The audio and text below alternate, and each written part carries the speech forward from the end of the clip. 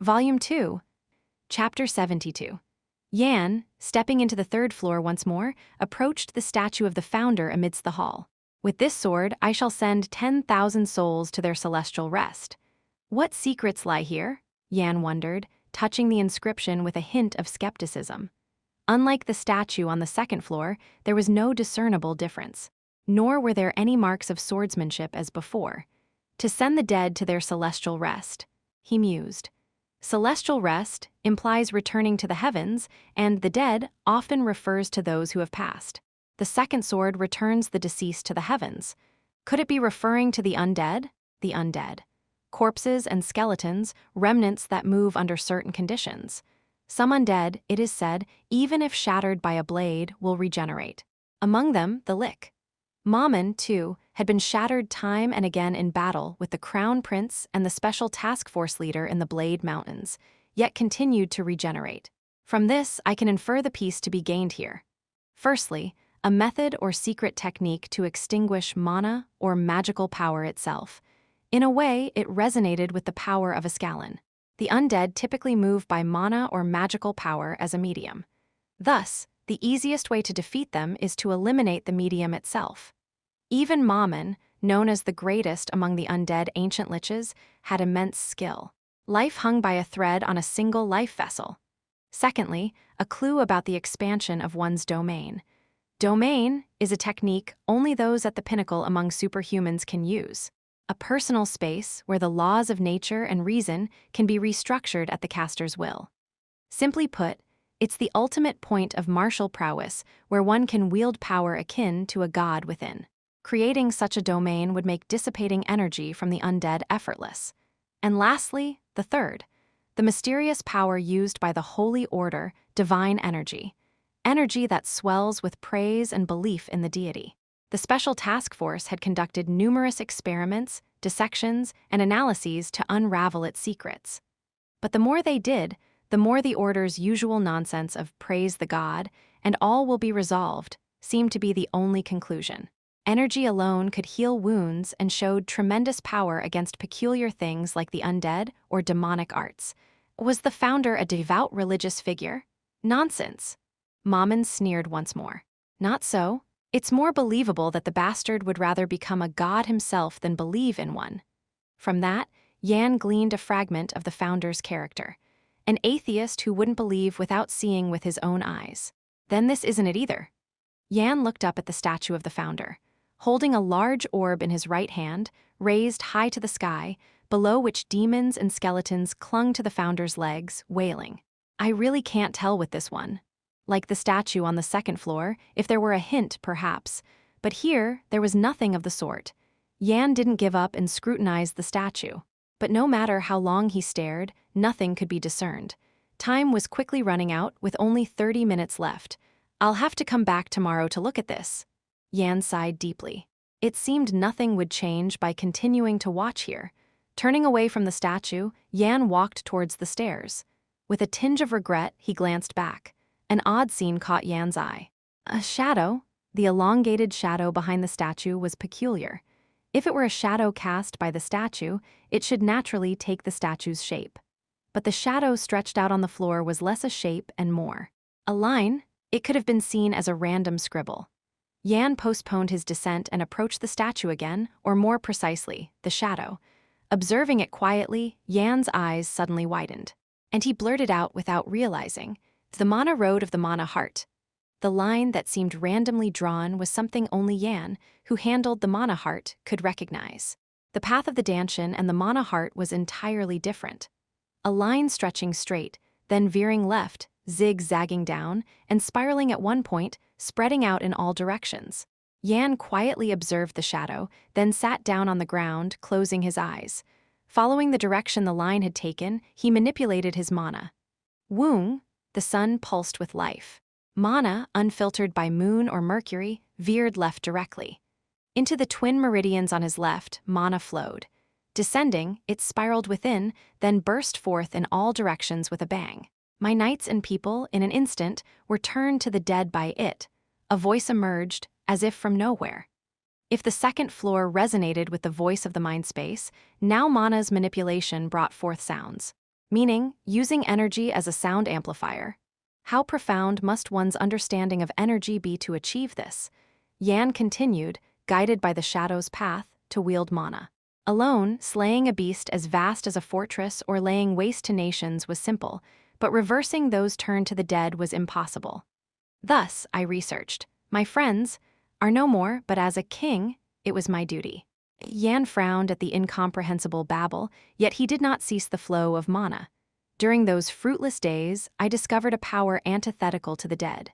Fortune smiled upon me. By chance, I encountered an angel. Angel? Aren't they but fictional beings from the Holy Order's gospel and myths? Regardless, Yan shook off the thoughts and refocused on the voice. I dissected and studied it. From that, I gleaned some understanding of divine power. Could this perhaps make the impossible possible? Implanting new power within me was no difficult task, for I harbored the mana heart. But that's a tale of the past. My body already houses 6 dragons, I could not add more. I needed something from my existing resources to create and harbor divine power. 6 dragons? Does that mean all the planets are filled?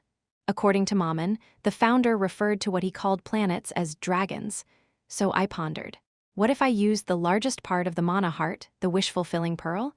Yan quickly grasped the identity of the wish-fulfilling pearl. It speaks of the sun. In Yan's mana heart, the sun was the largest, and like the founders, it was an organ without specific attributes, adaptable for any use. After long torment, interrogation, and study of the angel, I achieved satisfactory results. Yan held his breath and listened intently. She claimed that this energy arises when one clings to life. The essence of divine power is refined life force. The more one craves life, the more divine power one will harbor. From then on, I thrust myself into the abyss of death. I sought unbeatable foes, chewed and swallowed poison. I skirted death dozens of times. I had things to do, I could not die. Only after truly yearning for life did new energy begin to fill me. Yan's face twisted grotesquely. Is this not the work of a madman? To crave life, he drove himself to the brink of death. Such audacity is not for the faint-hearted. Without the courage to face death, one could not even attempt it. Yet the divine power, thus created, melted my people and knights. I could not reverse it. The divine power I spread melted those turned to the dead as quickly as ice under sunlight. I failed to save them. Unaware, people from other nations began to hail me as a hero, and I had no choice but to declare those turned to the dead as a malevolent horde. This is a vile memory that must not be erased, my atrocity. If I ever awaken again, I shall atone and atone again. Do not forget the despair of those turned to the dead, my sin. Ah, no more voices came. Idiot. Unlike the voice in the mind space, this time even Mammon seemed to hear it. Mammon sighed, filled with complex emotions. It's not just a piece conveying enlightenment. Yan intuitively realized the piece contained more than just the transfer of power. Mammon, don't you have anything to say? Despite Yan's question, Mammon remained silent. Just as Yan was about to call out to Mammon again, ding, ding, ding. The bell signaling the closure of the Imperial Armory resounded. The clock hands pointed to 10 o'clock. Yan had learned of new techniques with the sword and the sun, and about the energy known as divine power. Sigh, he couldn't easily smile. The emotions in the voice were too distant, too bleak. Yan, too, was momentarily affected by it. Let's return and reflect on the swordsmanship. With those words, Yan left the Imperial Armory. In the deserted Imperial Armory, someone revealed themselves. A man pondering deeply, stroking his chin. It was the Grand Instructor. He harbored doubts about Yan's rapid growth. Until his admission, Yan was nothing more than trash. Yet, suddenly, Yan began to outpace everyone explosively. According to the Crown Prince, Yan had shown extraordinary abilities during the first exam, but it was more about his fierce determination and mental fortitude than physical strength or potential. Yan's explosive growth in power began at the end of the first exam. That is, right after he left the Imperial Armory. The Grand Instructor was convinced that Yan had acquired something from the armory. So he stealthily followed Yan, observing every move, but to no avail. Yan skimmed through all the books on the second and third floors at an incredibly fast pace, whether he was reading or just flipping through them. He stood in front of the founder's statue, seemingly lost in thought. The only thing that could be considered a gain was, Yan has a split personality. Alone in the armory, he mentioned the name Mammon and seemed to be talking to someone. Since no other presence was felt, it was highly likely that he had a split personality. What did he do in front of this? The Grand Instructor stood in front of the founder's statue, just as Yan had. His sharp gaze scrutinized the statue. After a brief moment, there's nothing here. The Grand Instructor turned away, his interest seemingly vanished. As the last trace of the Grand Instructor disappeared, a chilling silence enveloped the armory. Chapter 73. Bahamut, that damn dog? No, what kind of creature is he? No need for many words, just one word can define him. Madman, chuckle. Why do you ask? Doesn't this word resonate with the kind of creature he is? But what can I do? No other word suits him better. If you had seen what Bahamut did in that era, you would understand my words exactly. You think he's like a chief instructor? Sorry, but that's an insult too. To Bahamut. Compared to Bahamut, the chief instructor is but fake madness. Why? Do you think someone who enjoys life and slightly loses their mind is the same as someone who's mad enough to change the world? That's right. Bahamut changed the world. Now mana, martial arts, and magic seem systematically established, but it wasn't so just 1,000 years ago. Back then, those who could instinctively handle mana were called the Chosen Ones. Methods of mana operation. Tusk, what did you take my words for? It was an era before mana was established, wasn't it? Anyway, at that time, humans were a weak and frail race with nothing remarkable about them. Orcs had fighting spirit, giants had wisdom, beastmen had transformation, and elves had magic. So what if there were chosen ones? Other races overflowed with individuals born with the unique traits of their race, along with mana. Amidst this, chosen ones who began to train their bodies emerged. They fought with magical beasts to feed their families. Around the same time, those curious about principles and laws appeared. They started wondering why fire is hot, why the sun rises, why people feel hunger. They began to research these things out of curiosity. Your expression is worth seeing. Yes, that was the beginning of martial arts and magic. Bahamut was the pioneer who invented martial arts. You might be exceptional in martial arts or cunning, but compared to Bahamut, you're but a speck of dust. His created techniques, the rising dragon and oppression, were so profound that others incorporated them into their own martial arts. Didn't most of the martial arts in the Imperial Armory have rising dragon and oppression? That's evidence to support my claim. I guess that's how martial arts were established. Methods of operation. Have you forgotten the dragon's breath that he and I created together? He must have modified it and spread it around, or others copied it after seeing it. And you asked what else there is besides rising dragon and oppression. I can't be certain, but he probably created something tremendous. What's this about angels? You've been trying to trick me all along, haven't you? Angels. To conclude, I don't know much about angels. But according to elven legends, there's a race called the Celestials. They use a power different from mana, have white wings, and reside in a sky fortress, a product of an advanced civilization. I thought they were a fictional race made up by the elves, but to have actually encountered them. Anything else? That's all I know. What? Is that all I know? I've told you this much. The rest is for you to find out. Yan sat in the small training yard attached to his quarters, recalling the story Mammon had told. At first, he detested speaking of Bahamut, but when coaxed gently, he opened up, filled with indignation. I knew the founder was remarkable, but I never imagined to this extent. Mammon had described the founder as the original innovator of martial arts and a revolutionary who turned the world upside down. A legendary figure who appeared out of nowhere when the human race was walking through its dark ages and led them into a golden era. Mammon's tale was nothing short of mythological. And to think of the giants, orcs, beastmen, and elves, it's not that these races are entirely absent from the current continent. However, the beastmen had long been sold into nobility's slavery, becoming mere collectibles, and the elves had not left their forests. And it had been over 700 years since orcs began to be classified as monsters. To think there was a race called the Celestials that achieved an advanced civilization a millennium ago. As far as Yan knew, creating floating objects was no easy feat. When the first airship was built in the future, it was hailed as a milestone in the Empire's history. Yet, all traces of such celestials have now vanished. Of course, they could be a fictional race, as Mammon suggested. But considering the profound knowledge and divine power left by the founder still descend to this day, it couldn't have been entirely made up. Among these races, it was humans who had survived until now. Currently, humans are the strongest and most populous race on the continent.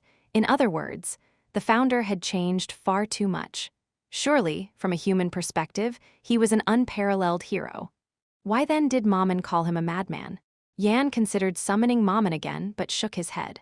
While the tales of the founder were intriguing, acquiring his legacies was now of greater importance. Yan picked up the escalon lying on the floor and stood up. Sigh, he exhaled lightly and let the escalon hang down. Feet apart at shoulder width, left hand lightly clenched, he placed it in front of his left leg. It was the natural stance that the puppet had demonstrated in the mental space. The best posture to execute any sword technique without delay. But uncomfortable. Whether it was due to unfamiliarity or not, even lifting the sword in this manner was challenging. Whoosh! Yan lifted the sword upwards. Instead of slicing through the air with fierce speed, it ascended with a dull sound, as if swinging a cudgel. Yan's brow furrowed. Is this right? Normally, he would attribute it to a lack of practice, but this felt different.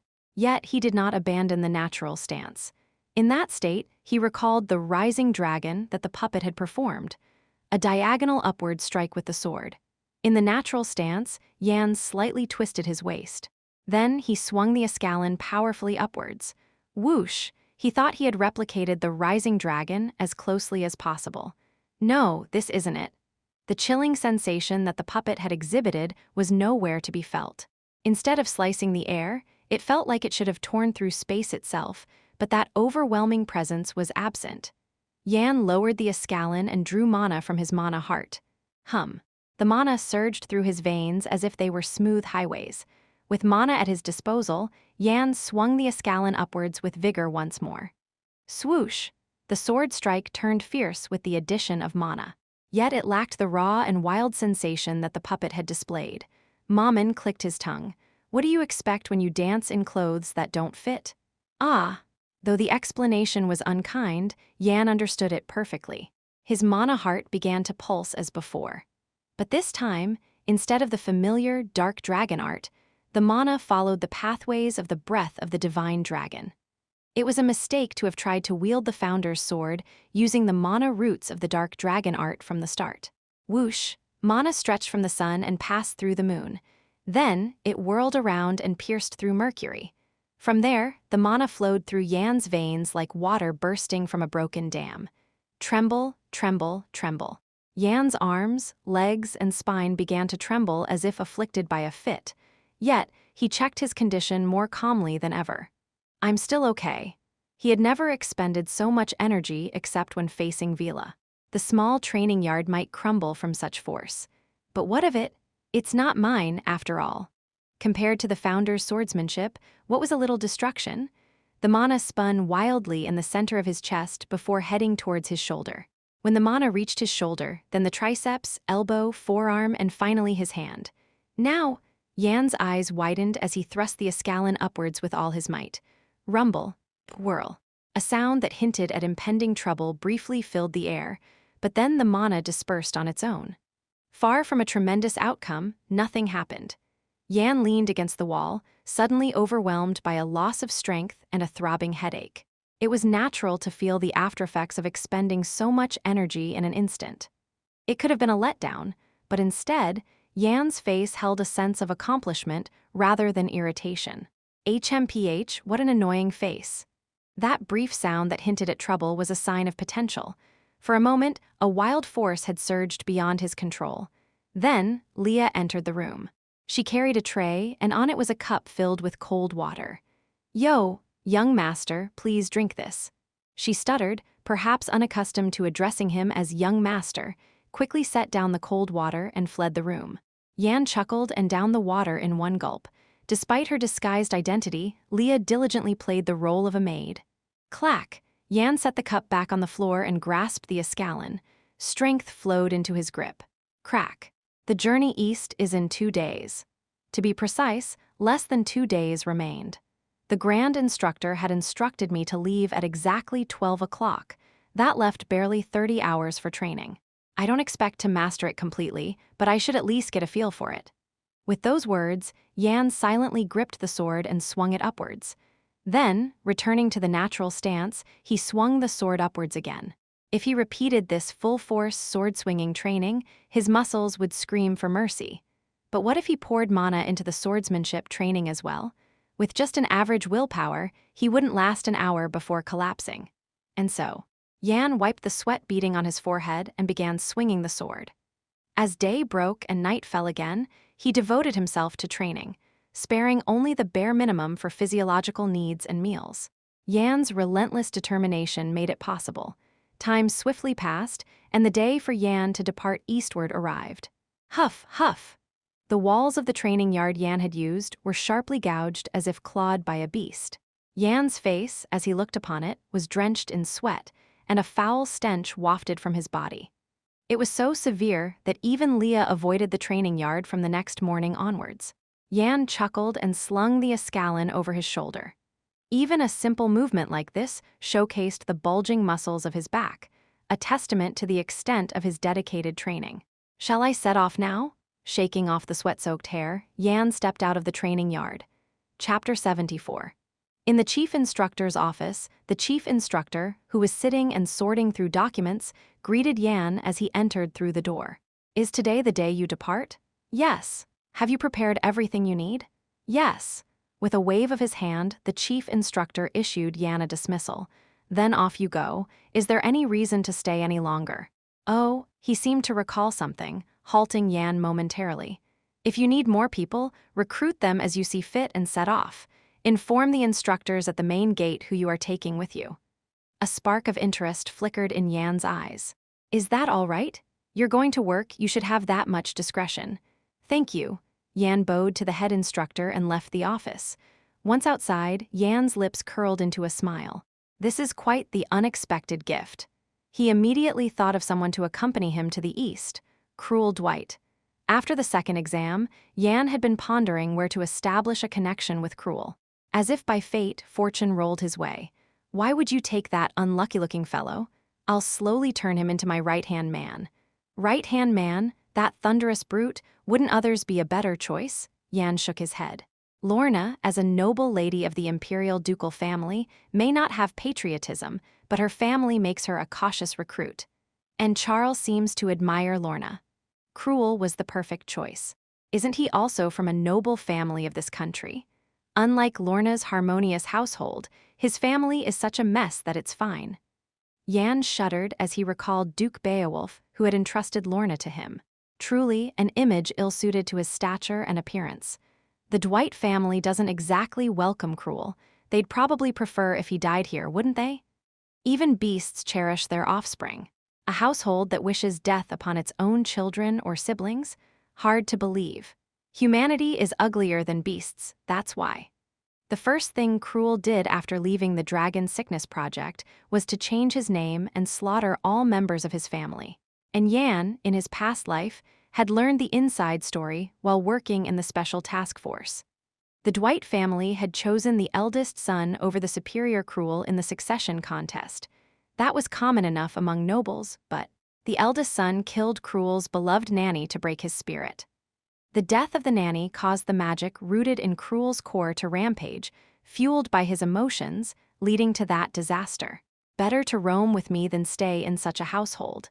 You're not planning to throw him into that beggar's den, are you? It's killing 2 birds with 1 stone. Why ask about such things?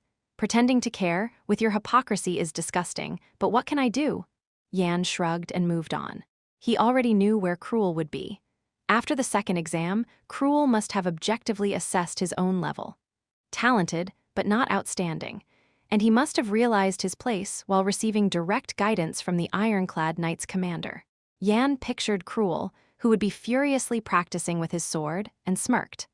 On his way to the private training room, other trainees glanced at Yan and made way for him. Even the noble-born trainees, who would normally be offended at being pushed aside by a commoner, looked away. A trainee named Edmund had reminded everyone just how mad the chief instructor behind Yan was by risking his own life. Thanks to that, Yan walked to the communal training room unimpeded. Communal training room, Yan glanced at the room and entered. Unlike Yan, who had a private training ground in his quarters thanks to the chief instructor, the other trainees practiced here. Yan breathed in the hot air inside. Most trainees were relaxing, their minds unwound after the second exam. But about 6 trainees were drenched in sweat, honing their skills or building stamina. Yan admired those who continued to train diligently, even as he entered. These are the real deals. Yan's gaze settled on a trainee in the far corner, drenched in sweat, wearing a training uniform and vigorously swinging a saw-toothed sword. It was Cruel. Hey, hey! As Yan approached, Cruel's face contorted with annoyance, and he sharply turned away. Why must you interrupt my training? His shout echoed through the once quiet training room. Some trainees frowned at the disturbance, but Cruel barked back, What are you looking at, brats? The trainees left the room, faces twisted in displeasure. Thwack! Ouch! Why are you chasing away those who were quietly training? Are you a child? What did you say? Anyway, Yan's eyes grew serious and Cruel swallowed hard. What? Don't you want to come with me to the east? What nonsense is that? Isn't it better to learn through real combat than swinging a sword here all day? Cruel's eyes twitched at the suggestion. It bruised his pride, but Yan was right. Despite dedicated training and recalling his spars with the ironclad Knights Commander and battles with barbarians, nothing had changed. Cruel had to admit it. I'm stagnant. Knowing Cruel's inner turmoil, Yan extended his hand. Come, let's fight together. What's your angle? Cruel squinted suspiciously at Yan. Yan simply shrugged, adding no further words. If you don't want to, fine. But aren't you the one missing out? Think swinging your sword here will lead to some revelation. Damn mutt. What? Cruel turned his head away. Unless you ask, I have no intention of eagerly joining you. I don't know about a commoner like you. Hey, let me ask you then. Cough. Cruel seemed intrigued by Yan's request, turning his head slightly. Still, he didn't look directly at Yan, perhaps a blow to his pride. But it didn't last long. Well, if it's a request. Pretending to be defeated, Cruel shoved his sword into his belt. Yan smirked at Cruel's action. Then follow me, let's depart. Now, yes now, need time? No. It's not that. Then don't dawdle, get what you need and meet me at the main gate. Yan watched Cruel head to his quarters and turned away. It seemed time to depart. Leaving the communal training room, Yan spotted a familiar face. A giant, frowning at a small book in his hand. It was Roman. He seemed frustrated with the content of Diamond and kept repeating the process of standing up and assuming a stance. A thought struck Yan. Roman doesn't really have a reason to stay in the Empire either. One of the few remaining foreign-born trainees. As far as Yan knew, Roman didn't bring his family from abroad even after becoming a police chief in the future. Meaning he was either an orphan or sold by his parents for money, indicating a strained relationship. How's the technique I recommended? It seems quite good. I'll repay this debt later. Yan shook his head. What debt? Consider it compensation for a promise I couldn't keep. HMPH. Roman snorted and returned to his training. Unlike Cruel, Roman didn't let Yan's presence disrupt his focus. Eventually, Yan broke the silence. Diamond is a technique that becomes stronger through impact and breaking. Learning it through imagination here is one thing, but real combat experience will be far more beneficial. Indeed, Diamond was a technique unlike any other. It involved breaking and shattering oneself to push the body to its limits and enhance physical hardness. That's why actual combat experience was crucial. Perhaps it was more suited to secret arts than techniques. Yan knew Diamond well because it was the basis for the body-hardening technique. I'm heading to the east now. Want to come along? Roman quietly regarded Yan's outstretched hand. Will it really make me stronger? At least you won't get beaten by the instructors when you return. At that, Roman grinned. His smile held a mix of anticipation and a desire to settle scores with the instructors. Pack only what you need and come to the main gate. Understood. Roman closed the book and headed to his quarters. Yan gathered his packed belongings and headed to his quarters. Can't you take me with you? Leah asked Yan in a nervous tone, as if something made her uneasy. I'm sorry, but the east is too dangerous to go together, and staying here no one will harm you. Okay. If anything happens, contact me with this. I'll drop everything and come right away. Yan handed Leah a communication orb he had purchased from the Soma command. It was expensive, but Leah's safety was worth more. After explaining how to use the orb, Yan picked up his luggage and left the quarters. Take care. Yeah, I'll be back soon, so don't worry too much. Feel free to use the bed if you want. Leah's face turned as red as a tomato at his words. She thought about the time she secretly lay on Yan's bed while he was training. What are you talking about? I have things to do. Leah hurried off to fetch cleaning tools. Yan chuckled and turned around. It was time to depart. He slowly took in the scenery of the training grounds as he walked towards the main gate. The training grounds, once bustling before the first exam, were now eerily quiet. Many trainees had not returned from the east yet. Too many trainees have died. When Yan arrived at the main gate, pondering this thought, Cruel and Roman were already there, each with a backpack, glaring at each other. It was no surprise. The ill-tempered Cruel and the reticent but straightforward Roman were not exactly compatible. Yan approached them and asked, "Ready to go if there's nothing else? Why are you so late?" "Stomachache. Tisk if you weren't a commoner. Mention commoner one more time and I'll sew your lips shut." Cruel hastily shut his mouth. Roman, standing beside him, clicked his tongue, seemingly displeased with Cruel's behavior. With Yan leading, Roman and Cruel headed towards the main gate. The instructor guarding the gate lit up at the sight of them. "Is it just you guys?" He didn't say anything else, probably having received instructions from the head instructor. Yan was about to nod when, thud, thud, someone approached them. "Let's go together." It was Lorna. Somehow, she knew to come prepared with a backpack. Charles followed, panting as she caught up. Both seemed to have hurriedly prepared and followed. Yan quietly observed them. "Do they feel competitive towards me?" It seemed their pride was hurt by not being able to do anything in the north. Yan considered the benefits of taking them along. "I've been given the title of Special Investigation Division Chief, but I can't abuse it. So, having the Beowulf family behind Lorna could be a big help." Yan's gaze shifted to Charl. Charl, too, could pull her weight when needed, allowing for flexible distribution of personnel. "You wouldn't know even if you died. I never asked you to take care of me." "Hee, I'll take care of Miss Lorna." Yan nodded at the strong determination in Lorna's eyes. She would manage on her own, and she could be useful when needed. The instructor at the gate seemed to ask with his eyes if Yan was taking the two newcomers as well. "I'll take them too." "Understood." Creak. The instructor pulled a lever, and the large gate slowly began to open. Beyond it lay a desolate street. "Let's go." Yan led the way, followed by Cruel, Roman, Lorna, and Charl. Thus, the party heading to the east was set. Chapter 75. Inside the train heading to the eastern region, Yan briefed his gathered companions on the situation in the east. He shared the news of Casa and the other trainees' disappearance and their mission to rescue them. Moreover, he mentioned the endless undead awaiting them in the east. Undead?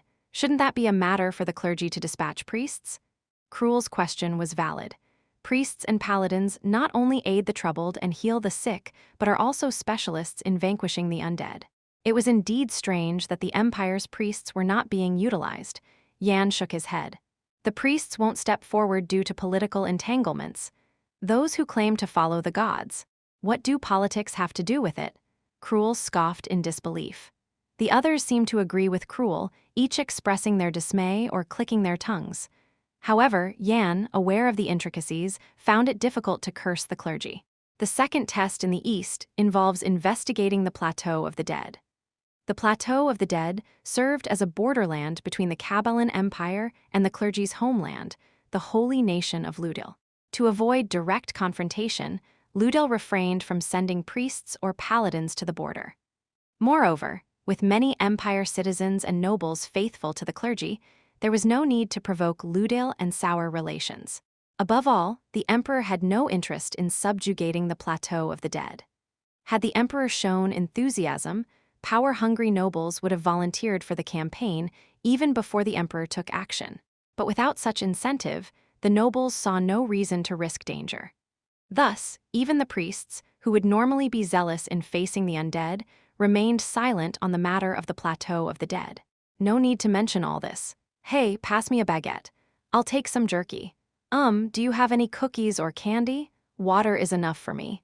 Yan watched his companions buying snacks from the train cart and settled deeper into his seat. That's when Maman approached him. Land of the undead? Why, do you know something about it? No, it's just that if it's the land of the undead, it might be a good place for me to regain my strength. Really? A place to regain strength? The malaise, carried by the undead, can be purified into an energy as clean as life force. A spark of interest flashed in Yan's eyes. He had learned something new. When we get there, I'll need your cooperation. It won't be bad for you either. Yan smirked at Maman's words. Me? Why? You bastard.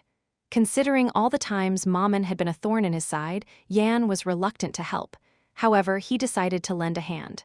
Despite Maman's antics, his advice had mostly been helpful. Besides, Yan had promised to help Maman regain his body while learning magic from him in the past. Still, I'll think about it. Any interest in learning new magic? Mental, ice, flame? Sounds good. I'll consider it positively. Yan chuckled and closed his eyes. The time for jokes was over. Now it was time to plan ahead. Casa survived in his past life even without a rescue team. However, that experience had changed Casa's personality by 180 degrees, according to the records. Now that I think about it, I haven't seen any cynical traits in this life. The Casa of the future was cynical, cold, and distrustful of others. People say one doesn't change easily, but considering what had happened, it was enough to turn one's personality around. According to Casa, he and the trainees had been isolated in an abandoned fortress on the plateau for over a fortnight. The undead, a race closest to immortality, would revive even after being killed repeatedly. Initially, the trainees showed spirit under Casa's encouragement, but as their efforts became tenfold, then 100-fold, their morale began to erode. Eventually, some trainees started to resent Casa for bringing them to this hellish place. As time passed and resentment grew, conflict broke out among the trainees. And right after the battle ended, a horde of undead attacked, killing or injuring most of the trainees. Only about 10 of the original 84 trainees remained. These survivors would later become the swords protecting the Ifrain family. Anyway, fortunately, we're not yet at the point where resentment has grown that much. Currently, the trainees must be fighting the undead with vigor, spurred on by Casa's encouragement. They'll head to the isolated fortress in 4 days. Yan slowly began to formulate the plan for what would come next. The Plateau of the Dead, haunted by the undead, was the Eastern nobility's greatest headache. Thus, the Eastern nobles dispatched mercenaries and knights to Xperrif, the closest stronghold to the Plateau of the Dead. It served as a bulwark, preparing for the unlikely event that the undead might surge exponentially and threaten the Eastern territories. Upon witnessing the scene at Xperrif, Yan and his companions were agape. Tents were strewn about as if ready for military maneuvers. Are we in the right place? Soldiers lay scattered, snoring loudly, while knights seemed to be flirting with women who appeared to be locals. Despite it being night, there was no sign of discipline. I did warn you not to expect much. Cruel scratched his head in dismay, turning to Yan. Yan had indeed cautioned them on the train not to expect much from Xperrif's front lines. I never imagined it would be this bad. It's serious. These are the ones meant to protect the locals? The Beowulf territory must have been something special. Don't bother with empty talk. The group clicked their tongues or chuckled at the sight before them. We should meet with the commander here first. Yan strode confidently through the sprawled soldiers, with his companions following behind, faces filled with disbelief. Passing through the undisciplined streets, they spotted a large tent, clearly the command post, much larger than the others. This looks a bit better. Cruel commented upon seeing a soldier standing guard in front of the tent. From Yan's perspective, having experienced wars and large-scale purges, even the guard's posture was disqualifying, but it was still better than the sleeping soldiers. Yan approached the guard with a deep sigh. Who are you? Is the commander inside? Who are you to seek the commander? I don't recognize your face. We are reinforcements, responding to a call for support. You guys, the guard blinked in surprise, examining Yan and his companions. He shook his head and waved them off. You must have heard some hero's tale and come here, just go back. At that, Cruel, who stood behind Yan, scowled and stepped forward. I'm Cruel Dwight. If you don't want your head chopped off, stop the nonsense and take us to the commander immediately. Startled by Cruel's shout, The guard jumped to his feet and saluted. Yes, sir. However, he seemed to have forgotten his rank and name. The somewhat dim-witted guard scratched his head as if remembering something. But the commanders aren't here right now. They're probably in a meeting. A meeting. Where? If you go to the end of the main road, there's a fancy bar run by a madam. They'll be there. What? They always hold meetings there, so we direct guests that way. The expressions of the companions twisted at the guard's words. A person holding meetings in a bar, and military meetings at that. Unlike his companions, Yan turned around with an impassive face. The group looked at Yan. Why aren't we going? You mean we're going there? If the commander is in the bar, then that's where we must go. Is this really okay? Roman scratched his cheek, puzzled, while Lorna's expression was as cold as a winter gale and Charles looked uneasy. Yan and his companions arrived at the location mentioned by the sentry.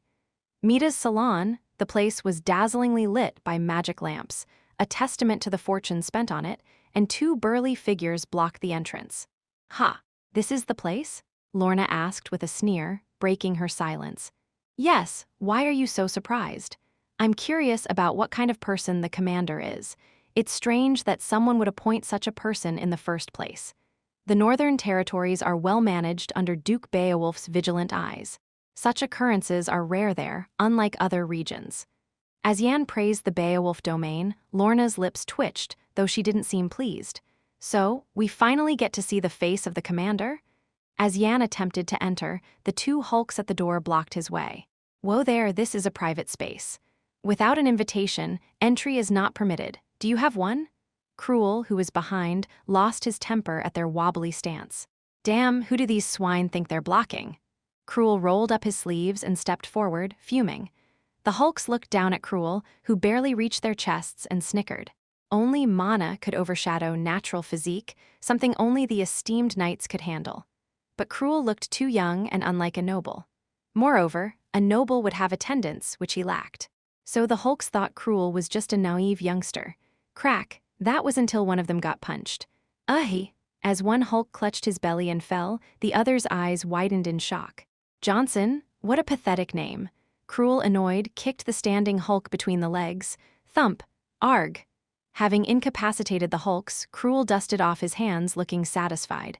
What are you waiting for? Aren't we going in? Cruel glanced back, and the companions looked at him in surprise. What are you staring at? Want me to gouge out your eyes? That was the first action of yours I actually liked. It does feel refreshing. Are those guys dead? They're foaming at the mouth. Yan chuckled and walked past Cruel into the bar. The interior was so lavishly decorated, it outshone the homes of many noble families. The walls shimmered like gold, and each room was furnished with luxurious items and antique furniture. Looks like there's only one place they're feasting at for now. Yan's senses pointed to one particular room among many. They stopped at a point, facing a door much larger than the others near the entrance. Yan pulled open the door. Ha ha ha. My lord, I've been thoroughly duped. Tisk tisk, you should use your head when playing poker. Relying on luck will lead to ruin. Ha ha ha, wise words, my lord. Inside, 3 middle-aged men in extravagant attire were playing cards. Beside them lay entertainers, passed out from too much drink, and the table was piled high with expensive liquor bottles. What? Who are they? Hey, manager, aren't you going to get rid of these guys? They don't fit in. One of the middle-aged men squawked like a pig, and the companion's expressions turned icy. Yan stepped forward and bowed lightly. Pleased to meet you, Lord Jaren. I am Yan from the Special Missions Unit. At Yan's introduction, the middle-aged men fell silent, especially Lord Jaren. He unwittingly gaped, not expecting the Emperor's forces to find him directly. Yan coldly glared at the corpulent Lord Jaren, reminiscent of a pig. A document from the Special Unit's records came to mind, detailing this very incident. At the behest of Lord Jaren, the Eastern Nobility Coalition decided to abandon Casa Ephrain for the 3rd time. Lord Jaren was a corrupt noble, notorious for neglecting his duties. Chapter 76. In his previous life, Yan had never harbored any emotions toward those he encountered due to his duties. They fought because their goals diverged, and he was well aware of that. However, it didn't mean he lacked aversions. That guy is the worst, Yan thought, looking disdainfully at Jaren Jazek, who sat arrogantly before him. Jaren manipulated those who followed him, diverting funds meant for soldiers to line his own pockets. A typical corrupt noble who exploited his position shamelessly. Yet, the intricate web of imperial politics made it challenging for the Special Task Force to easily remove such individuals. They couldn't simply oust these corrupt nobles who manipulated the system. Special Task Force?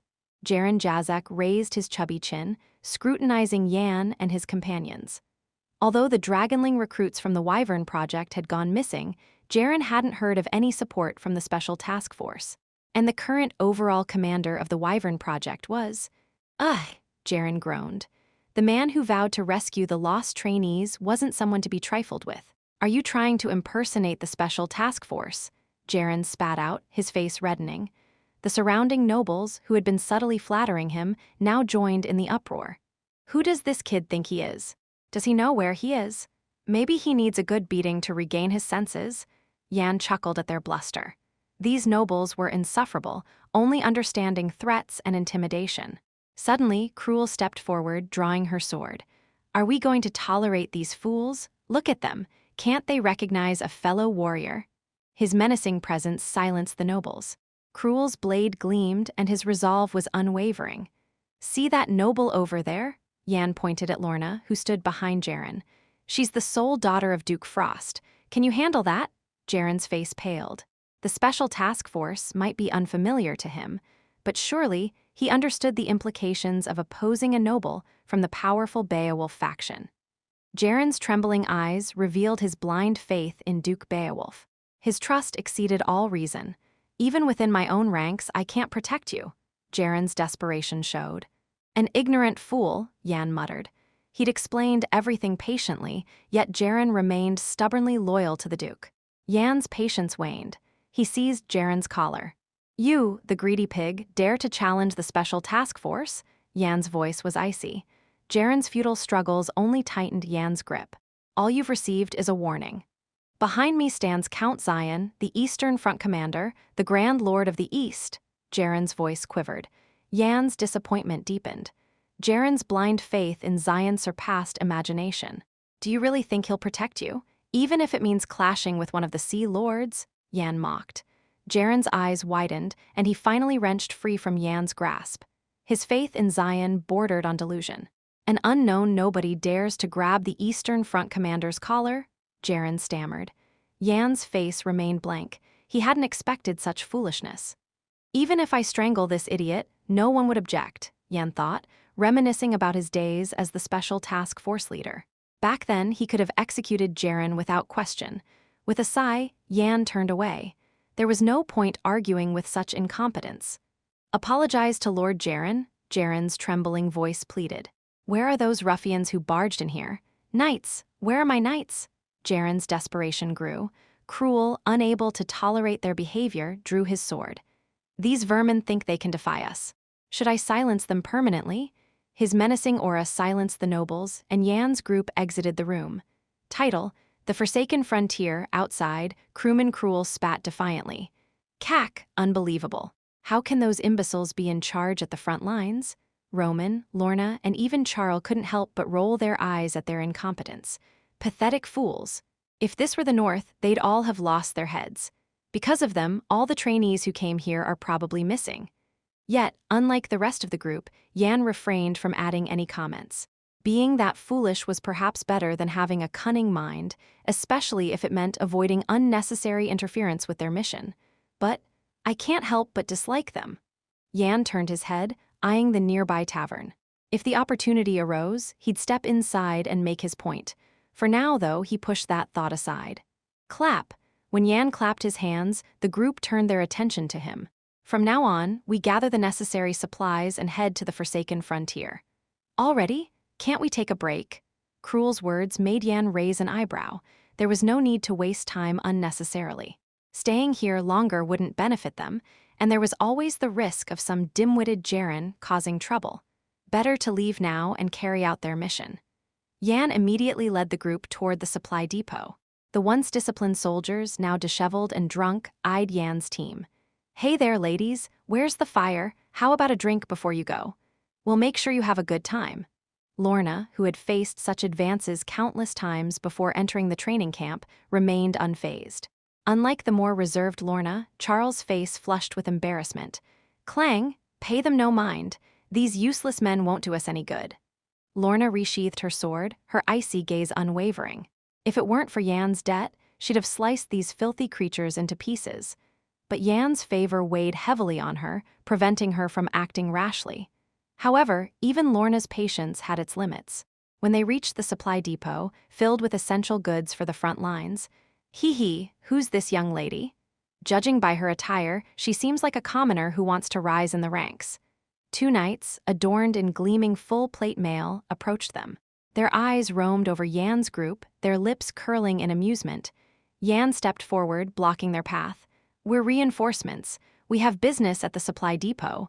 If it's not urgent, step aside." The knights exchanged puzzled glances. Then one of them smirked. "Ha, reinforcements. You think we'd believe you? Oh, but now that I think about it, there is something we need help with." The knight's lecherous gaze swept over Lorna and Charles. Lorna's eyes turned frigid. "I can't stand this." A chilling aura emanated from her, causing her hair to stand on end. Finally realizing their mistake, the knight stammered. "W8. Who are you? Why you?" When Lorna drew her sword, Yan moved faster. Thunk! In an instant, Yan knocked one knight's helmet off. "Ahi!" The knight's eyes widened as blood spurted from his nose, but Yan wasn't finished. He pulled a dagger from his belt and jammed it into the other knight's groin. Squelch! Their once pristine trousers now stained with blood, the knights collapsed to the ground. Yan bent down, pressing his foot against their faces. "Behave yourselves. We're here for a purpose." Ignoring the knights' horrified stares, Yan entered the supply depot. "I could have handled that," Lorna muttered as she followed him inside. "If you had, they'd all be dead. Then we'd have a problem. We might not make it to the Forsaken Frontier on time." Cruel chuckled, amused. "I've known you were like this since the first test."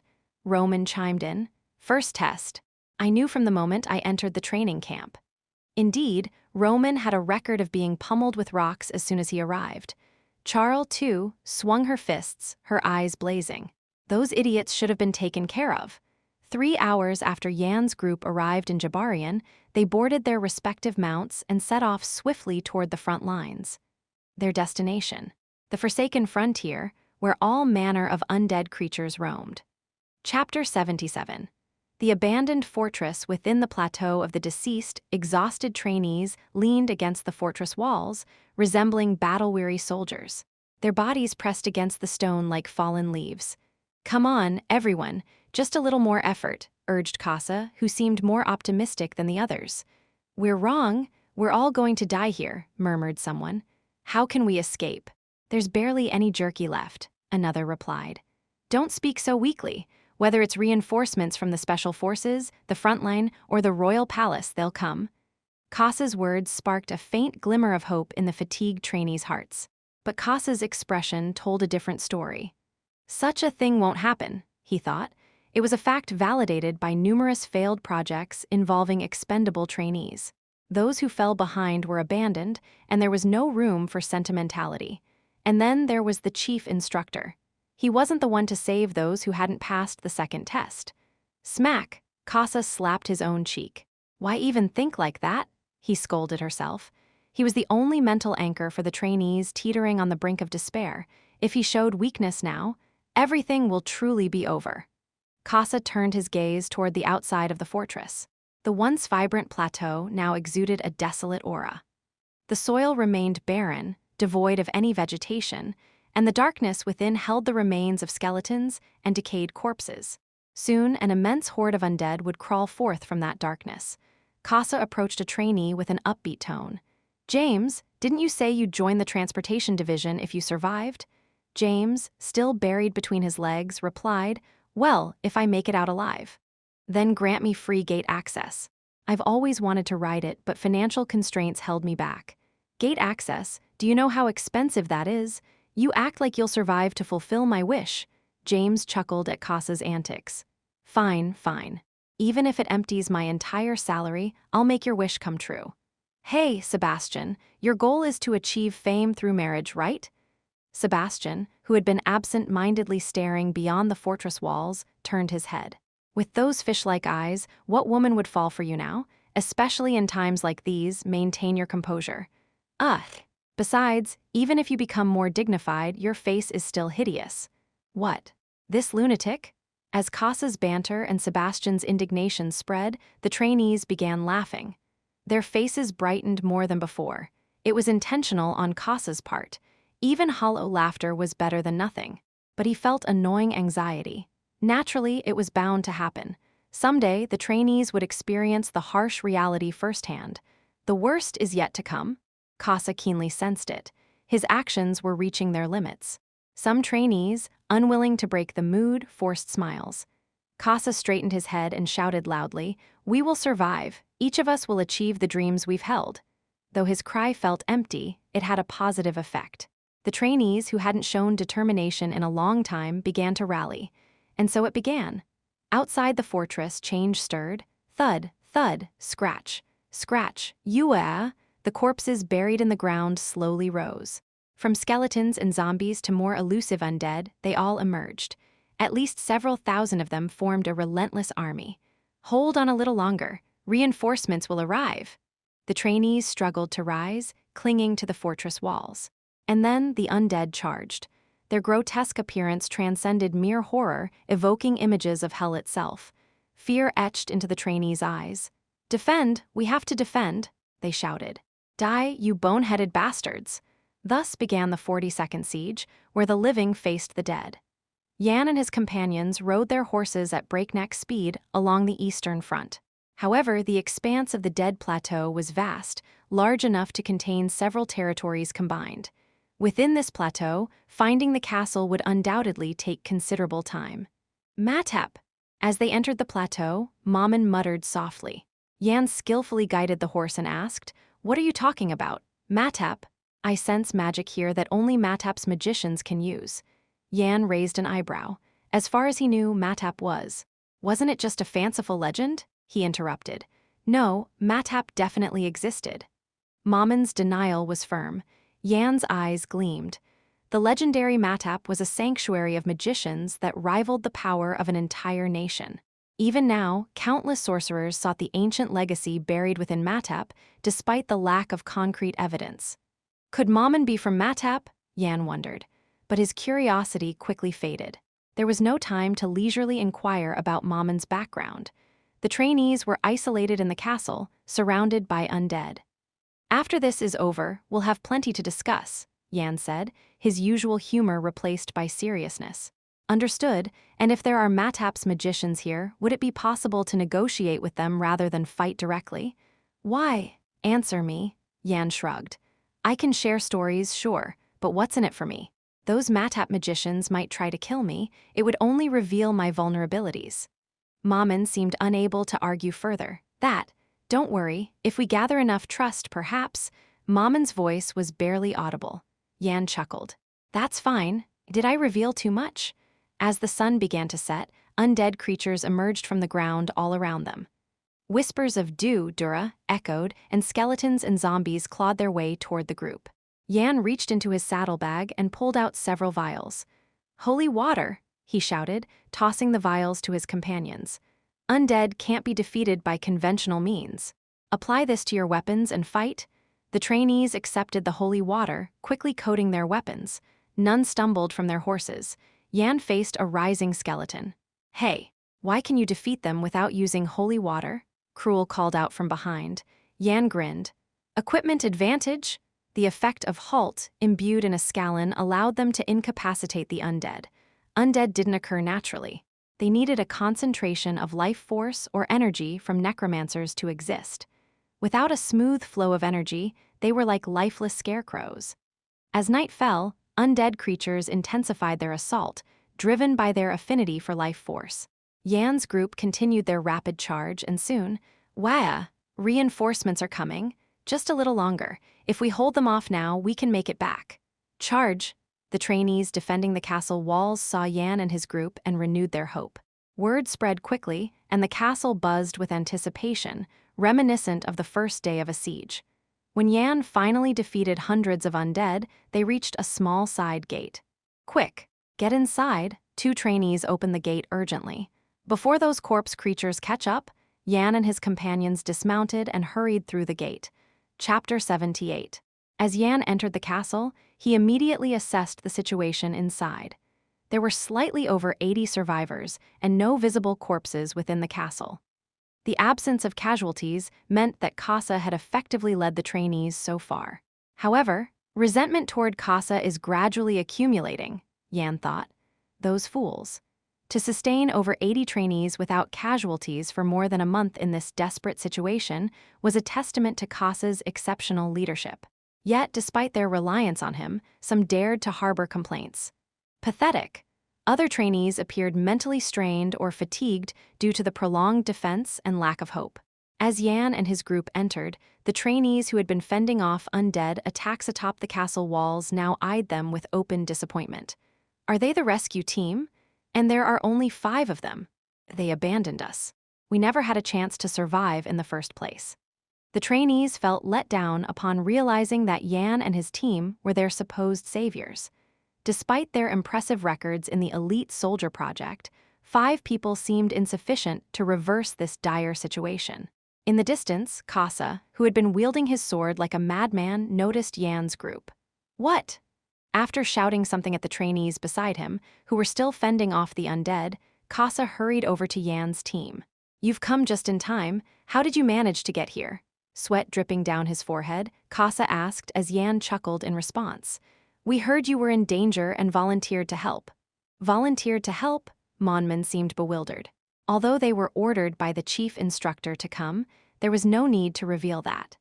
Besides, it was also an opportunity to establish goodwill with one of the future 7 stars of the Empire. While Casa's expression showed gratitude and relief, there was a hint of disappointment in his eyes. Perhaps he shared the same sentiments as the other trainees, but couldn't express them openly in front of Yan's group. Apologies to everyone who struggled to get here.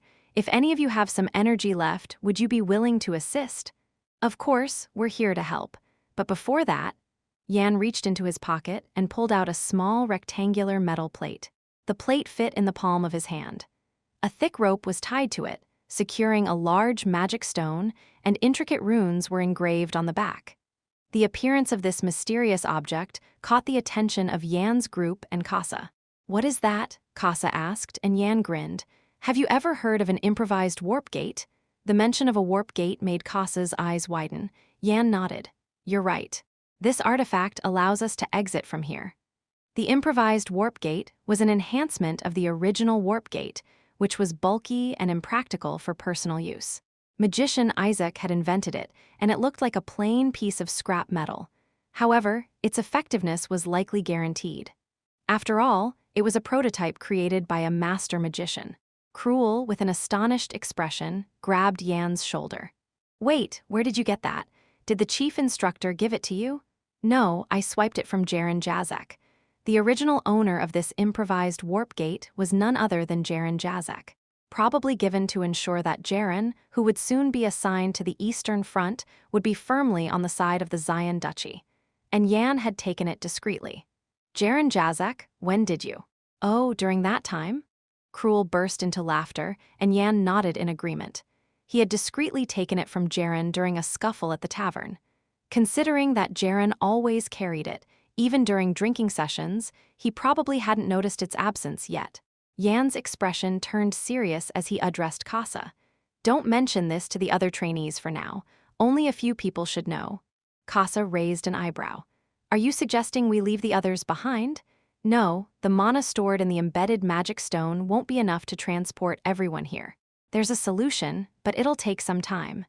Originally, the improvised warp gate was designed for individual use, so it couldn't accommodate many people. But make it work for over 100 people. How does that benefit me?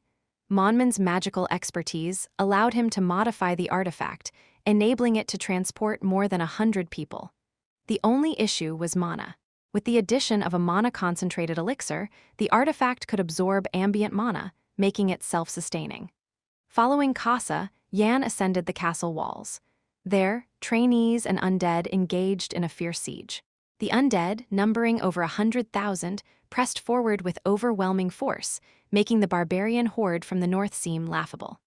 Meanwhile, The trainees fought back, pushing the undead off the walls and trampling them underfoot. "When did we gain access to that gate?" Cruel asked Yan, clearly already weary of the relentless battle. Roman smirked and passed by Cruel. "Hey, what's with that laughter? What's going on?" Cruel, easily provoked, chased after Roman, forgetting his previous weariness. Though Lorna and Charles remained pale-faced, they quickly identified where they were needed and moved into action. "Let's hold out for just 2 more hours," Yan instructed. "Okay," Casa nodded heavily and returned to his original position. Yan gazed across the wall, observing the relentless onslaught of undead. They climbed over each other, desperate to breach the castle. Yet the true threat had yet to reveal itself.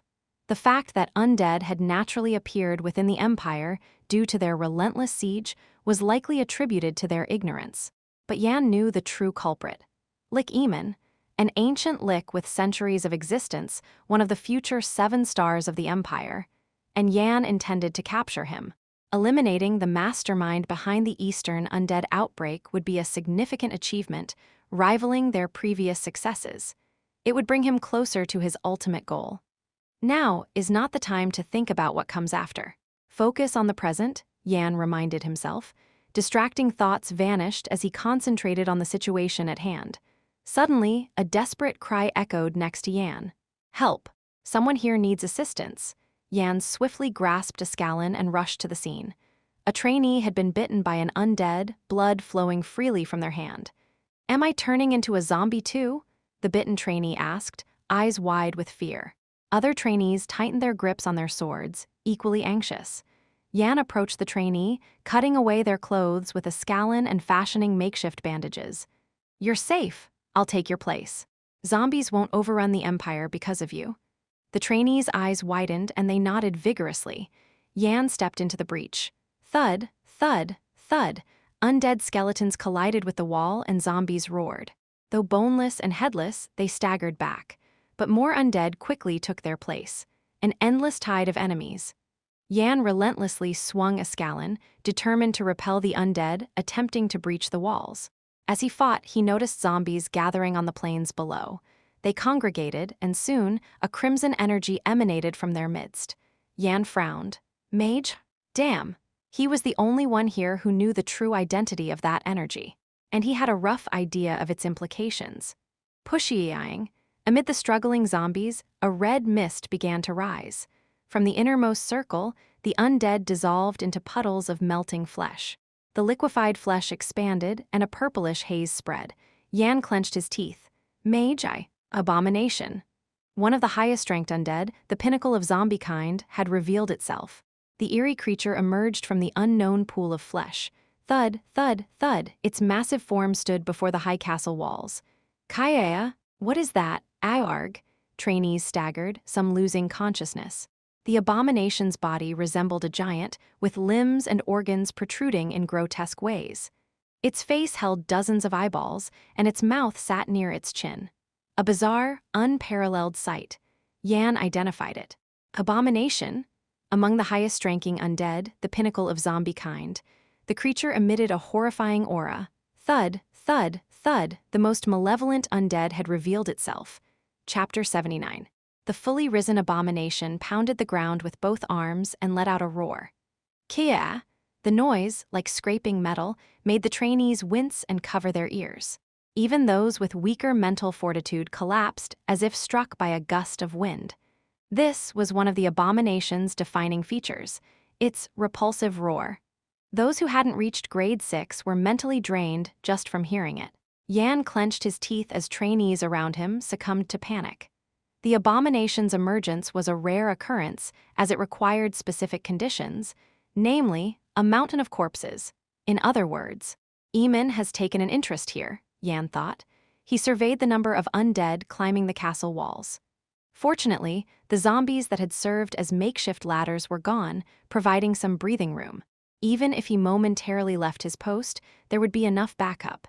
It would take a considerable amount of time for the other undead to climb back up. "Everyone, hold your positions," Yan shouted as he climbed onto the battlements. Startled trainees grabbed his clothes. "What are you doing?" they asked. "Trying to get yourself killed?" another added. Yan smirked, freeing himself from their grasp. Did I come here to die? No, I'm here to defend this place." With those words, Yan's new recruits plummeted beyond the castle walls. "Yan," one trainee called out as he fell, but another pointed below. "Look!" Down there, Yan stood unharmed. The attention of his fellow trainees, along with Casa and the others defending against the undead invasion, shifted toward him. Thud! A figure emerged from the crowd, attempting to climb the wall. The undead's head snapped toward the intruder. But it wasn't Yan, it was an ordinary person. The sight was terrifying enough to induce cardiac arrest.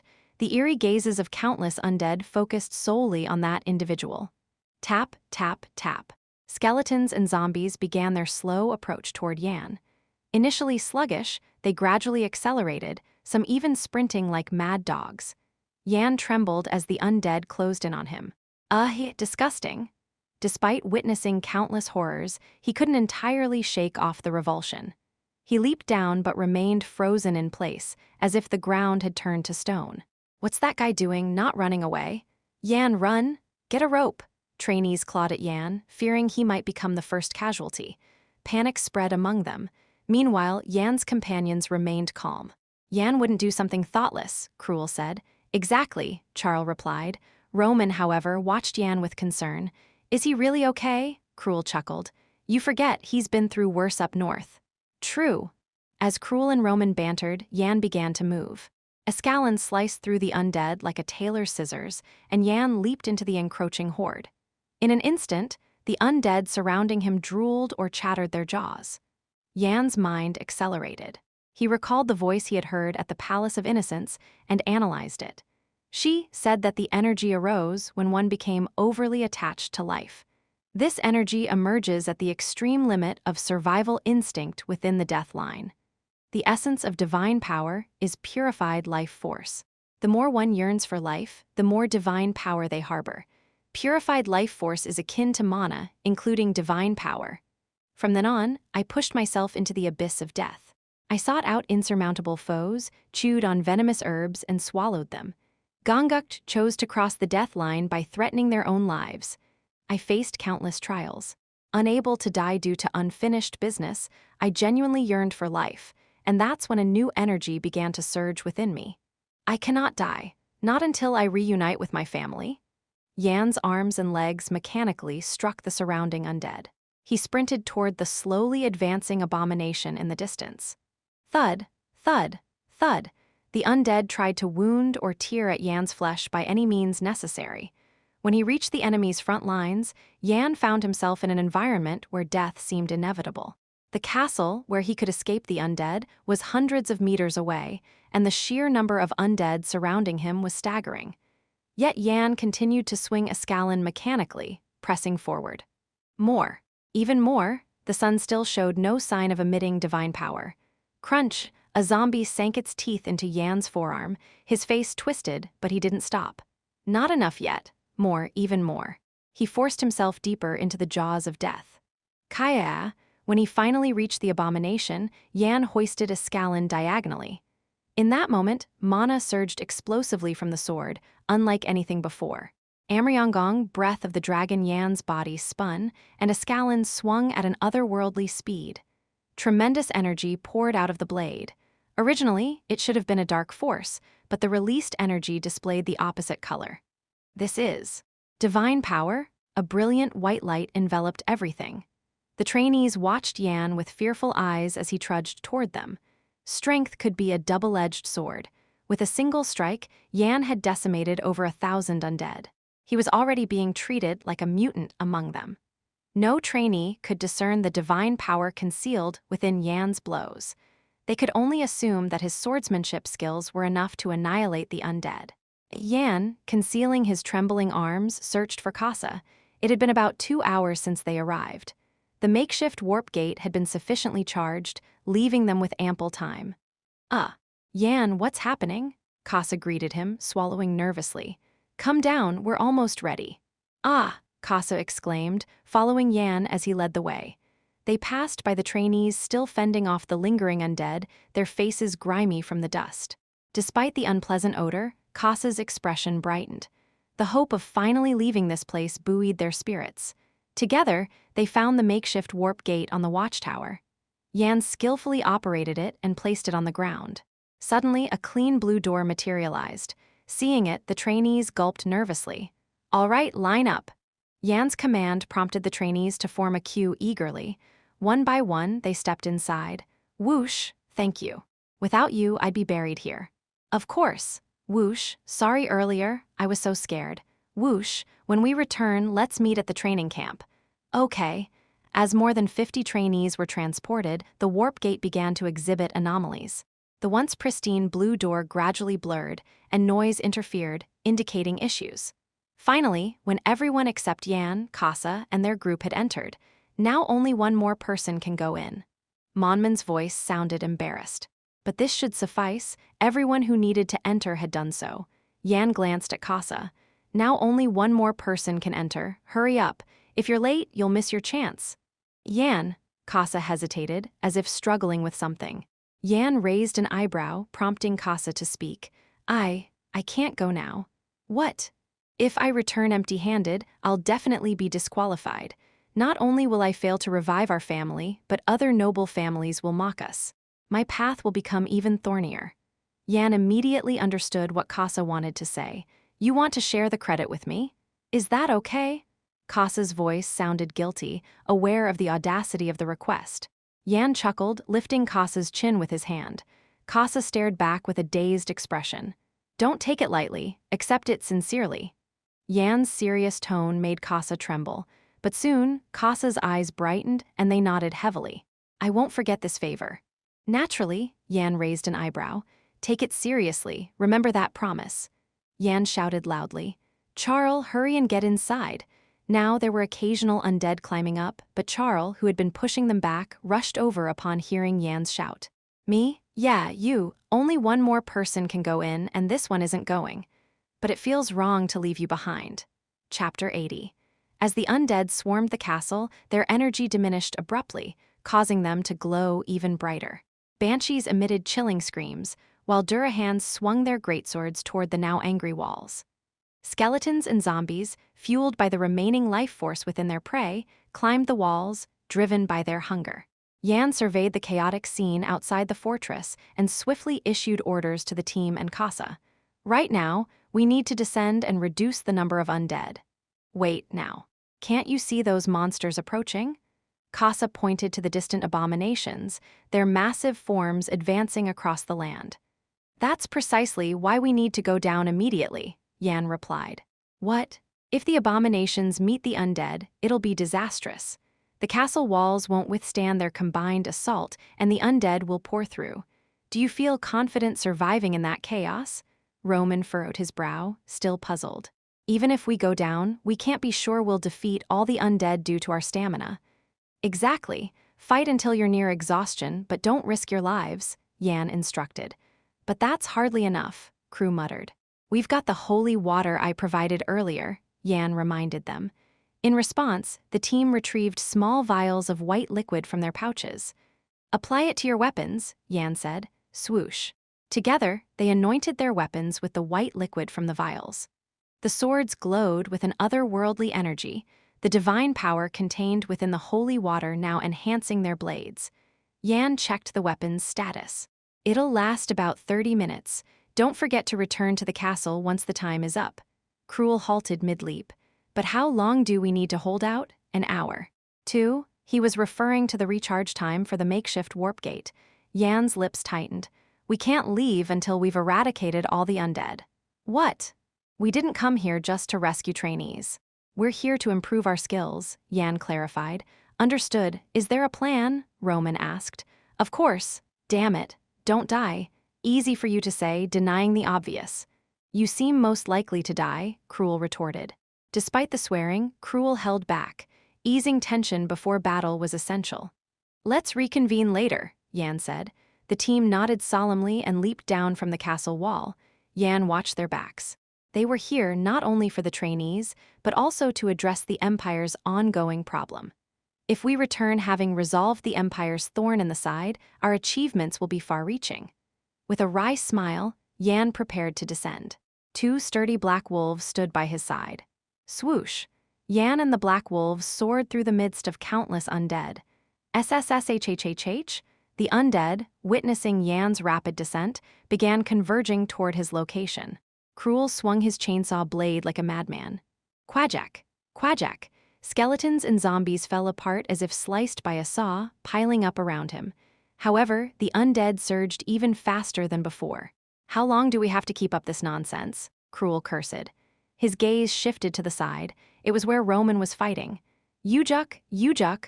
Roman, sweat pouring down, smashed the undead with his fists. Unlike most trainees who wielded swords, Roman fought with brass knuckles.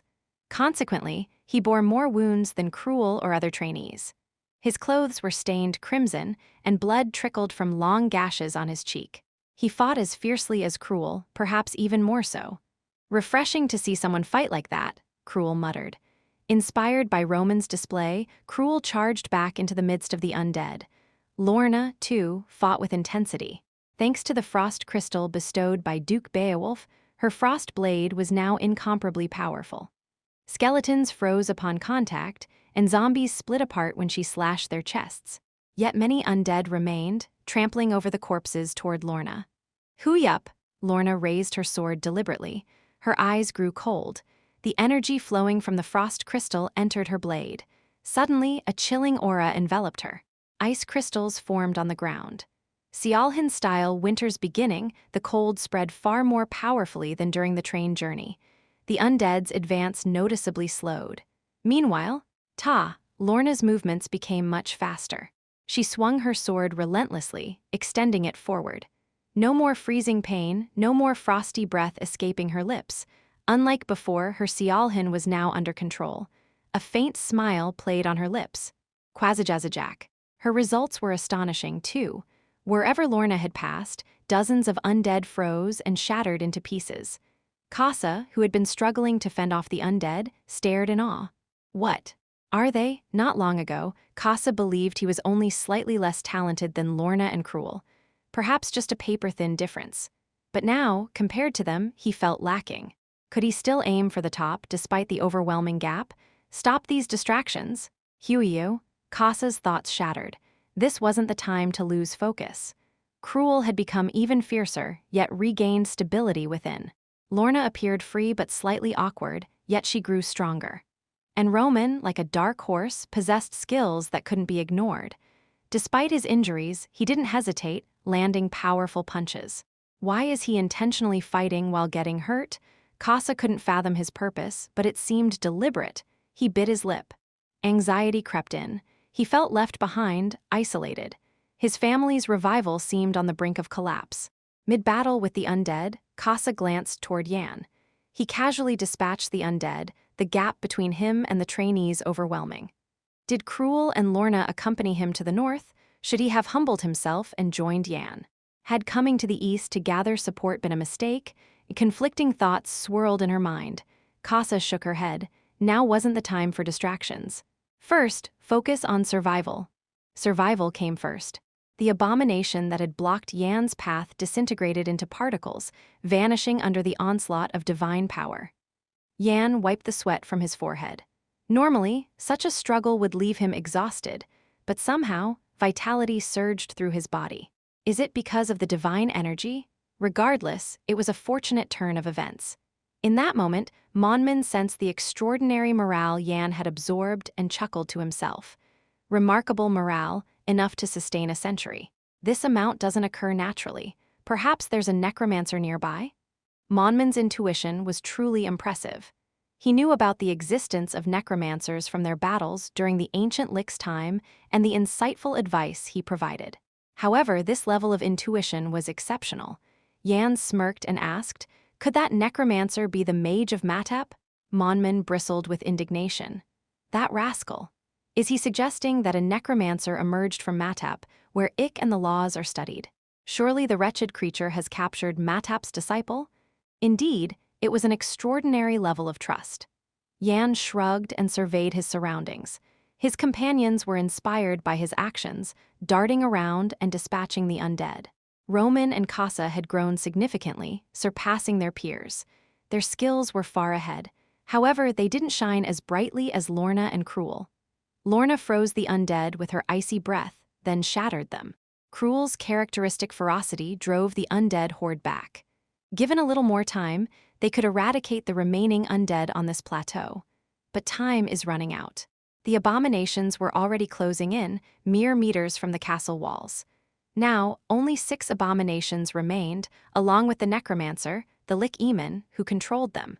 Many challenges lay ahead. "Are we still far away?" Yan asked. "We haven't even filled a third of the quota, you fool. Perhaps absorbing some of the monsters and the necromancer's energy might help." Yan shouted, "The 4 of you handle the 2 abominations." His stamina wouldn't suffice to deal with them alone. Cruel and Lorna, both at the brink of reaching grade 6, along with Roman and Casa, could handle the task. "Ridiculous! Are you saying you can handle the remaining monsters?" "Exactly. Even if you're strong, can you handle all those monsters?" Roman and Casa protested Yan's words. Although they had already defeated 1 abomination, the fatigue from that battle was significant. Handling 4 monsters alone was impossible for a human's stamina. However, Yan was already sprinting toward the distance. As Casa watched him, lost in thought, "Hang!" Cruel smashed 3 Durins, grinning. "Just do what that guy says. He's breaking your common sense." "Even if he breaks our common sense, Lorna interrupted Casa. "Things were worse in the north. This isn't anything special. Most of the undead here couldn't even handle mana properly. They were like beasts seeking life force. In the north, they faced various challenges. They fought terrorists on the train, prevented a derailment, and even clashed with a savage horde alongside Duke Beowulf's knights. They briefly faced a formidable giant. Compared to those situations, although physically exhausting, this task wasn't impossible." Cruel and Lorna's unwavering trust in Yan left Roman and Casa speechless. Although Yan wasn't visible, these 2 trainees also possessed remarkable talents. If Yan hadn't been here, anyone could have claimed the top spot. Frowning, Roman turned away. Then he clenched his knuckles. "I'll take on the monsters first." Cruel chuckled and waved his hand. "Go ahead. Can you handle it just because he said so?" Cruel watched the 2 advancing toward the abomination, licking his lips. "I wanted to go first, but my turn got stolen." Casa glared at Cruel with sunken eyes. At first, during the Dragon Knight project, he wondered if this guy was obsessed with combat. "You've changed a lot." What did that brat say?" Casa chewed his lips thoughtfully. He had questions, but his pride held him back. Even until the first test, he was confident he'd be above this guy no matter what. Now he found himself significantly surpassed. As Casa's eyes reddened, he put all his strength into his foot. Whoosh! Wind stride, learned on the 3rd floor of the royal palace. When mana flowed downward through his lower body, light erupted from Casa's feet. At an incredible speed, he charged toward the abomination. He moved like a cheetah. Watching from behind, Cruel's expression darkened. He didn't know the abomination's strength, but one thing was certain. At least he's stronger than that guy. Cruel chuckled in frustration. Did he develop an inflammation from living? If you're going to die, don't harm others. Casa sighed, and his silhouette blurred. He had unknowingly stepped into the realm of inferiority. Casa remained unaware of this feeling called inferiority. Chapter 81. Roman and Casa noticed that the strength demonstrated by Lorna and Cruel was slightly ahead of their own. Until the second test, the difference in levels hadn't been so stark. But now, it was clear. Not just 2, but even Yan was part of this. Whatever they had gained up north was evident. As Lorna led the way, Roman followed closely behind. Despite exerting all her energy, Lorna didn't break a sweat. Her expression was almost as if she were out for a leisurely stroll. "Clearly, she surpasses me in terms of absolute mana quantity, skill quality, and operational ability," Roman thought. While his physical abilities were superior due to innate physique, that was where it ended. If they faced off now, Lorna would likely win decisively, or perhaps luck would favor her 99 times out of 100. Roman's eyes narrowed. "For now, I'll acknowledge that I'm below her." But he had no intention of merely trailing behind them forever. When they reached the very front of the abomination, Roman shouted with all his might, "You attack. I'll handle defense." Lorna nodded once and slammed her sword into the ground. In an instant, she leaped onto the abomination's shoulder, 4 stories high. Her expression remained calm, as if she were on a casual stroll. Definitely stronger in terms of mana, skill, and control, Roman thought. but he wouldn't keep staring at their backs forever. Just then, Yan's voice echoed in their minds. There's a core inside its head. That's its weakness. The facial skin is tougher than other parts, so you'll need to break through its snout. While Roman and Lorna exchanged glances, Yan was busy dissecting another abomination. Despite their intense battle, he effortlessly severed the creature's arm with a single sword strike. Roman's face twisted. He's incomprehensible. Initially, Yan seemed talentless, full of venom. But suddenly, he was darting around, creating an insurmountable gap. A monster, Lorna uttered, and Roman agreed. Indeed. Lorna turned her head, her gaze piercing. It wasn't a casual glance. When she provoked the abomination's wrath, a chilling cold swept through the surroundings. And then, her sword began to change. Petals? Roman frowned as white petals started appearing on the blade. Lorna lightly brushed the petals off her sword, and they scattered into the air. Let's go. Are you confident? Watch and protect. Lorna charged straight toward the abomination's head. White petals bloomed around her, following her path. In an instant, the powerless petals surged along with her sprint, aiming for the abomination's head. The process was fleeting. The abomination couldn't react. When Lorna reached the vicinity of its snout, the creature screamed in alarm. It sensed danger, but Lorna paid no heed, thrusting her sword. Ha! With a battle cry, she drove the blade into the snout. Simultaneously, the white petals that had followed her now converged on the abomination's mouth. The once floating petals turned into sharp blades, slicing through the creature's jaws. Moments later, the abomination's snout shattered. Its green gem, the core, broke apart, and its massive body disintegrated into dust, carried away by the wind. Landing safely, Lorna and Roman faced each other. Ha ha, we won. It was a good collaboration. Same for you. The battle against the abominations continued, and their teamwork proved formidable. The mysterious Yan's abilities remained an enigma, but together they fought on. The petals that bloomed from Lorna's sword held a secret power, and their victory was hard-won. Unlike Lorna and Roman, who had been in sync from the beginning, Cruel and Casa were completely out of tune.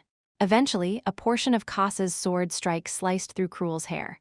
Are you crazy? Your reckless moves could have killed me too, Cruel shouted. Figure it out on your own, Casa replied calmly, relying on his innate combat sense to avoid any major accidents. Still, the physical strain was taking its toll. Casa bit his lip. In just a little over a month, the gap between Lorna, Cruel, Roman, and himself had become glaringly apparent. This won't do, Casa thought. To revive their dwindling family, he needed to excel and complete his training. But his goal seemed to be slipping away. Caught up in his own thoughts, Casa lost focus during battle. An abomination's massive fist descended toward his head. Yeah, get your act together. If you're going down, do it alone, Cruel cursed. Suddenly, Cruel appeared, blocking the abomination's attack with his sword. His arms trembled, but he held firm. Casa's lips quivered, tasting the metallic tang of blood. He sank to the ground, dazed. The abomination's fist had nearly crushed him. If not for Cruel's intervention, he'd be a crumpled heap in that pit. Understood, Casa mumbled, rising to his feet. He couldn't afford such mistakes. He activated her techniques, footsteps of speed and phantom blade, a fusion of speed-enhancing martial arts and illusionary swordplay. It was an impossible combination for most, but Casa's sharp mind harmonized the two seamlessly. Step by step, he circled the abomination, thrusting his blade into its hide. Then it happened. From the wound he'd inflicted, blood sprayed out like a geyser. Ow, arg, Casa's eyes widened. If not for his quick reflexes, he'd be blinded. Her vision cleared just in time to see the abomination's massive fist descending upon him. Damn it, Casa's hand shot up to protect his face, but someone pushed her aside. The pain shot through her ribs, but he was alive. Who? Casa blinked, staring at the spot where he'd been standing. The abomination's fist was buried in the ground. Cruel, could this wild, self-absorbed boy really have sacrificed himself? The abomination pulled its fist free. Cruel's battered form emerged. He struggled to open his eyes. It hurts. I might die, Cruel managed weakly. Cruel, Casa's shout made Cruel smile weakly. It was a smile that conveyed more than words. Casa's eyes filled with tears.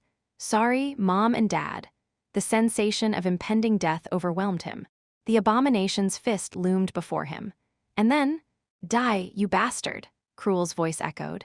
The abomination's massive form shuddered as Cruel's spinning blade tore through its hide. The relentless assault continued until the blade struck the core within the abomination's snout. Whoosh! Blood sprayed out, and the creature collapsed. Cruel staggered to her feet. Body, still intact, he declared. Casa nodded, accepting the weight of Cruel's sacrifice. He hadn't come seeking help, he'd come to fight. If only I'd left that bastard Charl behind, Cruel muttered. Charl, the female trainee who came with us. She's better off than I am, Casa trailed off. Cruel was far superior to Casa now, both in skill and mindset. As he listened to Cruel's words, Casa realized this wasn't the time for distractions. I'll distract it while you aim for the head, Cruel said. Got it. Casa activated footsteps of speed and circled the abomination, inflicting wounds on its legs.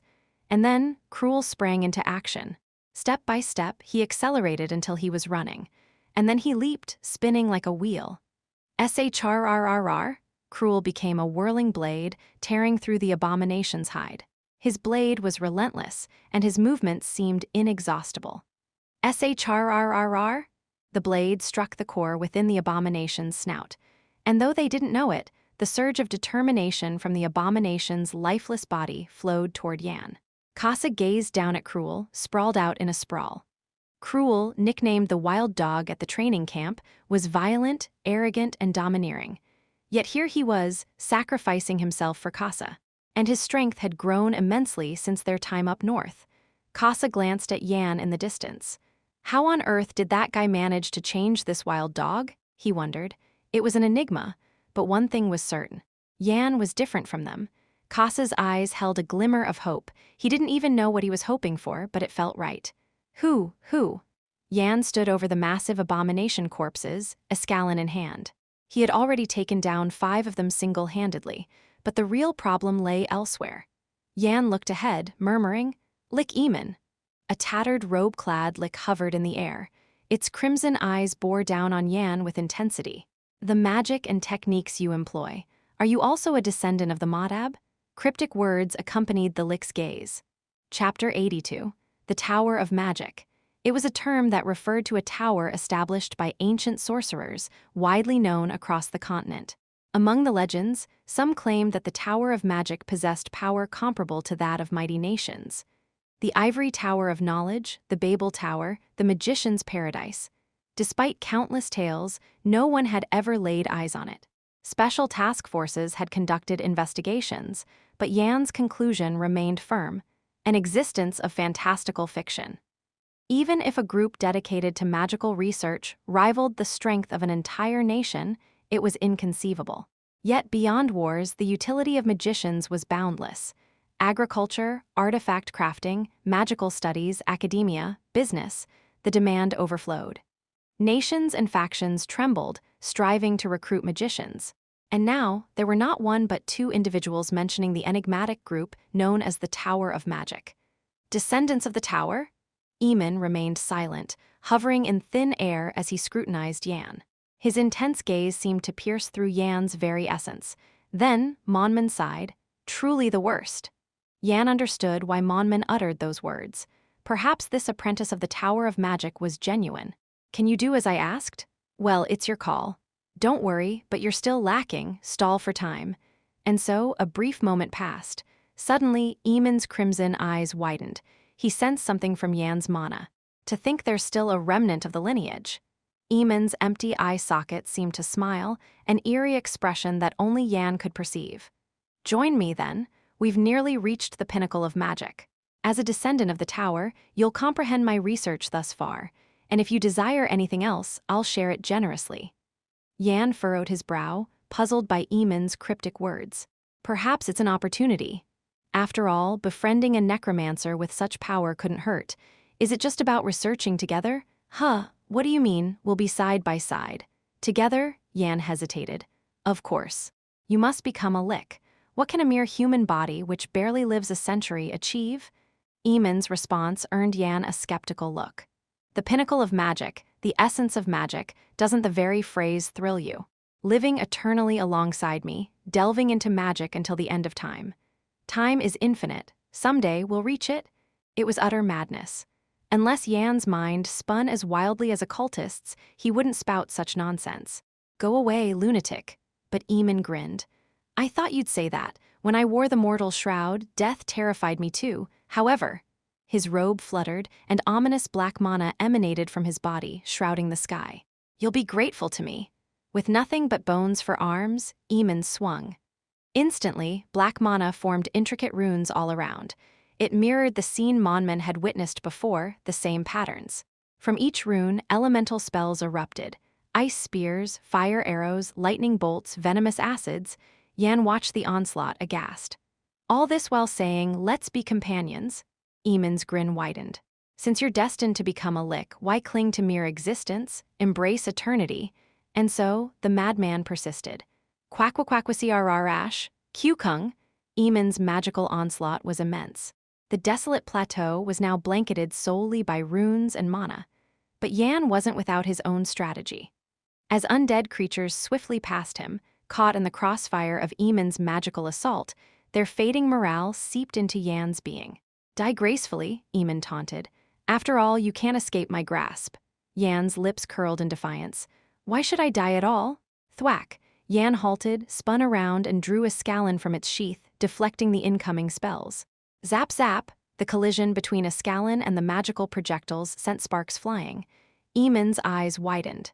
"Influencing mana are we," he muttered, but Yan remained unfazed. Although the black blade posed challenges, it wasn't insurmountable. He could still hold his ground.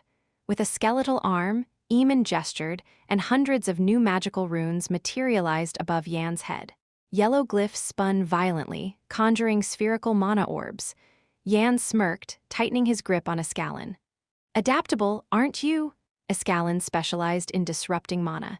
It could halt magical phenomena by merely touching them. But there was a catch. It required direct contact with the blade. Otherwise, it became a battle of endurance. How many spells could Yan deflect without exhausting himself? Would the mage or the swordsman tire first? Woo-wung. The sky blazed as Eamon's summoned orbs turned night into day. Yan swallowed hard. The energy emanating from those orbs was formidable. A single hit would unleash a cascade of follow-up attacks, overwhelming him. "Still hanging on?" Eamon's laughter echoed. Yan's body screamed from the impact. His speed waned and his gaze darted around. Undead creatures converged, drawn by the chaotic display. Yan had orchestrated this, luring them to this spot. Almost time, Yan thought.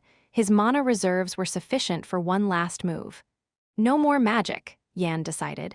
He was well versed in magic theory, but Eamon's expertise surpassed his.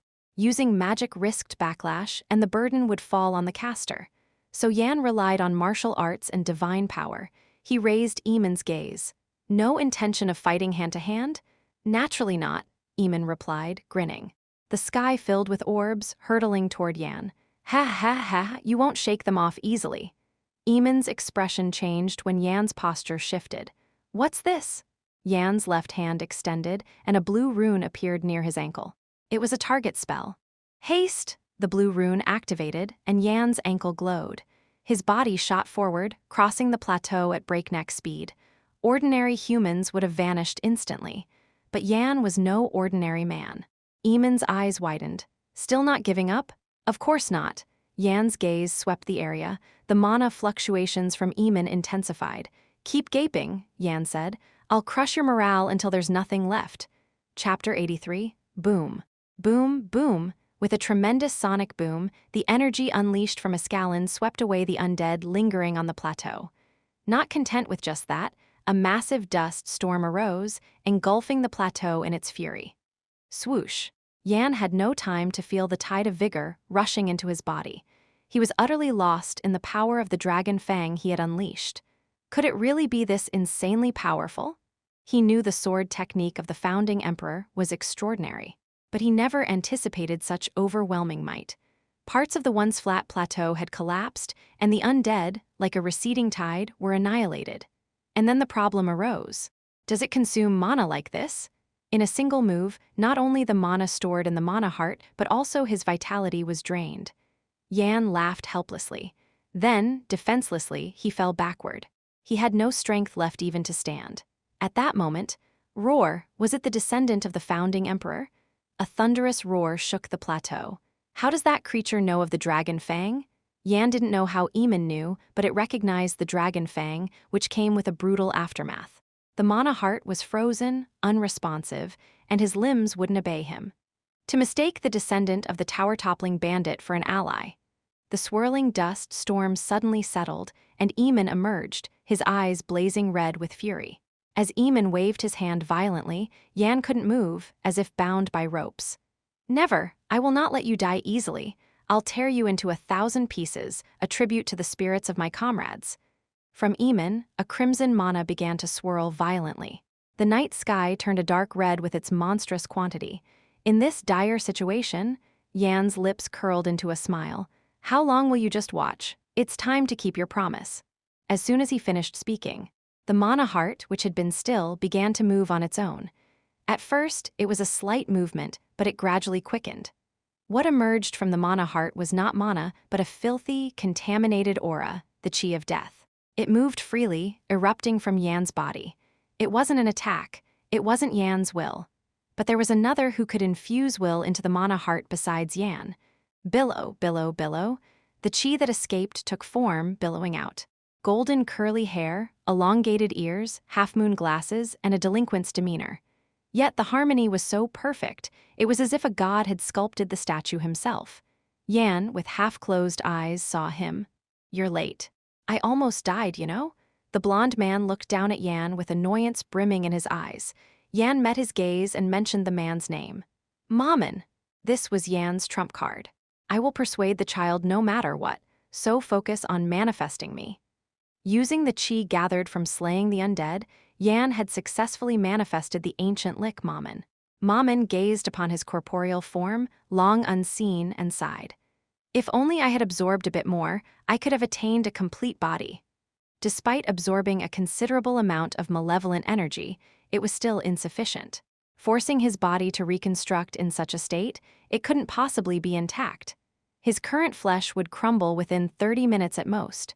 Beyond that time, he would revert to a pitiful pile of bones.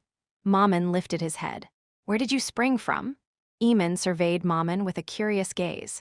Mammon felt a sense of dissonance in Eamon's tone, revealed amidst battle, yet there was no sign of tension. Before Mammon could finish, Eamon approached with a bizarre laugh. "Haha, have you come to study the pinnacle of magic with me?" Mammon's eyes sank deeply. The furious visage Eamon had upon witnessing Yan's dragon fang had vanished, replaced by a face of mirth. "No answer, say something. It's as if I'm talking to myself." Eamon chuckled, waving his arms. Suddenly, magical circles began to spread around Mammon. Whoosh! As Eamon waved his hand, the center of the magical circle began to spin violently. Then, roar! Vicious spells started to intrude into the world. Magic that creates volcanoes, magic that crushes foes with gravity, magic that summons blizzards, magic that calls forth the beast Cerberus, magic that triggers earthquakes. Each spell was perilously powerful. Mammon watched the spells quietly. Eamon, as observed moments ago, lacked the ability to wield such potent magic. His comprehension of magic had unnaturally skyrocketed. Growl, rumble, whistle, buzz, numerous spells began to assail Mammon with a deadly intent. Facing these natural disaster-like spells, Mammon seemed on the verge of turning to dust. Having scrutinized the spells, Mammon's eyes widened. "This madman," Mammon cursed vehemently, flicking his finger. Snap! With a crisp sound, the spells swirling close to Mammon vanished in an instant. It was as if they had been erased. Eamon's mouth gaped open. "Why is this happening? Did I not contain the mana properly? Was there a miscalculation? No, that can't be. I did everything correctly." Mammon trembled with clenched fists at the sight of Eamon's rambling. "Are you truly a disciple of the tower?" Eamon's head snapped up. Then he replied with a bright voice. "Of course, I am the proud disciple of the tower, Eamon." Compared to his initial appearance, it seemed as if his intelligence had devolved. Mammon shook his head. "It's not devolution, it's the worsening of his madness." Having survived for so long as a lick with a human's mind, it was impossible to remain mentally stable. And now, having observed the magic he had just unleashed, Mammon had pinpointed the definite cause. Mammon asked bluntly, Why does a disciple of the tower harbor the demonic energy of the Seven Sins sect within? The Seven Sins sect, a den of madmen who have revered evil since ancient times, sanctifying human desires. Those who consider demonic energy to be the strongest and supreme force a human can possess. While demonic energy is indeed more potent than mana, it is perilously dangerous. It leads to madness, the loss of humanity, and the easy transgression of taboos that should never be crossed by people. Mammon, who had an extreme aversion to the Seven Sins sect, had killed them all with his disciples whenever they encountered them. But after being killed by the founding emperor, blinded by revenge, he took no action. And now, to think that a descendant of the tower would embrace the demonic energy of the Seven Sins sect. Handling such vast demonic energy, while at the brink of mental collapse, one could not endure without going mad. What were you thinking, taking such a perverse thing into your body? Demonic energy? No, this is mana, not demonic energy. Huh. Eamon paused, tilting his head in confusion. Demonic energy? At that moment, Eamon's red eyes flared. A tremendous amount of demonic energy enveloped the atmosphere.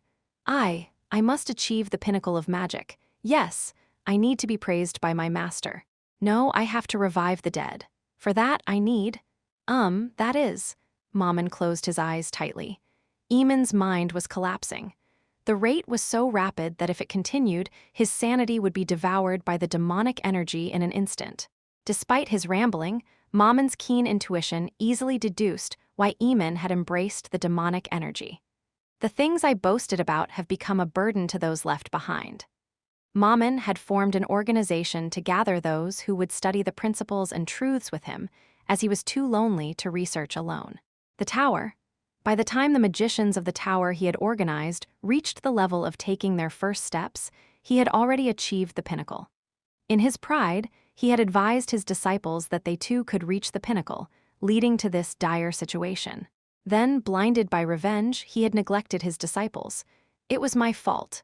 At that very moment, Eamon began to twist his body, releasing an enormous amount of demonic energy.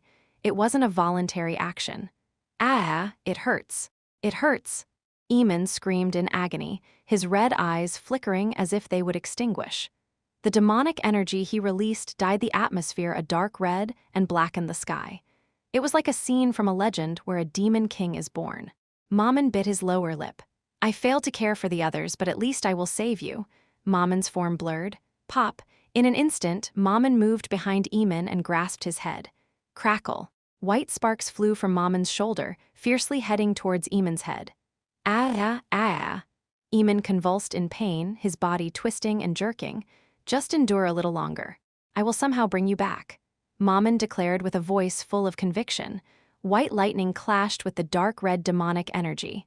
Crack. Cracks began to form in Eamon's bones. Mammon gritted his teeth.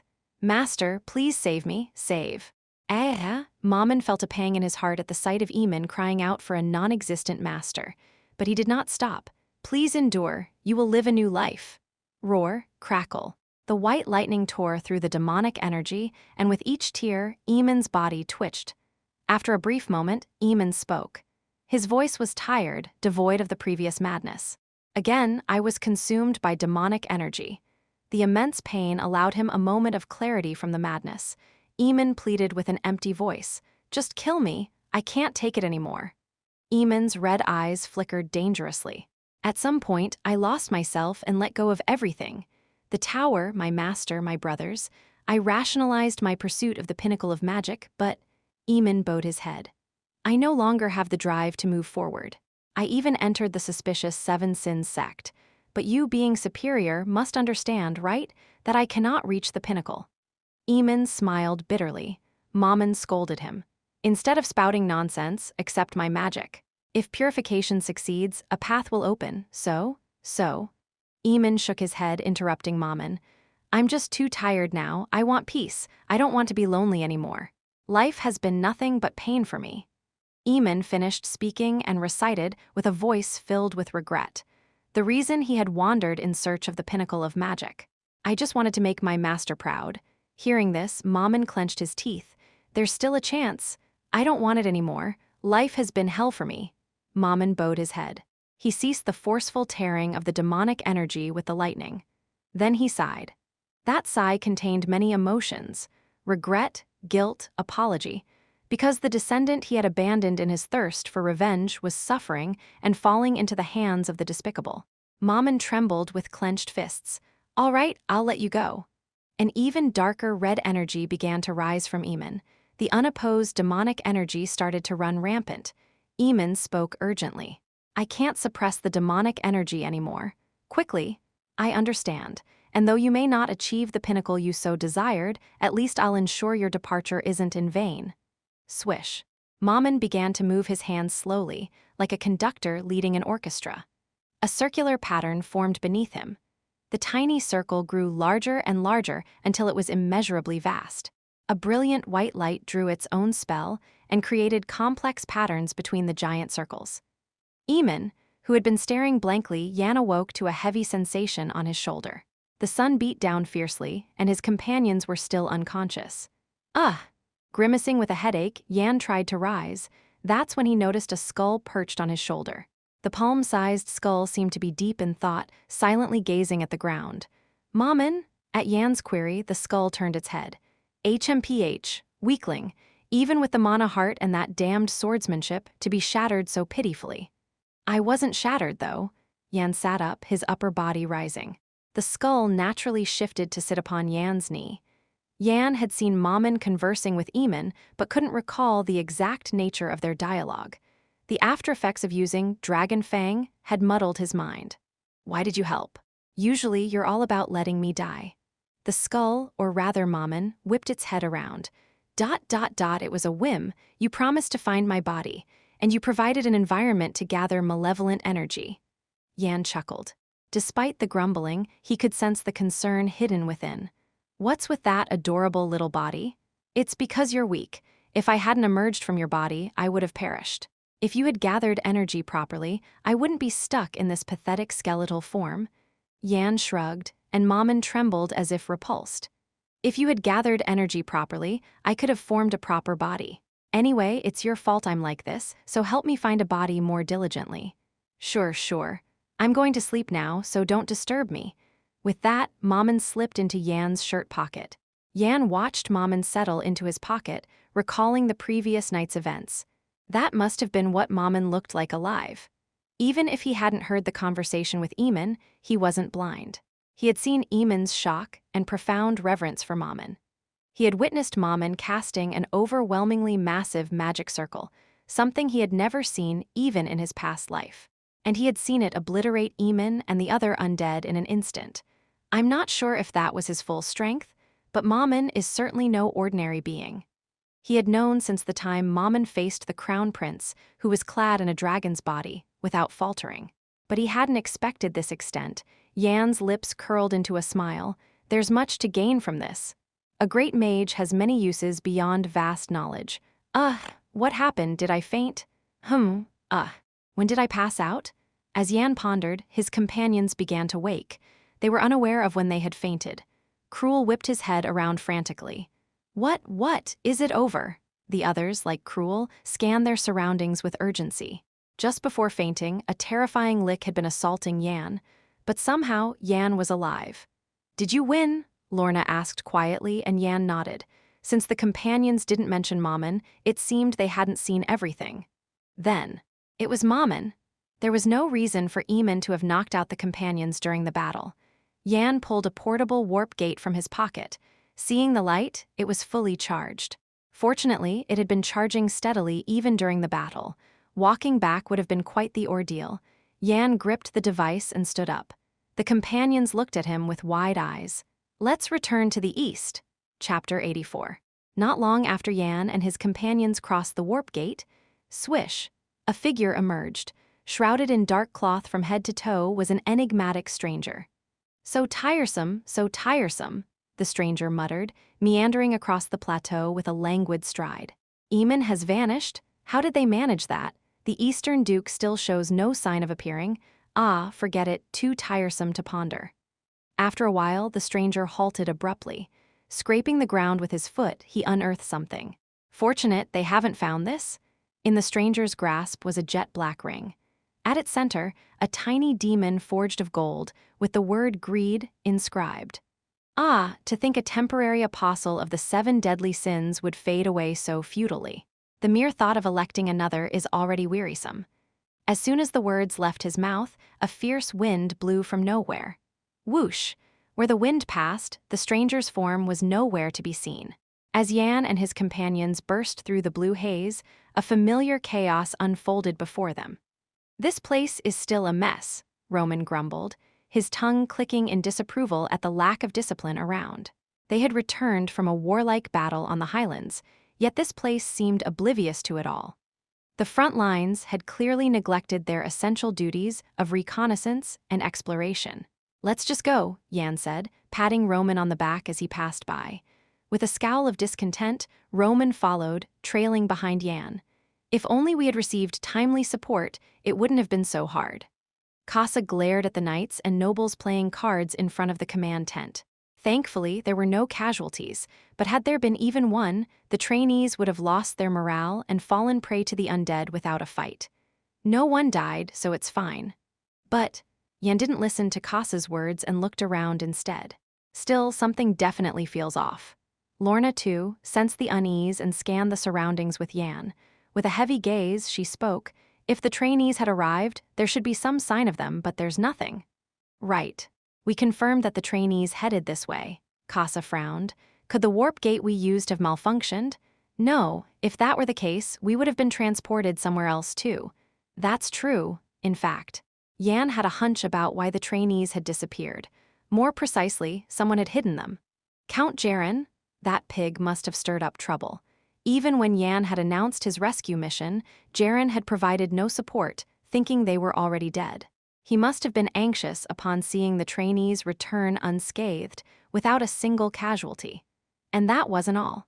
There had been many chances to conduct a rescue operation before. Yet Count Jaren had remained inactive and ignored the missing trainees.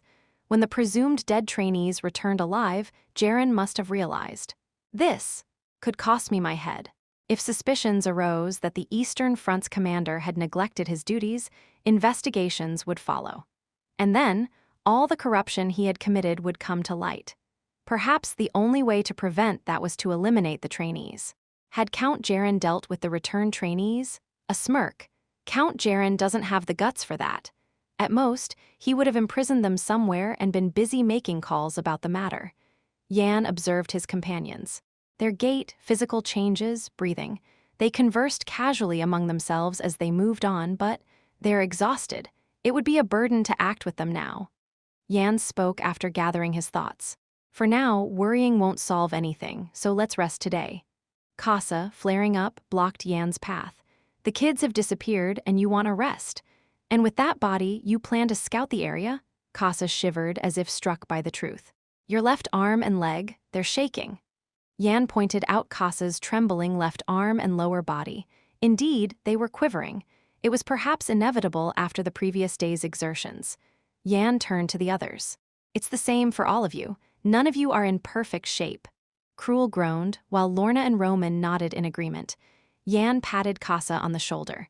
"I know you're worried, but it's okay to rest and search later. There won't be any problems."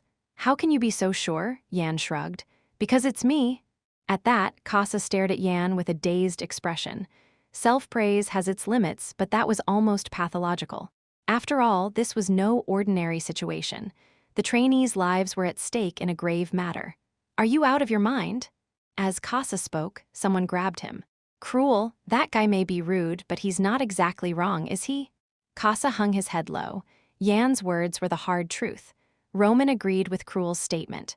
"Indeed, it's more efficient to rest now and search for the trainees later." Lorna nodded as well. And so, Yan and his companions decided to take a day's rest at the inn before resuming their search for the trainees. In the inn room, there are only 2 beds. "I'm taking one for myself." Lorna's gaze was firm, leaving no room for negotiation as she looked at her companions. Cruel laughed incredulously. "What are you going to do about it? Did you pay for it?" It was Yan who had paid for the lodging. Lorna looked at Yan with pleading eyes. Yan just shrugged his shoulders. "Everyone wants to rest comfortably, right? Then let's decide fairly with rock, paper, scissors." Casa suggested, stepping forward. The others agreed and extended their hands to play. At that moment, Cruel exclaimed loudly, "Are you serious? Not removing the mana from your eyes?" All eyes turned to one person. Lorna clicked her tongue and obediently removed the mana from her eyes. She had intended to enhance her vision, but the mana-sensitive Cruel caught her immediately. "Yan, aren't you playing?" Cruel asked Yan, who was sharpening his dagger on the sofa. "I'm good. I don't mind sleeping on the floor, so you guys figure out who gets the beds." With one less competitor, Lorna's face brightened. "All right then. Happy, just shut up and shout it out." "Okay, rock, paper." Yan watched his companions battle for the beds and then turned away. It was a matter of no consequence to him. Night fell. Yan quietly opened his eyes and surveyed the surroundings. Lorna and Roman were sound asleep in the beds, while Cruel and Casa were sprawled on the floor. Swoosh! Seeing no one stirring, he stealthily slipped outside. Yan closed the door quietly behind him and smirked. He had never intended to search for the trainees with his companions in the first place. Yan moved stealthily, avoiding the gazes of soldiers and knights. As he swiftly traversed rooftops and tents, a Grand Lord's castle came into view. The criminal, Count Jaren, has usurped Count Jeva's castle using his title as the Eastern Front Commander.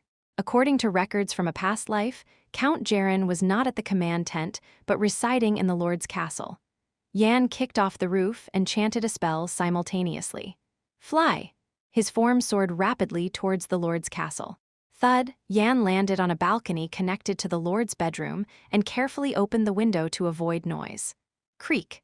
As the door opened, Count Jaren was found snoring loudly.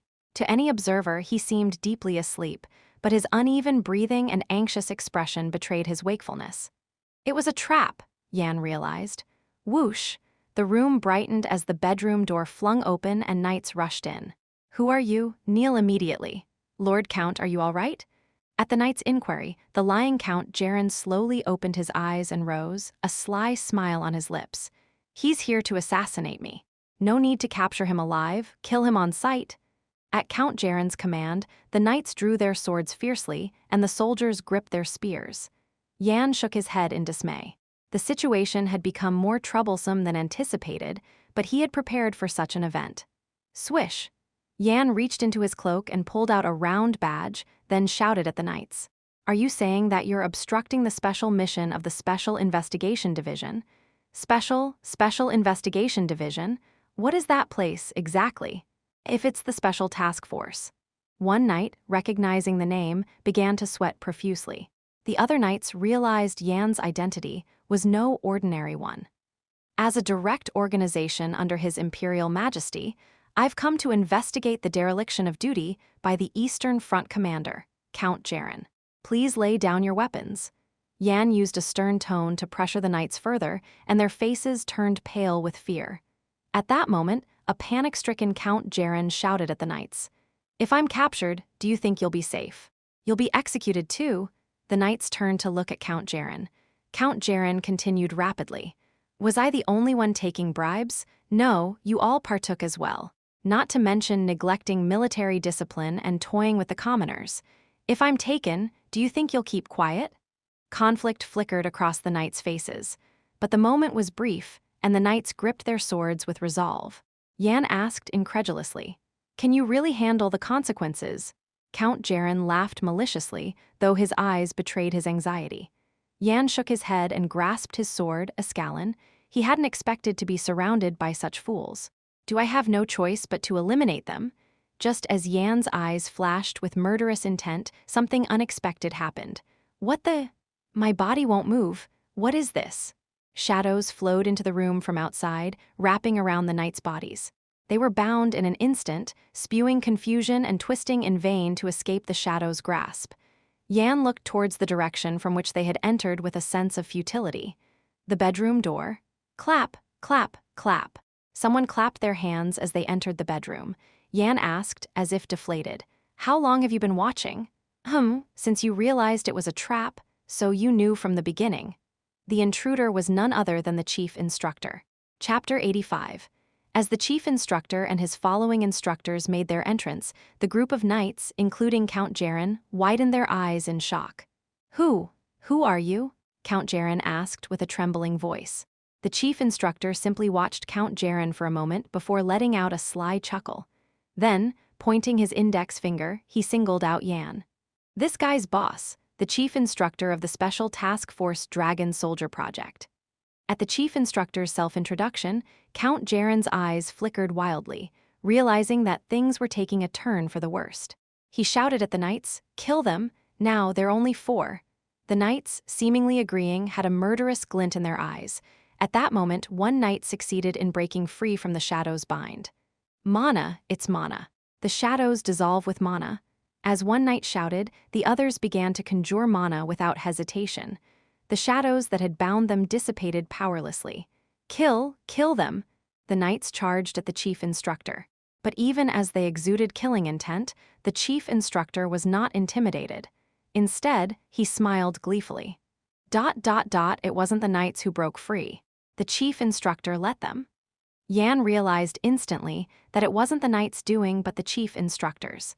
There was no way those barely at the 7th grade realm could have broken the chief instructor's shadow bind. The chief instructor curled his lips into a smile and put strength into his toes. Thud.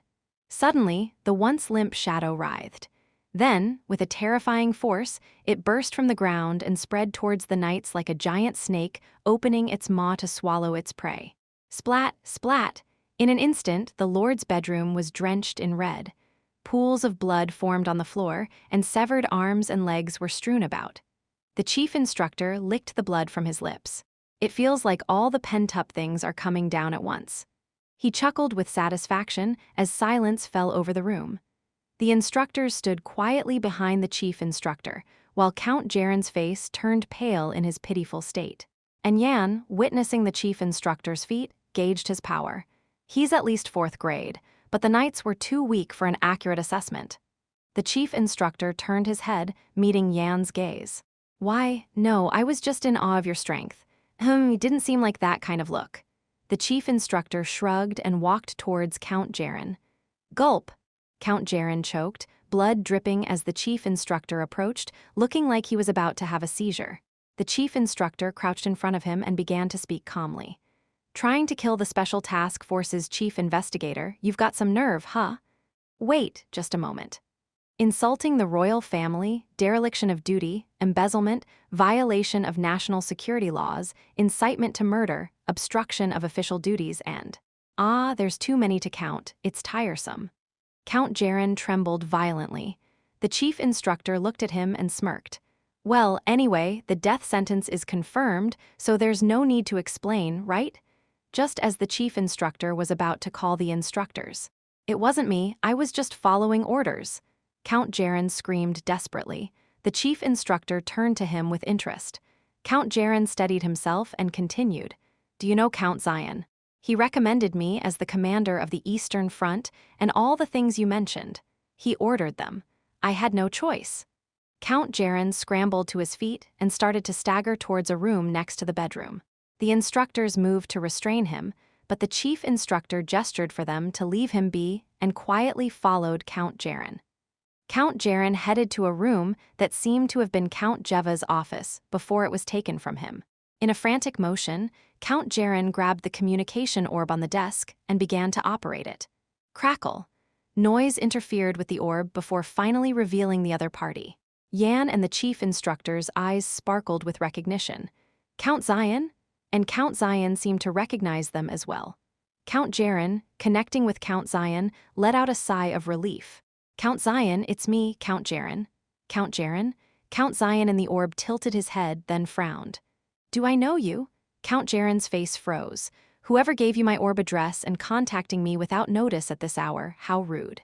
Count Zion, it's me, Jaren. Stop joking and please speak quickly. What are you talking about? You appointed me here, didn't you, Count Zion? And even told me to send part of the military funds. Count Zion chuckled as if amused. What are you saying? I appointed you as the commander of the Eastern Front. That position can only be appointed by the Duke of the East himself. I don't know what dream you had, but to be so rude to me, it's quite displeasing. Hearing this, Count Jaren clenched his fists. Even a fool would realize that Count Zion was trying to cut him loose. He shouted furiously.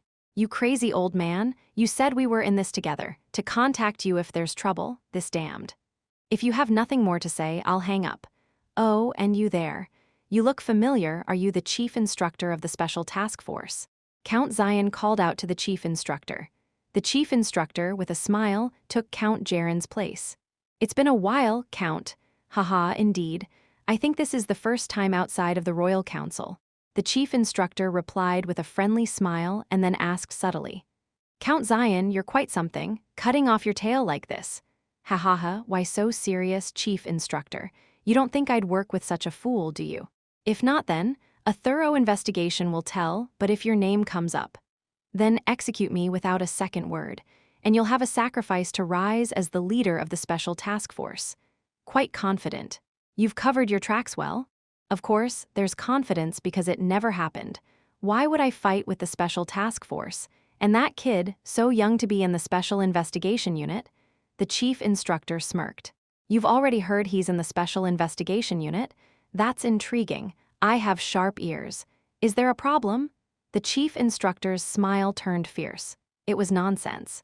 No matter how well-informed Count Zion was, he couldn't have known about Yan being in the special investigation unit unless Count Jaren told him. It was clearly a provocation. Instead of exploding in anger, the chief instructor stood up and bowed slightly. No, there's no problem. I'm busy with my duties, so I'll take my leave here. I hope I won't have to come looking for you. No, bring some tasty wine when you come. I'll be waiting. Count Zion smiled as if remembering something. By the way, that Jaren fellow seems he's poked around quite a bit. I wonder if the special task force will find it burdensome. See you next time. Click. The communication orb went dark, and the chief instructor burst into laughter. Truly a slippery snake. The room was thick with his irritation. Yan agreed with the chief instructor's thoughts. Count Zion was a born politician. He wouldn't provoke the chief instructor without being sure of himself. The chief instructor glared at the trembling Count Jaren. Please, spare me. Count Jaren crawled and clung to the chief instructor's hem. The chief instructor's expression twisted. It was rare for someone to infuriate him to this extent, but Count Jaren had managed it in a remarkable way. You really make me want to kill you. If you hadn't done such needless things, I would have grabbed that old man Zion by the collar and dragged him to my playroom. Yan nodded at the chief instructor's words. Count Jaren's needless actions were too many to count, committing numerous corruptions and spreading bribes far and wide to cover them up, including to Count Zion. This made it easier for Count Zion to slip away. Count Jaren did receive money, but he thought it was a donation, not a bribe. Such claims would suffice. Why? Because many had received it, and any traces of his involvement had likely been erased. The chief instructor sighed and gestured to the instructors.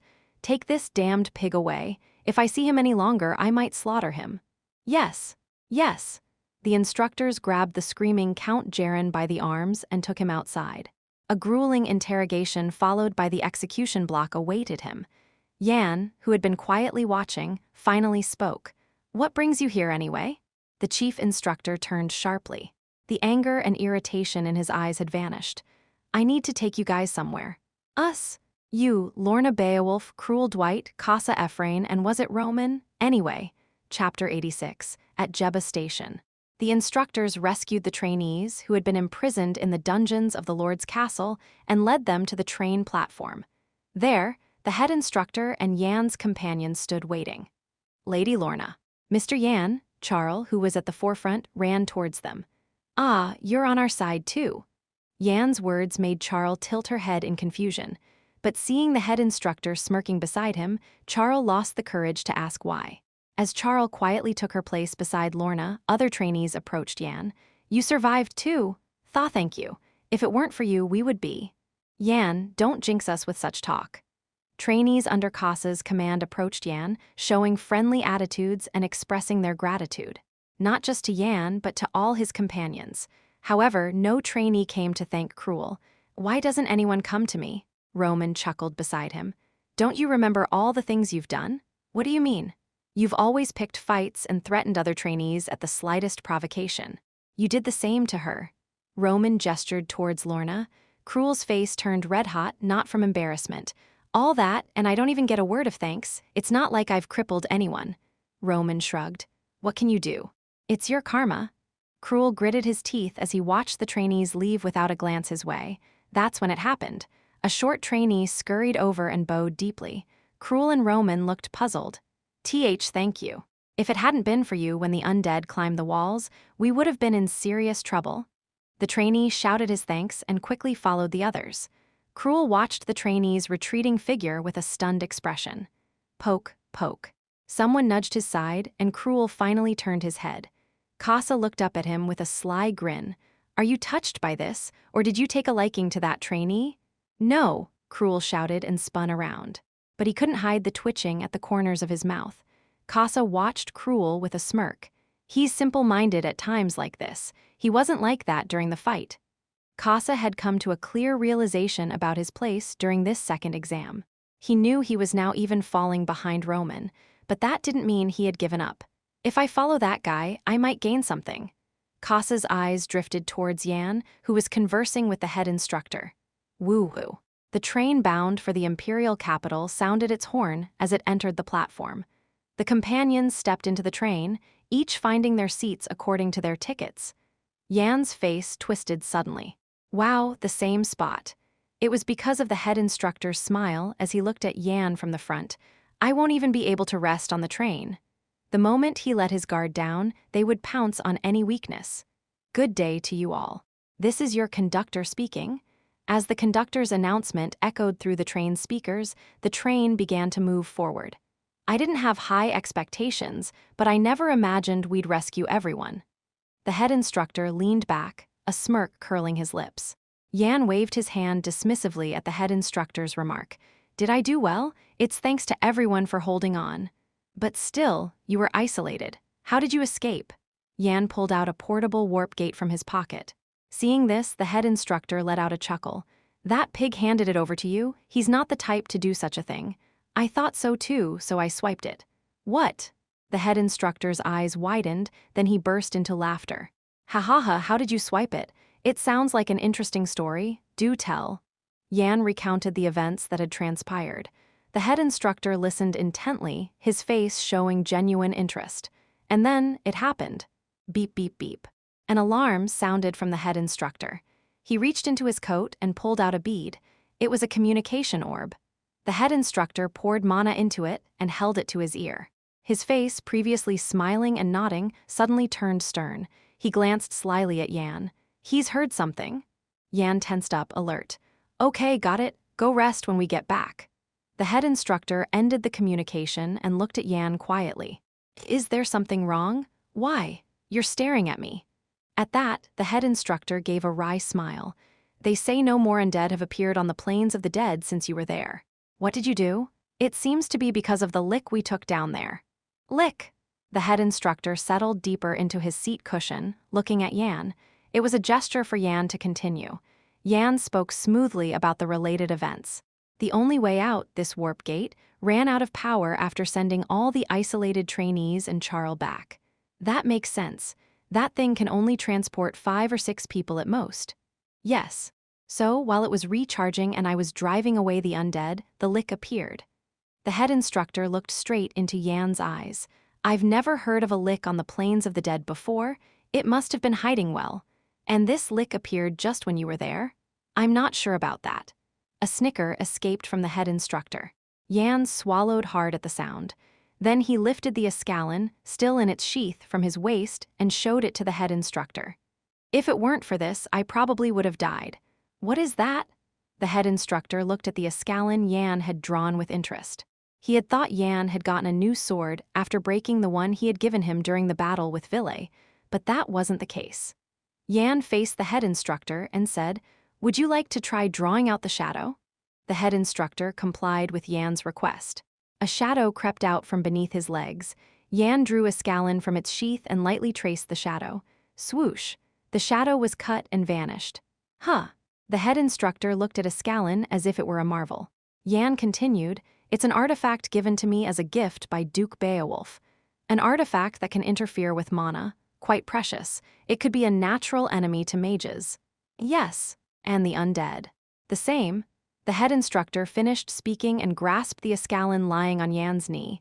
His lips curled into a smile. Interesting? The head instructor released the handle of escalon. No matter how much he tried, he couldn't lift it. The head instructor extended his hand. Give me your hand. Yan looked at the hand the head instructor had offered. He's doubting my abilities. A snake-like character. Even after revealing escalon, which was enough to explain the situation, he wasn't satisfied. I'm glad I prepared for this. Yan casually wiped his hand on his clothes and handed it to the head instructor. Thump. As they shook hands, dark energies transferred from the head instructor, scanning Yan's body. The head instructor seemed to be checking thoroughly, but it didn't matter. I've already hidden everything. The moment he rubbed his hand on his clothes, he had embedded half of the mana stored in his mana heart between his bones and muscles. The rest he pushed below his navel, into his dantian, and hid the existence of the mana heart itself. After a while, the head instructor released Yan's hand. He smiled slyly and nodded. You were really lucky, weren't you? So it seems. Fortunately, the head instructor hadn't noticed anything. Woo-woo, before they knew it, the train had arrived at the imperial capital. Leading the way, the head instructor, followed by Yan, Lorna, Charl, Casa, Cruel, and Roman, disembarked. Yan, Cruel, Casa, and Lorna, familiar with the capital, remained unfazed, but Charl and Roman gaped at the sights of the imperial capital. Save the sightseeing for after graduation. Don't lose track and follow me. The head instructor clicked his tongue and strode ahead. Buildings unlike any seen in the north, east, or their respective hometowns crowded the view. Signboards floated in the air, and the pace of the people was much faster than elsewhere. Everyone seemed to be living busily. The head instructor walked on the ash-white marble laid in the middle of the main road. Why is marble only laid here? Is it a road for carriages? Charl asked, and Lorna answered. Those with business at the imperial palace must enter through here. It signifies following the path of his imperial majesty. Roman was about to snort at this, but he had to stop when Casa immediately covered his mouth. Casa whispered quietly. Do you want to be dragged to the underground prison for making unnecessary remarks in the imperial capital? Roman nodded, and Casa removed his hand from Roman's mouth. If you touch me one more time, I'll start by smashing that parasitic face of yours. Even after helping you, honestly, why bother helping such a brat? Just let the guards or knights beat him to a pulp. Cruel chuckled as he brushed past Roman. After walking on the marble for a while, they reached a building overwhelmingly majestic compared to the others outside. It was as if more than 10 buildings had been merged into one. And below the stairs, several statues were impressively displayed. As the head instructor and Yan's group ascended the stairs, they encountered the gatekeepers blocking the main entrance with halberds. Dressed in shining white full-plate mail, they stood in that position all day long. And Yan knew they were formidable, at least 5th grade or higher. To think that individuals who would be treated with great respect in the frontier were merely gatekeepers here, truly befitting the palace where the emperor resided. The head instructor showed his identification badge to them. Welcome.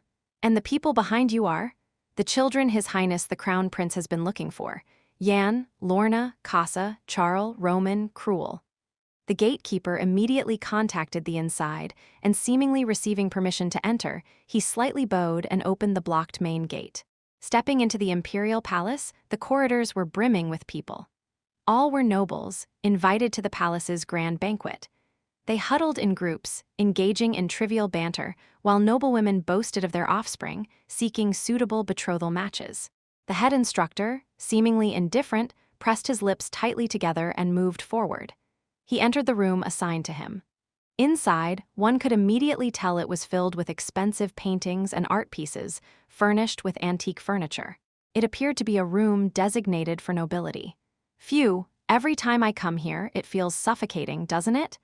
The head instructor exhaled heavily, clearly loathing such places. I have separate matters to attend to now.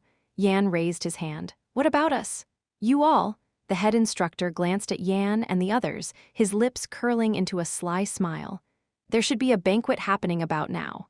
Those who wish to go may, and if not, feel free to rest in your rooms. Most of the group greeted this news with excitement, except for Lorna, who was weary of banquets, and Casa, who hailed from a fallen noble house. The head instructor put a finger to his lips, warning them. But if you tarnish my name, you'll be expelled immediately, and I won't let it slide. I truly despise this place and have no desire to be caught up in any nonsense." With that, the head instructor left the room. The remaining trainees exchanged glances. Lorna and Casa didn't seem eager to leave, but the excitement on the other trainees' faces eventually got them on their feet. Yan watched them with a light chuckle. "It looks like we're all going, so let's hurry." And so, the trainees made their way to the banquet hall without hesitation. Chapter 87. The banquet hall, a beacon of nobility, was easily found thanks to Lorna and Cruel, scions of prestigious noble houses. Lady Lorna Beowulf? At Lorna's arrival, the guardians and nobles barring the entrance gaped in awe. "I shall enter." With familiar grace, Lorna ignored their stares and strode into the hall. Cruel, too, known by face, entered without hindrance, their lineage always welcomed at such gatherings, the guards well aware. The trouble began thereafter. For Casa, the fallen noble, Charl the orphan, Roman the foreigner, and Yan. Unlike Lorna and Cruel, they faced the guards' obstruction before even crossing the threshold. "Do you have an invitation? If not, please turn back. This place is reserved for invited nobility only." The guards, unyielding, blocked the door outright. Cruel, spotting his halted companions, smirked from afar. Only now did he truly feel his noble birth.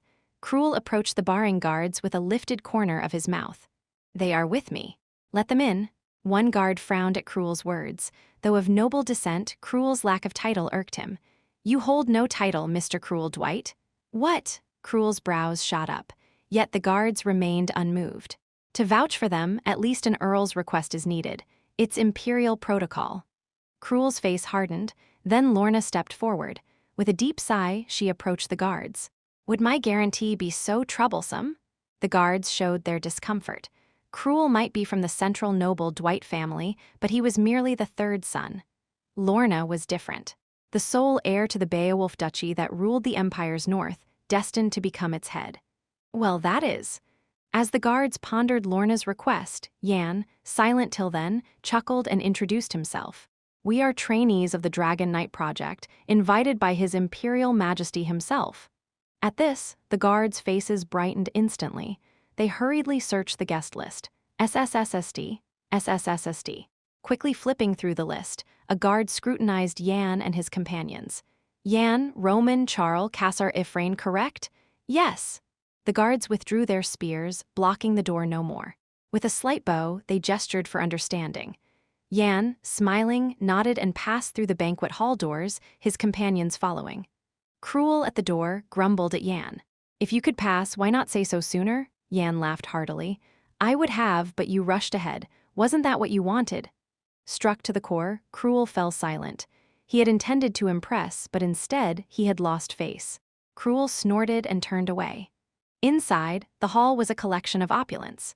Small fountains converged into a grand display, and luxurious food and drink adorned the space. The royal orchestra played soul-stirring melodies, while the nobles, champagne in hand, mingled and conversed. "Wow, is all that for eating?" Sip. Unlike Lorna and Cruel, accustomed to such events, Roman and Charl were captivated by the feast. The food at the training center was decent, but paled in comparison to the banquet's offerings. As the group entered the hall, "It begins." Saya. The ripe atmosphere of the banquet hall seemed to settle. The noble's eyes began to follow Yan and his companions. Most believe nobility leads a life of leisure, free from worry. This is half true, half false. Nobles are like swans on a lake, graceful above water, but paddling furiously beneath.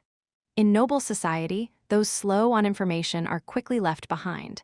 And now, the nobles began to tense at the sight of the new trainees. Though it was known the emperor had invited them, the well-informed knew it was the crown prince's doing. This could signal the rise of a new power, prompting varied reactions among the nobility. Some sought to connect with Yan's group, while others watched from a distance. Lorna and Cruel roamed the banquet hall as if it were their own home. Roman, ignoring the approaching nobles, made his way to a table laden with food. Only Charl and Casa remained by Yan's side. Charl seemed frozen, unaccustomed to the atmosphere. "Relax and mingle, why so tense?" Yan chided. "I feel." Ominous stares, "Don't you, Yan?" Yan scoffed and turned away. "Scary. They're just a nuisance." He whispered to Charles as nobles approached. "Watch this." Greeting the nobles with a bright smile, Yan shook their hands. "Pleased to meet you. I'm Baron Fabian from the east." "And I'm Baron Sornin, also from the east." Yan bowed slightly. "An honor to meet you. I'm Yan." "No surname, a commoner, then?" "Yes, that's correct." "Haha, His Majesty has opened many paths for commoners to rise. You must seize this chance." The eastern nobles' eyes shone, though they knew of Yan's connection to the crown prince and avoided spoiling relations with careless words. More nobles approached Yan, from the east, north, and even unfamiliar faces from the south, west, and central regions. Yan deftly exchanged pleasantries, giving Charles a knowing look. "See, just like that." Charles nodded heavily, understanding the cue. Yan then turned to Casa, who stood silently, likely due to the stigma of being a fallen noble. The other nobles ignored Casa, and Yan clicked his tongue. But it wasn't his concern. Casa had to resolve his own issues. Then someone approached Yan and his group. "Ah, what a presence." Yan greeted the newcomer warmly. "Inspector Wigger." It was Wigger, the inspector he had met during the train terror incident. After a brief exchange, Wigger addressed the quiet Casa. "Ah, Ifrain, you've joined the Dragon Knight project too? It's been a while, Inspector." Casa smiled for the first time. Wigger looked pained. "So you've decided to join the project?" "Ha, it just turned out that way. If you were my apprentice, you could revive your house more easily." Casa shook his head. "That wouldn't be by my own strength. I already owe you too much, Inspector." Wigger laughed bitterly, recalling how he had petitioned the Emperor to save Casa and provided conveniences to prevent his house's total ruin. If only he'd let go of some burdens, he could achieve so much more. Wigger respected Casa's wishes, despite feeling regret. Suddenly, disparaging remarks about Casa were heard. "Why does the inspector treat such a wretch so kindly? He's just the scion of a fallen house, still looks worthless. Why coddle the child of a traitor?" Wigger's eyebrows shot up, and he turned, shouting angrily. "Who dares speak such nonsense?" "Inspector, please." Casa hurriedly grabbed Wigger's sleeve to calm him, but Wigger continued, "Who dares bring up disproven crimes?" The gossipers left, taken aback by Wigger's rebuke. "HMPH, born of good lineage but lacking in substance," Wigger snorted, then resumed his warm conversation with Casa. Yan smiled at their amiable exchange. "He may seem odd, but he's a good man." Charles, quick to learn, was already adept at exchanging pleasantries with the nobles. "Hey, long time no see." Yan turned to see a familiar face smiling at him. "It's been a while, Sir Kyle." It was Kyle, one of the royal knights he had met during the train incident. The other royal knights looked at Yan with curiosity. "Is this boy really the hero who stopped the train incident?" Yan's eyes widened at the sight of the person standing behind Kyle. "Vice Captain Clavin, the second in command of the Empire's strongest knights, the Royal Knights. In the Empire, only the Archduke and the Knight Commander could rival him." Kyle put an arm around Yan and pushed him forward. "Have you ever seen me boast? You do tend to downplay your achievements, don't you? This time it's true. Trust me once and consider recruiting him. You won't regret it." Clavin frowned at Kyle's recommendation, which was not the first of its kind. After resolving the train incident, Kyle had repeatedly insisted on recruiting Yan.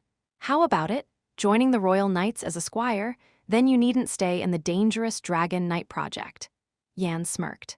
The Royal Knight's position was indeed honorable and powerful in the Empire, but it didn't align with Yan's goals. For instance, the rule that, without special orders, one must not leave the palace. "Thank you, but I'll have to decline. I can't leave my comrades behind." Yan declined Clavin's offer, citing camaraderie. Clavin laughed heartily, slapping Yan's back. "Ha, I like you, kid. If you change your mind, just let me know. I'll give you a chance. I do like someone like you." "Thank you. Ah, I haven't introduced myself. I'm Clavin, Vice Captain of the Royal Knights." "I'm Yan." "All right, Yan, see you next time. We have things to do." Clavin, Kyle, and the Royal Knights left with hearty laughter. Yan was pleased with the new connections he had made when suddenly, a loud noise echoed from afar. Crash. Yan turned his head and immediately grimaced at the sight. Cruel, his face and clothes soaked, stood opposite a sneering young man. "Brother, could you please shut up? You swine." "Why would I be your brother?" Cruel was on the verge of fighting his own brother. Chapter 88, 30 minutes ago. Cruel was enjoying a banquet he attended for the first time in a while. He indulged in expensive champagne and foods, a luxury not found at the training center, and savored the performance of the royal orchestra.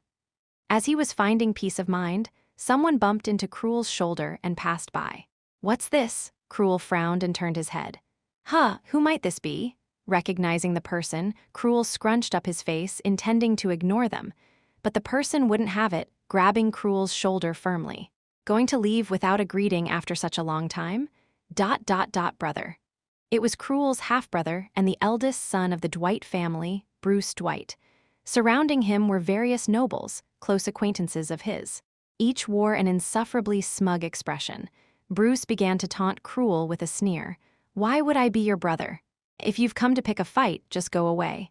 "How could I let such a perfect opportunity slip by?" Bruce laughed maliciously. The emperor's banquet was a gathering of nearly all the empire's nobility. If Bruce could embarrass Cruel here, he could assert his superiority over him to the other nobles. This is the perfect place to build an image before the heir's competition. For instance, showing everyone that you're beneath me. Cruel clenched his fist. I can easily ignore this much. In the past, he would have exploded in anger and struck Bruce's face without hesitation. But Cruel had grown enough to disregard Bruce's nonsense. "I know you're aiming for the head of the family by participating in the Dragon Knight project, but you haven't even made it to first place, or even second, have you?" Bruce cackled. "If you want to tarnish the family name, you might as well take your own life. Don't sully the Dwight name for nothing." Cruel closed his eyes and sighed deeply, then tried to walk past Bruce. There was no point in continuing the conversation. That's when Bruce touched a nerve. "Oh, right, about your nanny." At those words, Cruel's steps halted abruptly. He turned around, his eyes blazing with fury. To him, the nanny was more than just a caretaker. She was the woman who had nursed him since birth in place of his deceased mother. She had sacrificed much to care for him since his childhood, becoming as much a mother to Cruel as anyone could be. And she was one of the few who could control the unruly Cruel. "What are you trying to say?" "She's become quite the eyesore. There wasn't much I could do before since you were always around, but now the situation is different, isn't it?" Bruce shrugged nonchalantly. Cruel ground his teeth. Bruce had always tried to pin crimes on his nanny to torment her. It was easier to target her, a bystander, than his brother Cruel. Bruce's methods of tormenting her were varied.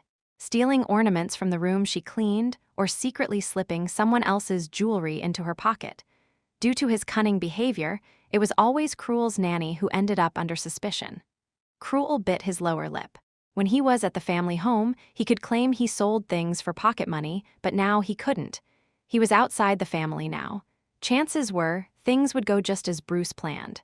Bruce's lips curled into a smirk. "You didn't react to my taunts, but now you're hooked. I'll have a recording sent to you of your nanny being beaten by soldiers and knights. Look forward to it. Don't you dare. I'm curious if that proud woman can withstand a whipping. Don't you dare. Aren't you curious?" Cruel growled, his face inches from Bruce's. "If, by some slim chance, something like that happens, you'll be the one I kill." Cruel's fist trembled and his heart pounded. He wanted to beat this trash to a pulp right then and there, but the head instructor's warning held him back. "If you disgrace my name, you'll be expelled immediately, and I won't let you off easy. I really hate this place and don't want to give them any excuse to catch me." Being punished didn't matter, as long as he didn't die. "But if I get expelled, everything I've done up to now will be for nothing." Cruel turned his back, throwing a deadly warning over his shoulder. "Don't forget my words. If you touch my nanny, you'll truly die a gruesome death." Bruce chuckled and grabbed Cruel's wrist as he tried to leave. He had provoked Cruel enough, now it was time to shame him. With the nanny as a hostage, he could control this beastly man without any risk. Bruce smiled. "Let's see how well you can endure what I'm about to do. I'm not sure if your temperament will allow it, though." Bruce lifted the champagne glass over Cruel's head and poured it down. The champagne drenched Cruel's hair and dripped down his face to the floor. Cruel's eyes settled into a cold glare. Rage boiled up inside him. In the past, he wouldn't have hesitated to unleash that anger. But now, things are different. Now, he had something to lose.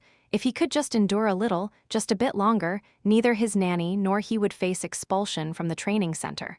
Cruel suppressed his rising fury. Bruce's eyes widened in surprise at Cruel's restraint. Wow, you're actually holding back, he whispered in Cruel's ear and turned away. Then he wore an annoying smile. Oops, would someone kindly bring a handkerchief? My clumsy brother has spilled champagne all over himself. The gathered noble offspring burst into laughter. Cruel lifted his head and looked around. He saw Lorna, frowning as she walked from a distance, and he saw his father too, just like father. At the very least, he could have asked what was going on, but instead, he just glanced from afar and continued his conversation with another noble. Even Lorna, whom he had only seen for a few years, showed more concern. A fire of rage burned in Cruel's chest. Then, it happened. A soft touch landed on his head. It was a gentle towel. Lorna, Cruel smirked bitterly and grabbed the towel covering his sight. Huh! His eyes widened as he saw who it was. Yan, wipe it off quickly. I hate the smell when I sleep. Yan's words were casually thrown, indifferent. Cruel pressed his lips together and wiped off the champagne with the towel Yan had given him. Bruce snickered at the sight. Now you've stooped to fraternizing with commoners. The other noble offspring chimed in with a few words of their own. Disgusting, rolling with commoners, have you forgotten you're a noble? You never had the temperament for nobility anyway. Who knows, maybe you'll open a fruit stand together later. Cruel was about to retort when suddenly, a sharp aura erupted from Yan, sweeping through the banquet hall. Bruce and his friends, the main targets of the aura, turned pale. The sudden manifestation of the aura made the nobles shiver. Screams, what's this? An aura. Which madman is doing this? Who dares to pull such a stunt in the banquet hall? The skilled nobles quickly turned their heads toward the source of the aura, while the others were still trying to regain their composure. After a brief moment, as the aura vanished as if washed away, most of the nobles came to their senses. And as if by agreement, their gazes focused on one spot. The Royal Knights. Centered around Yan, a trainee of the Dragon Knight Project, 4 Royal Knights surrounded him with swords drawn. The blades, gleaming sharply in the light, seemed ready to pierce Yan's throat at any moment. Lorna, watching from a distance, was about to intervene when Hans, attending as the proxy for Duke Beowulf, held her shoulder and shook his head. He'll handle it. Hans, don't you see what's happening? Even if he's annoying, he's the one who saved me. Hans smiled broadly and pointed at Yan. Does that look like the face of someone who acts without thought? At his words, Lorna shifted her gaze to Yan's face. I suppose you're right. A smirk played on Yan's lips. Kyle looked at Yan with a troubled expression, but the sharp sword in his hand was pointed right at Yan's throat. Yan, I don't know what's going on, but even now, Clavin, with a stern look, cut off Kyle's words. If you don't want your head cut off this instant, explain the meaning of that aura just now. It was a far cry from the smiling demeanor he had shown earlier. Yan adjusted his expression and bowed deeply at a right angle. I apologize. I knew it was rude, but I couldn't contain my emotions after seeing my comrade being attacked. Deputy Commander Clavin frowned and glanced at Cruel. His hair and clothes were soaked with champagne. I see the situation, but this is a banquet hosted by His Majesty. It's not a matter to be taken lightly. Yan nodded in agreement with Deputy Commander Clavin's words. I understand. But before that, Yan rummaged through his belongings and then threw a rag he had grabbed at Bruce, who stood there dumbfounded. Splat! The rag, greased from weapon cleaning, slid down Bruce's face. Yan, seeing Bruce's state, curled the corners of his mouth. I will accept punishment after I duel with this man who harmed my comrade. At those words, the atmosphere in the banquet hall began to heat up. The nobles were no different. They too enjoyed a good spectacle of a fight. Chapter 89. In a sudden twist of fate, Bruce found himself on the receiving end of a duel challenge, his face flushing a deep crimson. He wiped the greasy sweat from his face with a grimy hand. Damn it all! Lifting his head, he glared at Yan with fiery eyes. Such a lowly commoner could be dealt with in numerous ways, not necessarily through a duel. Bruce, who was about to dismiss Yan's challenge with a sneer, froze as a sense of unease washed over him. Wait a minute. His gaze swept rapidly around the room. The nobles and royal knights were looking on with keen interest. Before he knew it, he had become the center of attention at the banquet. Bruce's face turned pale as a ghost. This means I have no choice but to accept, right? For a noble, declining a duel challenge was unthinkable. It was a disgraceful and utterly humiliating act. Had it been away from the prying eyes of other nobles, he would have laughed it off and called his knights. But now, that was impossible. The majority of the empire's nobility was present. If he backed down now, this incident would be talked about for ages. It was clear that his position as the head of his house was in jeopardy. Only then did Bruce fully grasp his predicament, his eyes trembling fiercely. Cruel may be a swine, but when it comes to swordsmanship, he's above me. And that meant his companion was likely above him as well. In other words, the chances of him losing here were incredibly high. Whether this was a trap set by that scoundrel or not, there was no way out. Yan faced Bruce, his lower lip caught between his teeth in a bewildered bite. It seemed he had never anticipated that a mere plaything of a commoner would dare to issue a challenge. "Do you even realize what you're doing?" Bruce spat out the question with disdain. "It's a duel challenge, what else?" Yan shrugged nonchalantly, then glanced over at Cruel, who was staring back with a vacant expression. "It seems I've caught him just right." The reason Yan had caused such a commotion was all for Cruel, to firmly pull him to his side. And it looked like his intentions had succeeded, given the complex look Cruel was giving him. And then there was that detestable face. He was the perfect target to release the stress that had been building up. Yan turned to Kyle, who had stepped back, and asked, "Lord Kyle, could you lend me a sword?" "My sword is a gift from His Majesty, so that's difficult, but you can use this if it's all right," Kyle replied, pulling one of the two swords from his waist and tossing it to Yan. Yan caught the sheathed sword and swiped it through the air a few times. Whoosh, whoosh, the sharp sound of cutting air suggested it was a sword crafted by a skilled blacksmith. Yan tossed it casually forward. Clang. The sword landed precisely at Bruce's feet. The nobles who had gathered like clouds frowned at Yan's sudden action. The royal knights, including Clavin, watched Yan with disapproval. "What are you doing?" Bruce asked, trying to mask the tremble in his voice. "You don't have a sword. How can you duel like that?" "That's something only those who throw away honor would do," Yan replied indifferently. "And you?" Yan shrugged again and showed his empty hands. "This is enough for me, isn't it?" The surrounding nobles tilted their heads in confusion, not understanding his meaning. Then, a few nobles caught on and snickered.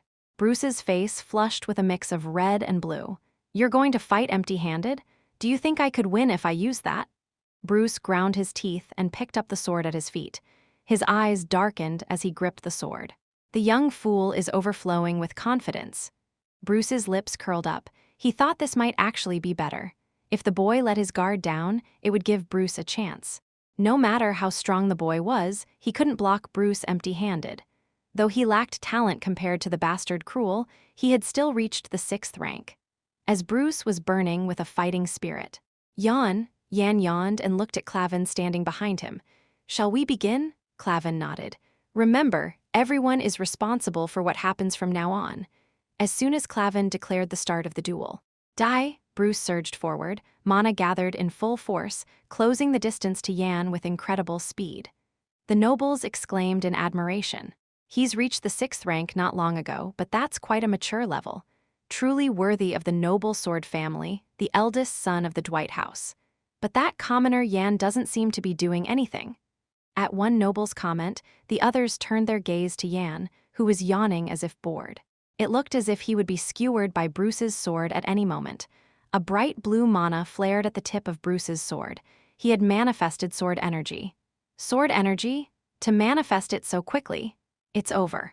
It's done. The nobles were surprised by Bruce's unexpected achievement. And Kyle, too, clenched his fist as he watched. Why isn't he responding? He could easily win. Yan was at a disadvantage without a weapon, and his attitude towards the duel was unsettling. Just as Bruce's sword was about to plunge into Yan's chest. "Stop!" Someone was about to intervene to stop the duel. "Vice Captain?" It was Clavin. He was watching Yan with one corner of his mouth lifted, the only one among the many who seemed to have caught on to what Yan was about to do. Indeed, he's an interesting fellow, just as Sir Kyle said. Yan, amidst a yawn, kept a watchful eye on Bruce's every move. He had remained still until Bruce's sword was almost upon him. Swish. With a swift step back, Yan dodged the incoming blade, then coiled his arms around Bruce's like a serpent. His left arm grabbed Bruce's, while his right hand found its way to Bruce's side. "What the?" Bruce, in a panic, tried to shake Yan off, but to no avail. "Why is this so easy?" Yan smirked, slipping his left foot between Bruce's legs and twisting his body with force. Crash. Bruce hit the ground hard, a web of cracks forming beneath him, blood spurting from his mouth. Yan didn't stop there. He kicked Bruce's right side as if stabbing with his toes. "Arg!" Bruce screamed, the pain blanching his face. He scrambled up, desperate to escape, but Yan was relentless. Thump. "Aye!" Bruce felt his strength drain as Yan struck the same spot again. The world spun and his body crumbled. He wished the duel would end, a thought that would have shamed him before, but now he prayed for it to be over. But Yan had other plans. "You can't fall just yet." If the duel ended so anticlimactically, it wouldn't have started at all. Crushing Bruce to the point of helplessness would make it easier to manipulate Cruel, removing both a hostage and an obstacle. Tap, tap, thud, thump. Yan's kicks and punches oddly prevented Bruce from collapsing.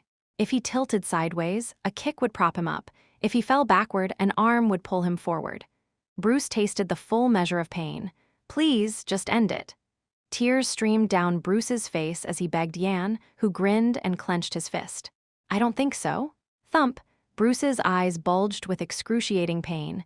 This bastard, he's been targeting the same spot over and over. It was almost an obsession. Tears and snot smeared Bruce's face beyond recognition. Yan was venting his pent-up stress, feeling a release with every hit. But the end was nearing, as Clavin, watching from a distance, seemed ready to intervene. Yan drove a straight punch into Bruce's abdomen. Gah! Bruce doubled over, coughing up blood. Yan then spun low, his heel flying towards Bruce's temple.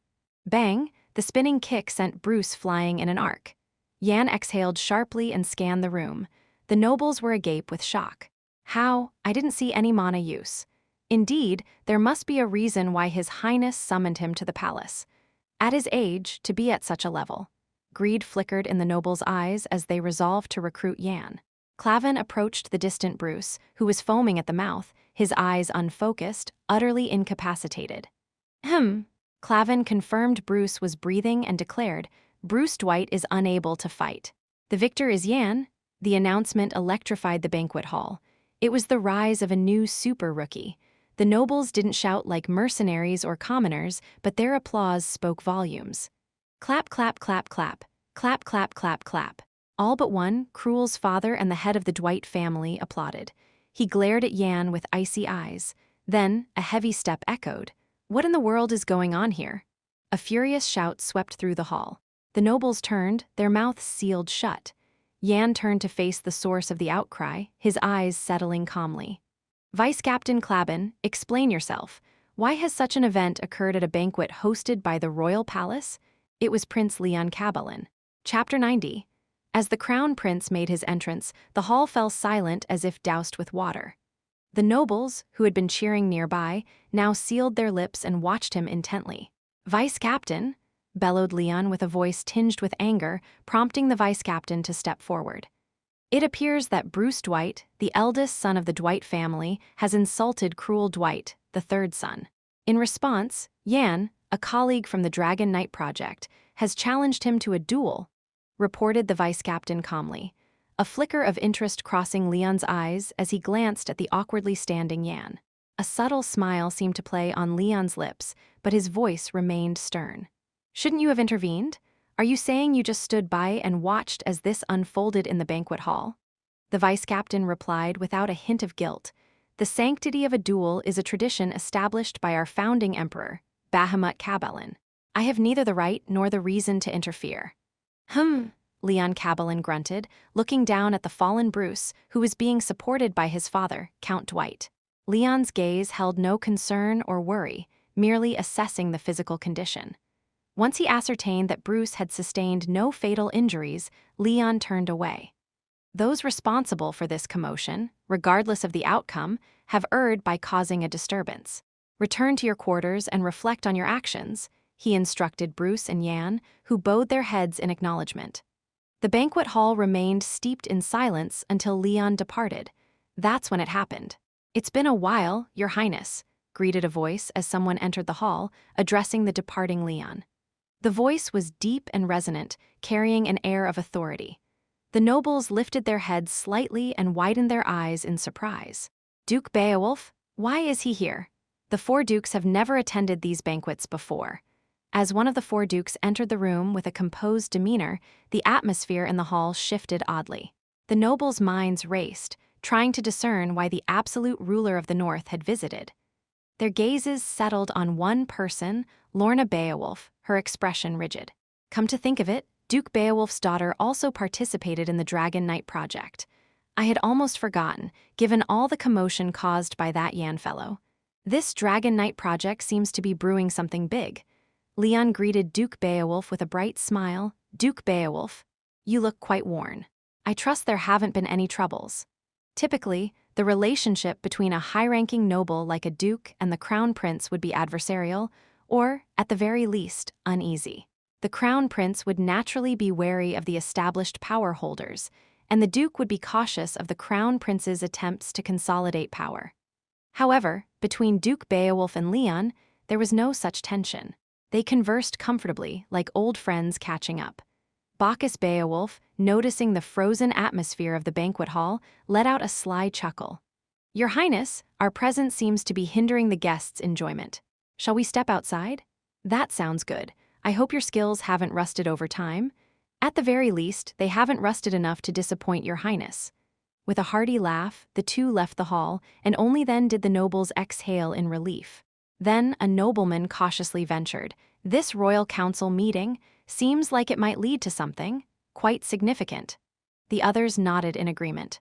Cruel's gaze was fixed on his brother, regardless of the crown prince's presence. No, to be precise, it was directed towards his father. "Are you all right? Can you walk?" "Yes." "You fool, didn't I tell you to be careful with your actions?" "I'm sorry, father." Though his father scolded his brother sharply, there was an undercurrent of concern and worry. Witnessing this, Cruel bit his lower lip hard, fearing tears might spill if he didn't.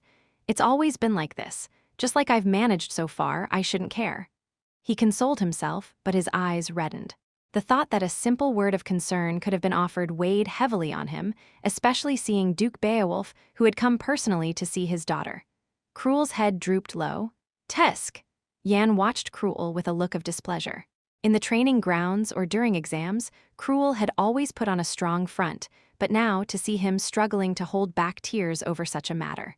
"I don't know what to say." Outwardly an adult, but still only 18 years old. Having joined the training academy around 12, it would be strange not to miss the warmth of family. But how despairing it must be, with his father ignoring him and only caring for the brother who tormented him. Yan approached Cruel and patted his shoulder. "What?" Cruel muttered in annoyance. Yan chuckled and slung an arm over his shoulder.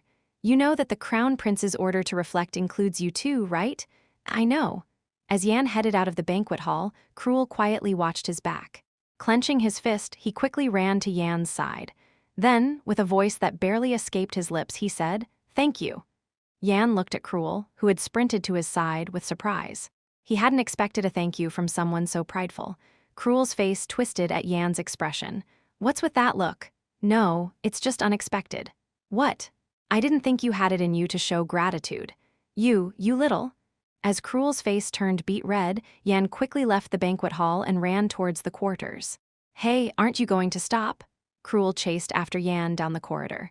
The nobles nearby frowned at the sight, but Cruel didn't stop. As he ran, his face flushed with heat, but one corner of his mouth lifted slightly in a grin. That evening Cruel was restless, pacing back and forth in his room, unable to settle down. His eyes kept drifting towards Yan, who lay nonchalantly on the sofa, seemingly at peace with the world. Cruel couldn't hold back any longer and yelled, "Hey!" Yan glanced over lazily, which only unleashed a barrage of nagging from Cruel. "Aren't you worried at all? The chief instructor warned us earlier, as if he was sharpening his blade." Yan flopped back onto the sofa with an air of indifference. "Hey, stop being so noisy. You're disturbing my rest," Yan grumbled. "I can't believe who I'm worrying about," Cruel muttered, turning his head away in disgust and striding towards his own room. Yan watched him go, a smirk playing on his lips. So much worry for nothing. Despite the uproar at the banquet, the situation hadn't escalated to the point where the chief instructor needed to bow his head in shame. The crown prince had stepped in, sorted everything out, and ordered self-reflection, effectively putting an end to the matter. Of course, the one-sided beating Bruce received in the duel would be talked about for some time. As Yan shook his head, dismissing his thoughts, the chief instructor stormed into the dormitory, his face twisted in anger. Yan rose to greet him. "You're back. You've caused quite the spectacle." The chief instructor glared at him, his expression suggesting he wouldn't let this go without a proper explanation. "How could I ignore it when a comrade in arms was being insulted? I simply paid it back immediately," Yan replied with disarming nonchalance. The chief instructor snorted. "You? Since when are you so full of camaraderie?" After a mocking laugh, the chief instructor grabbed Yan by the collar and brought his face close. "Why have you been acting out so much lately?" Yan possessed a talent that the chief instructor had personally acknowledged, making him a hidden dagger, a hound that tore apart enemies obstructing his goals. But now, it seemed increasingly impossible to use him for that purpose. Unordered actions and attracting too much attention had started to make him a topic of conversation among the nobles. A known dagger loses its lethality. The banquet incident was no different.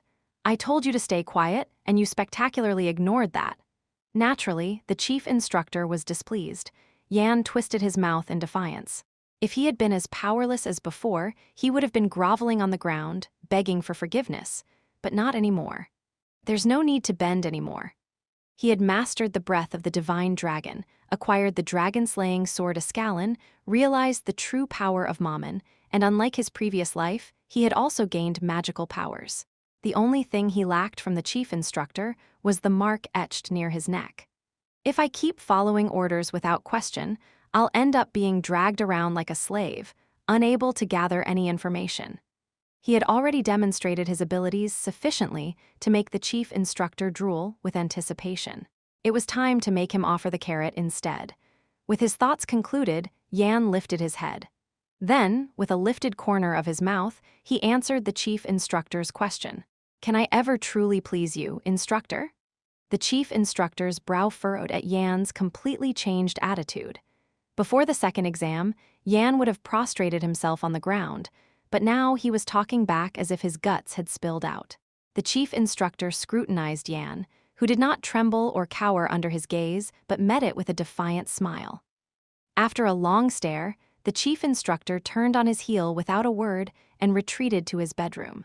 Yan let out a sigh of relief. If the chief instructor had decided to flip out, it would have been exhausting. "I think I get it now." This confirmed a hypothesis that had been forming in Yan's mind. The chief instructor's seemingly mad behavior had been intentional all along. In the quiet of his chamber, the chief instructor recalled Yan's defiant stance and let out a hollow laugh.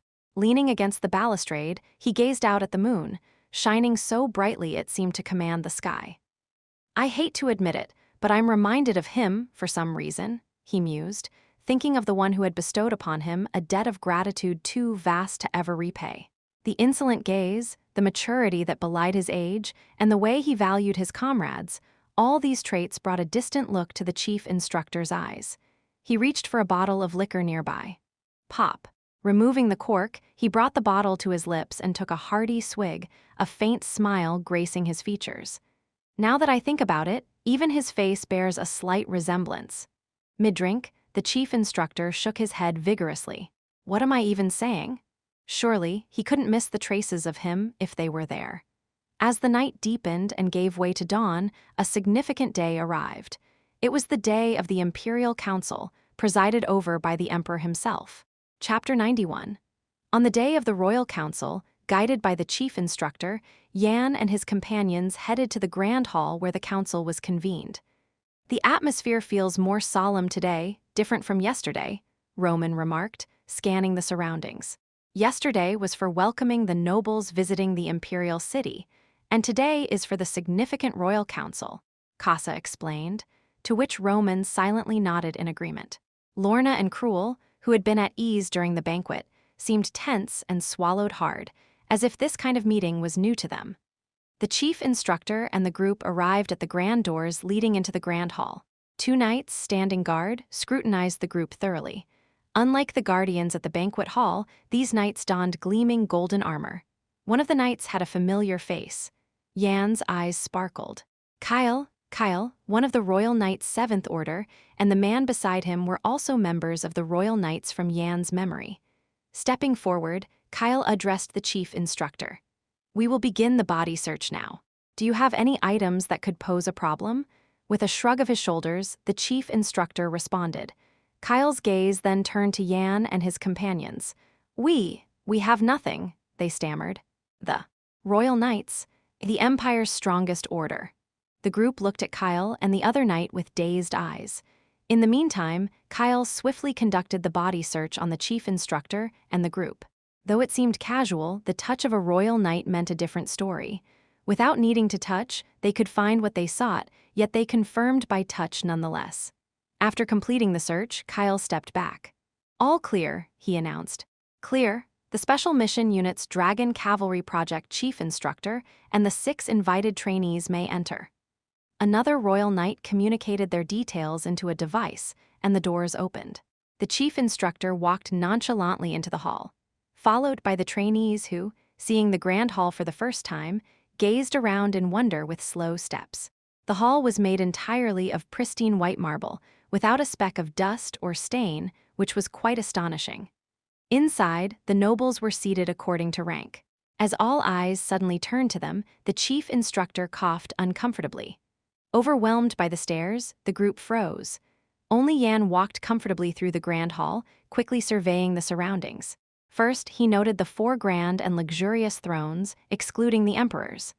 The seats of the 4 dukes. 3 people were seated in their respective places.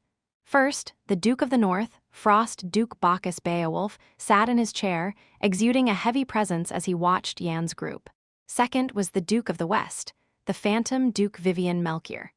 With eyes like onyx and long black hair like silk reaching her toes, she was an unpredictable enigma compared to the more reserved Duke Beowulf. Her forte was self-invented magic and bizarre sorcery. And third, the Duke of the South, son Duke Judah Cabalin. Despite being over 50, he looked no more than in his 30s, with a doll-like expression that showed no emotion. He was the current emperor's half-brother and a bearer of the dragon body. The most feared figure among the southern pirates and known as the strongest among the 4 dukes. His specialty was overwhelming swordsmanship, powered by immense mana. Excluding the Duke of the East, who lived his life in his garden, the other dukes had gathered. It's unusual for 3 of the 4 dukes to attend the royal council. Yan swallowed hard. Even under the emperor's direct supervision, there had never been such a gathering before. If the Sun Duke always attends and Duke Beowulf came because of Lorna, Yan's gaze shifted towards the Phantom Duke, Vivian. Why did the Western Duke come? Her inscrutable nature made it difficult for Yan to predict. Just then, a light smile. Feeling Yan's gaze, Vivian looked at him and smiled lightly. Her innocent smile, like that of a country girl, made Yan break out in a cold sweat unwittingly. Hundreds have fallen for that smile. It was no coincidence her title included the word phantom. Yan bowed lightly to Vivian in greeting and then surveyed the other nobles. His gaze stopped somewhere. 2 nobles were staring at him intently. Count Dwight with an openly hostile look and Count Zion laughing heartily but with cold eyes. They're not a concern for now. The Dragon Soldier Project would protect them, but they would have to face the outside world eventually, so he kept them in mind. At that moment, His Imperial Majesty enters. A herald's booming voice filled the grand hall. The nobles, excluding the 4 dukes, rose swiftly to praise the newcomer. "May the Cabalin Empire be forever glorious. Hurrah, hurrah, hooray!" The Emperor of the Cabalin Empire, the most powerful ruler on the continent, began to enter the grand hall. Despite the nobles' praises, the Emperor, showing no emotion, walked slowly but with a heavy step towards his throne. Yan watched and felt a strange sense of déjà vu. It's my first time seeing the Emperor in both my past and present lives. In his past life, he hadn't stood out in the Dragon Soldier Project, so he never received an invitation from the Emperor. Later, when he joined the special unit and began to gain status, it was after the current Crown Prince had ascended to the throne. But why does he seem so familiar? The Emperor in his past life, the current Leon Cabalin, looked clearly different. Yet the current Emperor's cynical face, his emotionless eyes, and his cold, empty gaze seemed more similar to the Emperor from his past life than Leon did. What could it be? Yan furrowed his brow slightly. The crown prince he had seen since his reincarnation didn't resemble the emperor from his past life. Instead, the current emperor bore a resemblance to the emperor from his past life. Is it a coincidence? Yan watched the emperor with a subdued gaze. Swiftly, the emperor took his seat, and with a wave of his hand, his deep and heavy voice echoed through the grand hall. Let the 312th Royal Council commence. And so, the meeting began. The emperor, without much ado, approved and signed off on the agenda items presented. To aid the starving citizens affected by the famine in the east, the imperial granaries were opened. And for the north, perpetually besieged by blizzards, pyromancers were dispatched. There's no need for concern about the west, your majesty, and the south has no urgent matters to present either. Vivian smiled broadly, and Judah spoke quietly, to which the emperor nodded lightly. A servant standing beside him respectfully offered a document to the emperor.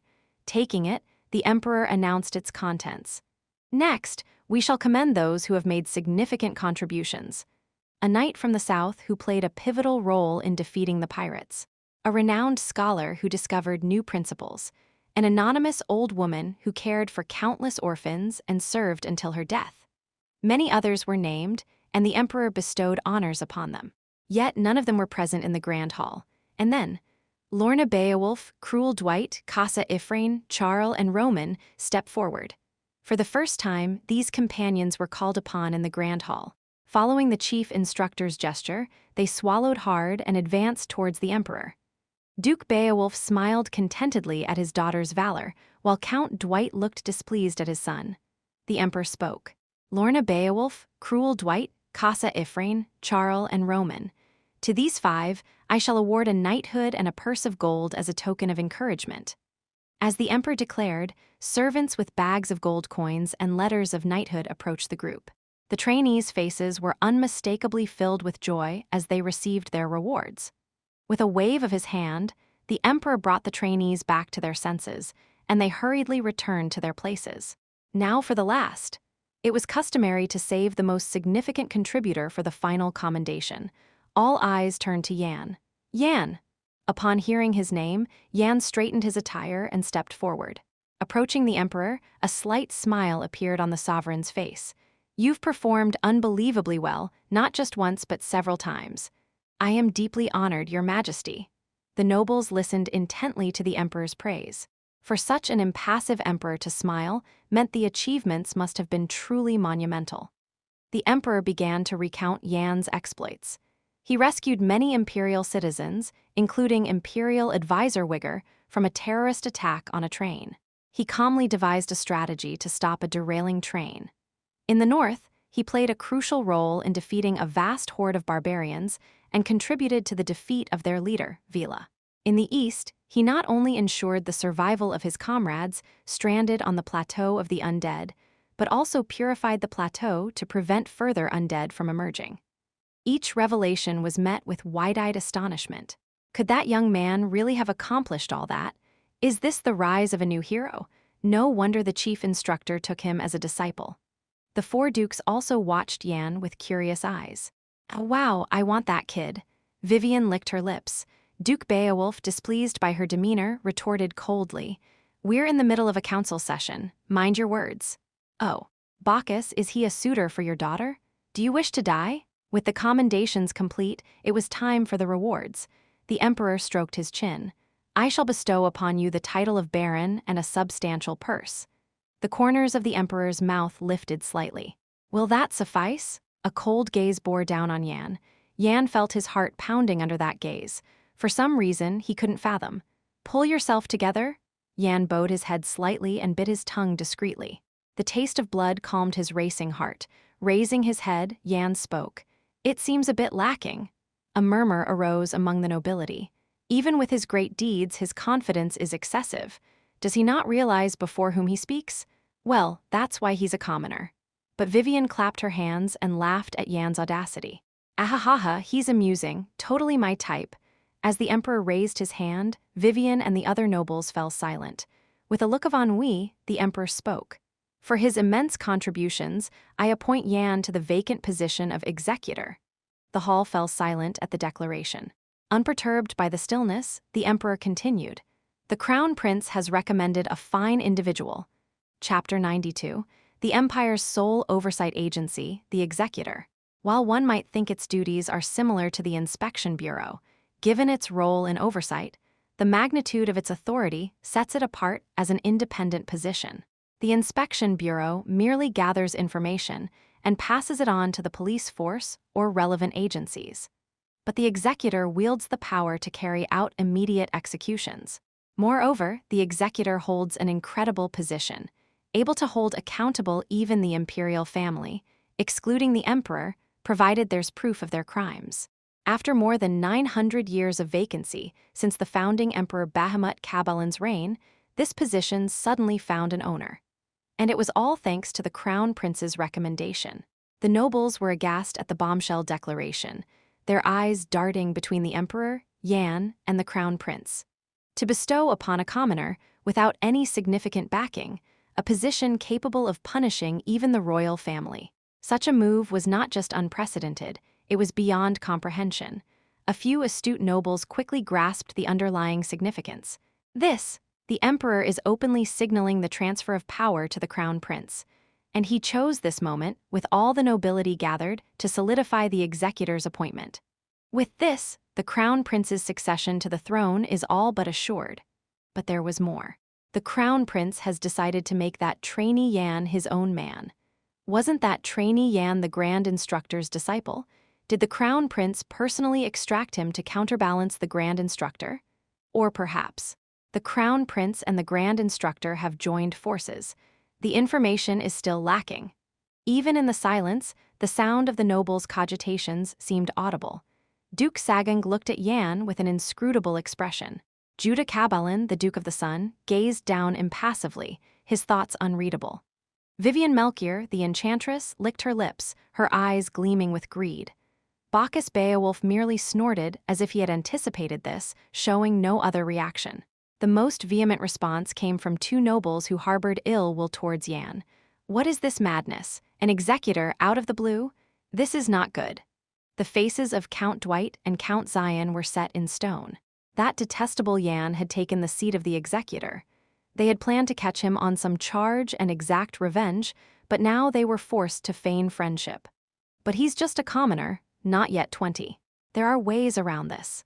Lacking in experience and maturity, there will be an opportunity someday. They swallowed their boiling hatred, promising retribution in the future. The trainees who had received knighthood were dumbfounded by the sudden heavy atmosphere. Amidst the confusion, the emperor continued. That concludes this meeting. The meeting ended, leaving chaos in its wake. After the royal council meeting, the Grand Instructor, leading the trainees outside, seemed to be in a foul mood. Head back to the training center on your own.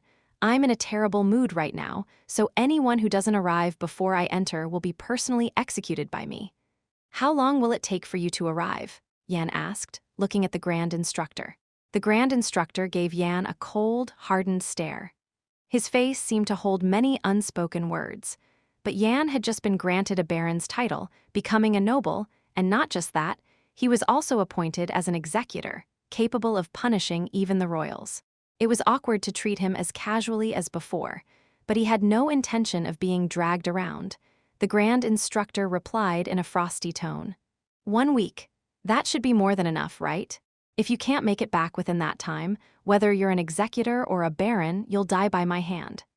Yes, of course. Yan grinned. With that, Yan and the other trainees, thinking they had received a week's vacation, returned to their quarters with joyous faces to pack their belongings. The Grand Instructor, after glaring at the trainees, swiftly turned and headed somewhere. The nobles who recognized the Grand Instructor made uncomfortable faces and steered clear of his path. He walked unhindered to where the Crown Prince resided. Leon welcomed the Grand Instructor, whom he hadn't seen in a while. Come in. Would you like a cup of tea? I think I'd prefer a cold drink after the blow I've just received. The Grand Instructor bared his teeth fiercely. At this, Leon laughed bitterly. It's because of the executor position given to that trainee, Yan, isn't it? You're well aware, I see. The Grand Instructor replied without hesitation. The Crown Prince sipped his tea, seemingly deep in thought. But the Grand Instructor had no intention of waiting for him. When did you coordinate this with that guy? Huh. As far as I know, there was no overlap between Yan's movements and yours, Your Highness. Leon paused, tea at his lips, then set down his cup and looked steadily at the Grand Instructor. The Grand Instructor's brow furrowed. Aren't you going to answer? It's not that I won't answer, you're simply mistaken. Really? I haven't had a direct encounter with that friend named Yan since the first exam. I haven't called or proposed anything to him either. Bang! The Grand Instructor slammed his hand on Leon's desk as if to break it. Then, what is this all about? Did you throw away the long-vacant executor position just to spite me? Calm down. Cool your head first, then we can talk. If you don't tell me now, I think I'll go mad. Answer me quickly. Leon sighed deeply at the Grand Instructor's anger. It was to protect you. What? There are rumors that the Special Task Force leader is targeting you. The Grand Instructor's eyes flickered. Why is the Special Task Force leader being mentioned all of a sudden? But his sharp mind quickly caught the implication in Leon's words. You mean this was a smokescreen to suggest we've joined forces? Yes. The Grand Instructor let out a hollow laugh. Was he supposed to believe this? It was certainly something Leon, who often overstepped his bounds to protect others, would do. With that thought, the anger that had reached his head slowly subsided. The Grand Instructor closed and opened his eyes. His flushed face had returned to its usual color. What do you mean the Special Task Force leader is after me? You've made a fool of Count Zion recently, haven't you? The Special Task Force leader called for Count Zion, and it's confirmed they met. Was this because he had ruined the task force leader's puppet in the East? Anyone else might call it a leap, but Count Zion was known to ruthlessly eliminate any slight annoyance. He had a history of toppling other noble houses over trivial disputes, so it was entirely plausible. That's not all. Have you ever killed a trainee at the training center? He was referring to the incident where he had killed a trainee who contested the results of the second exam. I killed because it was justified. Better to set a harsh example than to let discipline and order crumble. Leon rebuked the Grand Instructor in a low voice. I'm sure I told you not to take life lightly. I'm not your brother, so stop interfering in every little thing. I'll handle my own affairs. Leon closed his eyes and shook his head in dismay. He didn't like his half-brother, the Grand Instructor's actions, but now was not the time to lecture him. There were more important matters at hand. Anyway, there's a record of that child's family contacting the Special Task Force leader, and there are rumors, though unconfirmed, that they've visited several noble families. At least it's not a stretch to say that. But it's rather abrupt for the Special Task Force leader to expose himself like this, even if he wants to get rid of me. The task force leader had targeted him before, but it was always political maneuvering, never so blatantly. The Grand Instructor stroked his chin, pondering why the task force leader would instigate such a thing. Leon asked quietly, looking at the Grand Instructor. Have you ever severely interfered with the task force leader's work? The Grand Instructor's eyes suddenly sparkled as he remembered a reason worth causing a stir. Was it because of his daughter's disappearance? It seemed the task force leader had realized that he was behind the disappearance of his daughter, whom Yan had brought to the training center not long ago. Leon spoke with a calm gaze. Anyway, since you dislike the task force leader and I disapprove of his methods, it seems best to join forces for the time being.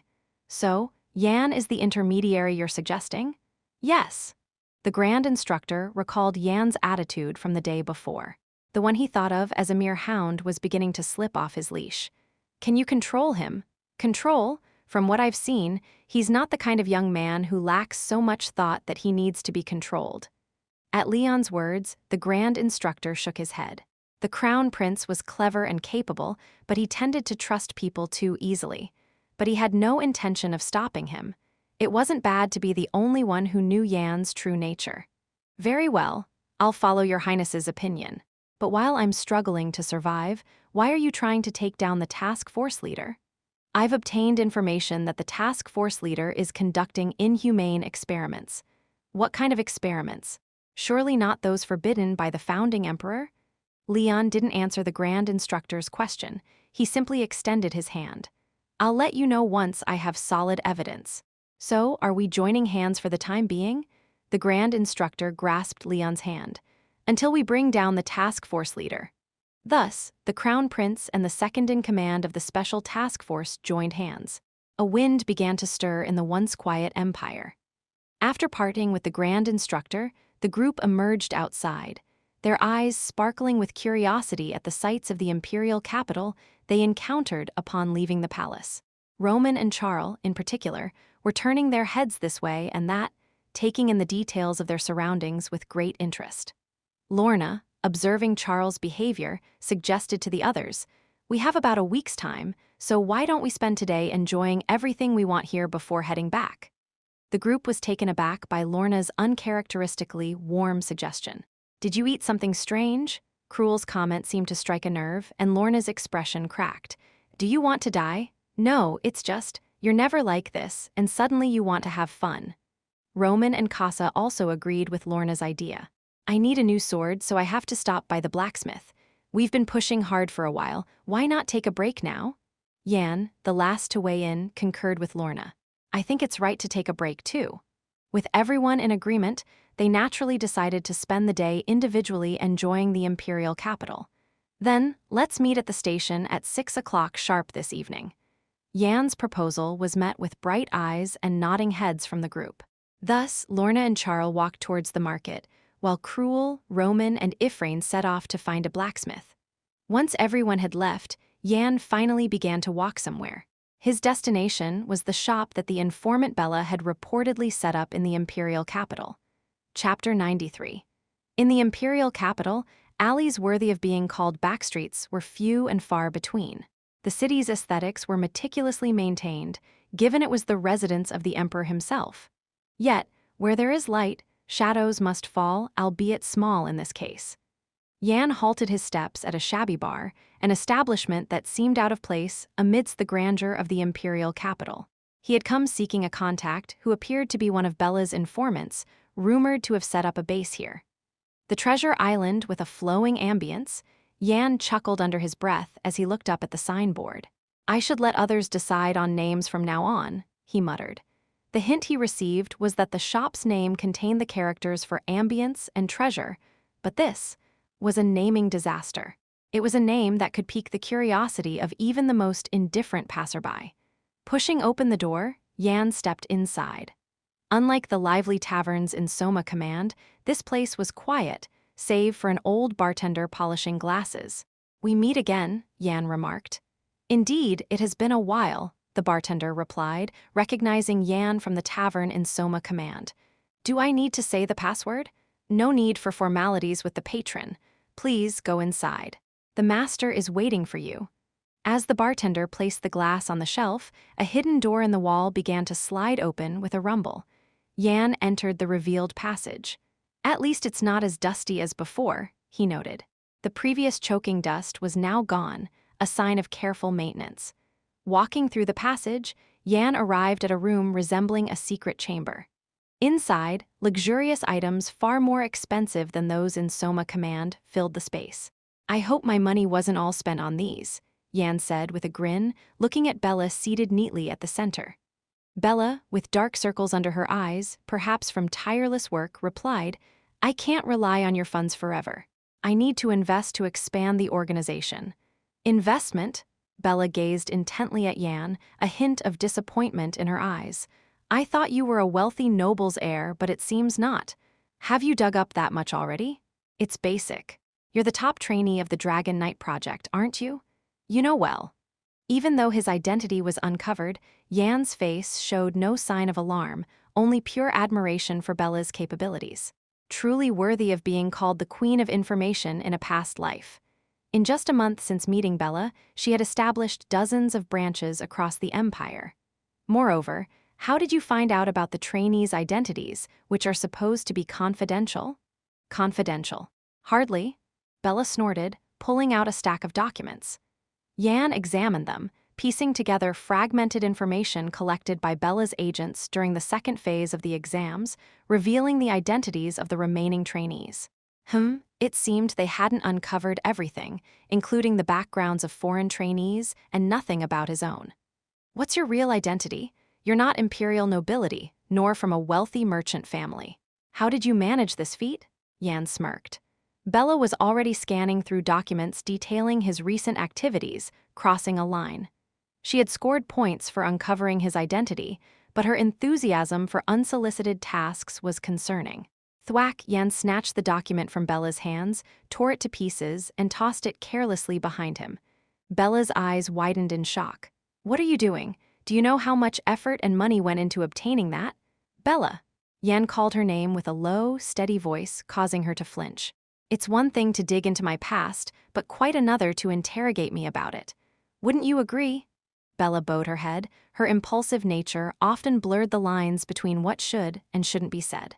Noticing the change in Bella's demeanor, Yan chuckled and placed a sack on her desk. "What's this? If you thought I wouldn't support you financially anymore and started investing, use this instead to expand the organization and gather information." The sack contained the reward money from the Imperial Palace. Bella stood up abruptly and peered inside. It was stuffed with gold coins, a sum several times larger than before. "So much? Just make good use of it. I stopped by to give you this." Yan turned to leave, but Bella stopped him. "Wait, sir. Yes, that pattern you showed me last time." Yan's eyes sparkled as he quickly approached her. "Did you find something? It's not certain, but it's not a complete loss either." Yan's face lit up with anticipation. He hadn't expected to receive information about the pattern so soon. His heart raced. If Bella's information was what he needed, there's no need to stay in the Dragon Knight project any longer. The only reason he had remained under the chief instructor was for information about that pattern. Bella handed him a document from the drawer. "Please take a look." Yan read each line carefully. "Information summary requested by number 1 regarding the pattern." "Are you number 1? "Yes." Yan nodded and continued reading. "A unique pattern was discovered in a mine about 31 kilometers southwest of Errol City. The pattern was confirmed to match the one provided by number 1, and an infiltration attempt was made. Although known as an abandoned mine, an unidentified armed group currently occupies the surrounding village. Considering the boxes regularly leaving the village, it's unlikely the mine is abandoned. The exact coordinates of the mine are." Yan memorized the document's contents and asked Bella, "Can we contact the person who obtained this information?" Bella shook her head. "They're dead." "What?" Yan frowned. Bella continued with a pained expression. "They lost their life to the armed group mentioned here, and we barely managed to retrieve the body. You have no idea how much trouble we went through to evade them, not to mention the cost. Any information on the armed group? They're completely unknown. The agent who collected this information was also killed while on the move. But it's not all bad. You said the body was recovered. At least we owe it to the family to return it. Let's see the body first." "Why?" "There's often more information on a body than you'd expect." Bella led Yan to an adjacent room filled with cold air to preserve the body. In the center lay a coffin, which Bella opened with gloved hands. Yan, also gloved, began to meticulously examine the agent's body, which was covered in wounds. From his past life's experience, Yan immediately recognized the marks of torture. Bella reassured him calmly, "Our organization operates in cells, so there's nothing to find. We moved the meeting place as soon as we received this information." "Good job."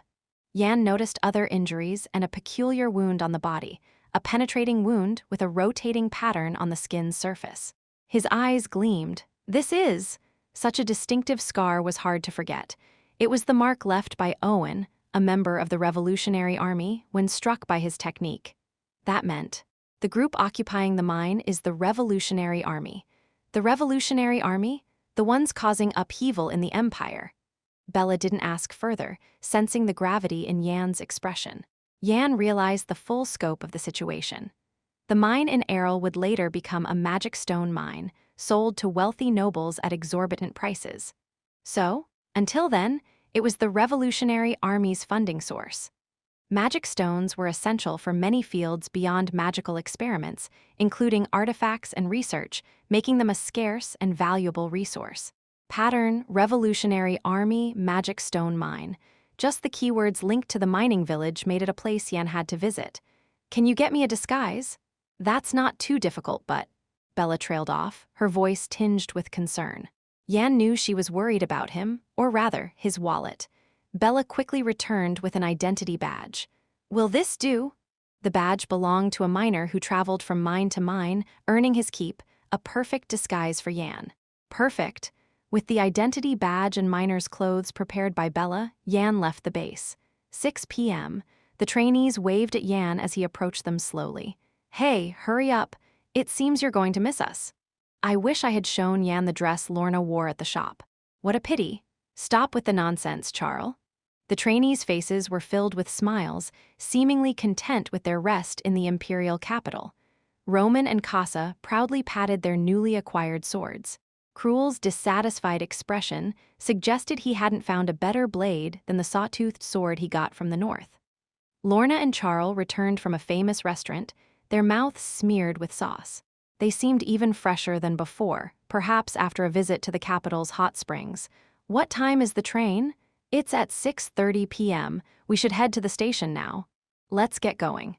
As the trainees prepared to leave, Yan raised his hand slightly. "I have some business to attend to, you guys go ahead." "Huh? What are you talking about? Didn't you hear the chief instructor? It takes 3 full days by train. What if something happens?" "That's my concern." Yan waved his hand dismissively. Cruel snickered and asked slyly, "Need a hand with anything?" "No." Yan's flat refusal made Cruel jump. In truth, Cruel had no intention of helping, even if asked. "Are you sure you don't need help? I prefer to handle this alone. Go on without me. Will you be able to arrive within a week?" "Of course." Confidently answering Casa and Roman's questions, the trainees looked at Yan with concern before finally departing. Yan watched their retreating figures, thinking to himself, "There's still no one I can truly trust." Even if there were, the journey to the mining village required disguises and false identities. Taking the inexperienced trainees could prove to be more of a burden than help. So, he decided to move alone. After ensuring the trainees were headed towards the station, Yan immediately sought out the gate manager inside the station and showed his badge. "What's your destination?" "Errol." At Yan's response, the gate attendant led him to where the gates were installed. Following behind, Yan's eyes sparkled with anticipation. "Finally, I'll be able to learn about the pattern." Chapter 94. Yan, having disembarked from the gate, donned his disguise and made a beeline for the mining village. As they neared their destination, Mammon, who had been quiet in his pocket, peeked out curiously. "The aura of the magic stone is palpable," Mammon noted, sensitive to mana as ever. The palm-sized creature spoke with such solemnity that it was endearing. Yan chuckled and playfully tapped Mammon's skull. "What are you doing? Stop that at once." "The texture's not bad," Yan remarked. You madman." As Yan teased Mammon, a sign heralding the entrance to the mining village appeared before them. "Welcome to the mining village." The playful expression on Yan's face vanished in an instant. "There's something you've been dying to find here, right?" Mammon inquired, though Yan had never mentioned it. Mammon was quick to pick up on things, even unspoken. Yan nodded silently.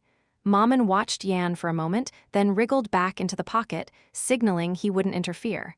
Without a moment's pause, Yan headed deeper into the village. "Nothing particularly special here," he mused. Aside from a large mine, the village was ordinary. Restaurants, taverns, a low-quality inn for miners, a general store, a blacksmith selling various tools, and the homes of the villagers. No trace of mana from the villagers or the miners roaming around. The rebels are definitely here. Finding where they were hiding was the priority.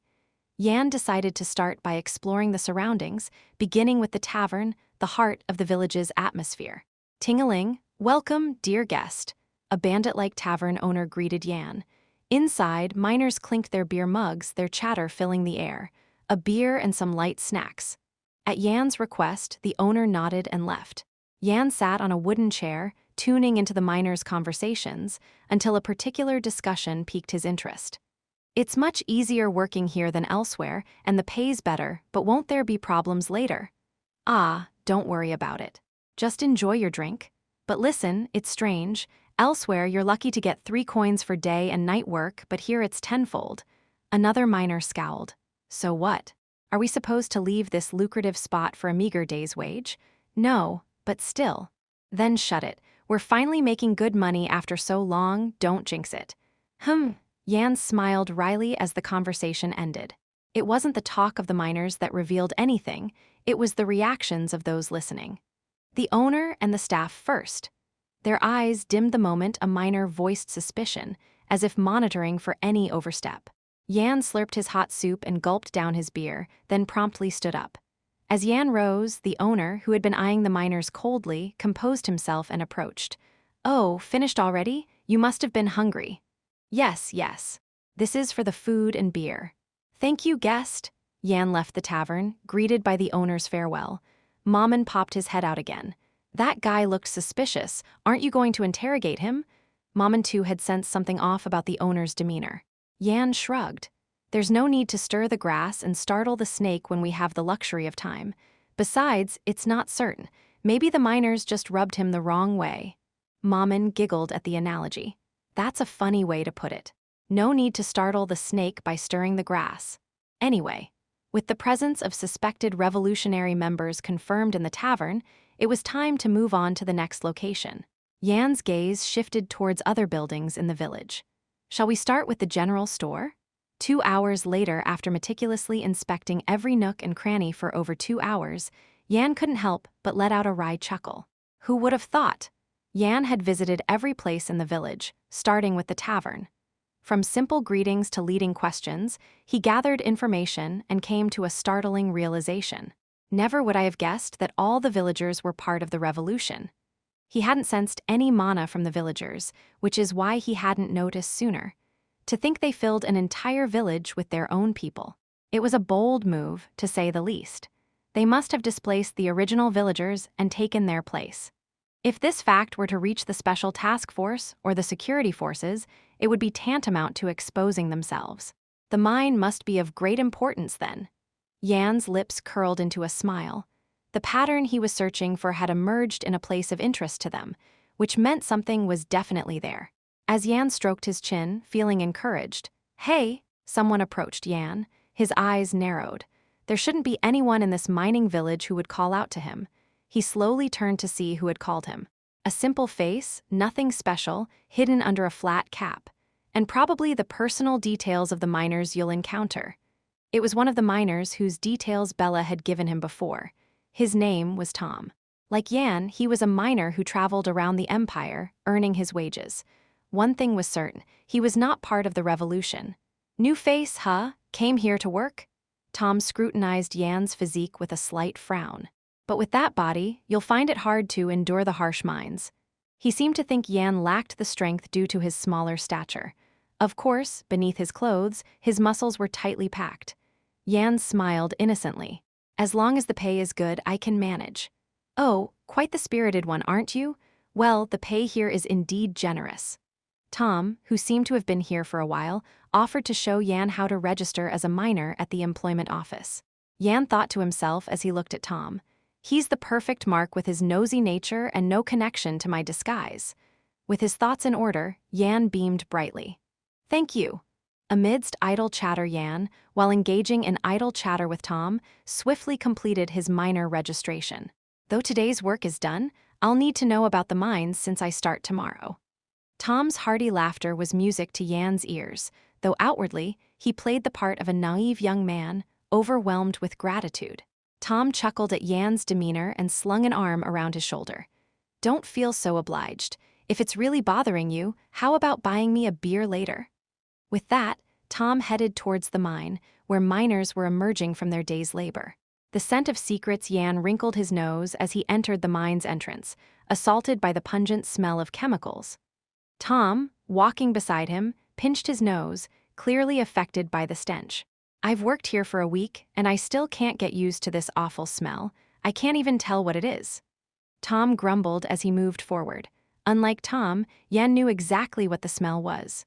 The drug needed for mining magic stones.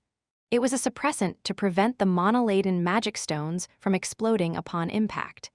The presence of this smell confirmed Yan's hypothesis from the moment he heard about this place. To the outside world, it seemed like a foolish consortium pouring money into a defunct mine. In reality, they were secretly scraping together magic stones, amassing funds without anyone's knowledge. As they ventured further in, they saw a few miners sweating over their pickaxes in a large clearing. "This is where you'll be working from now on." "It looks incredibly tough," Yan observed. Just then, a man supervising from atop a large rock spotted Tom and Yan and scowled, shouting, "Hey, you there!" Tom, recognizing the supervisor, tipped his hat and nodded. Yes, supervisor. Tom. Weren't you off duty? Tom laughed heartily, patting Yan's shoulder. He's a new recruit starting tomorrow. I was just showing him the ropes so he doesn't get lost on his first day. What?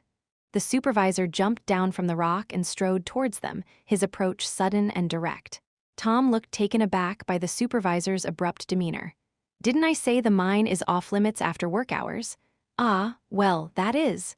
Tom broke into a cold sweat under the supervisor's sharp gaze. That's when Yan stepped in.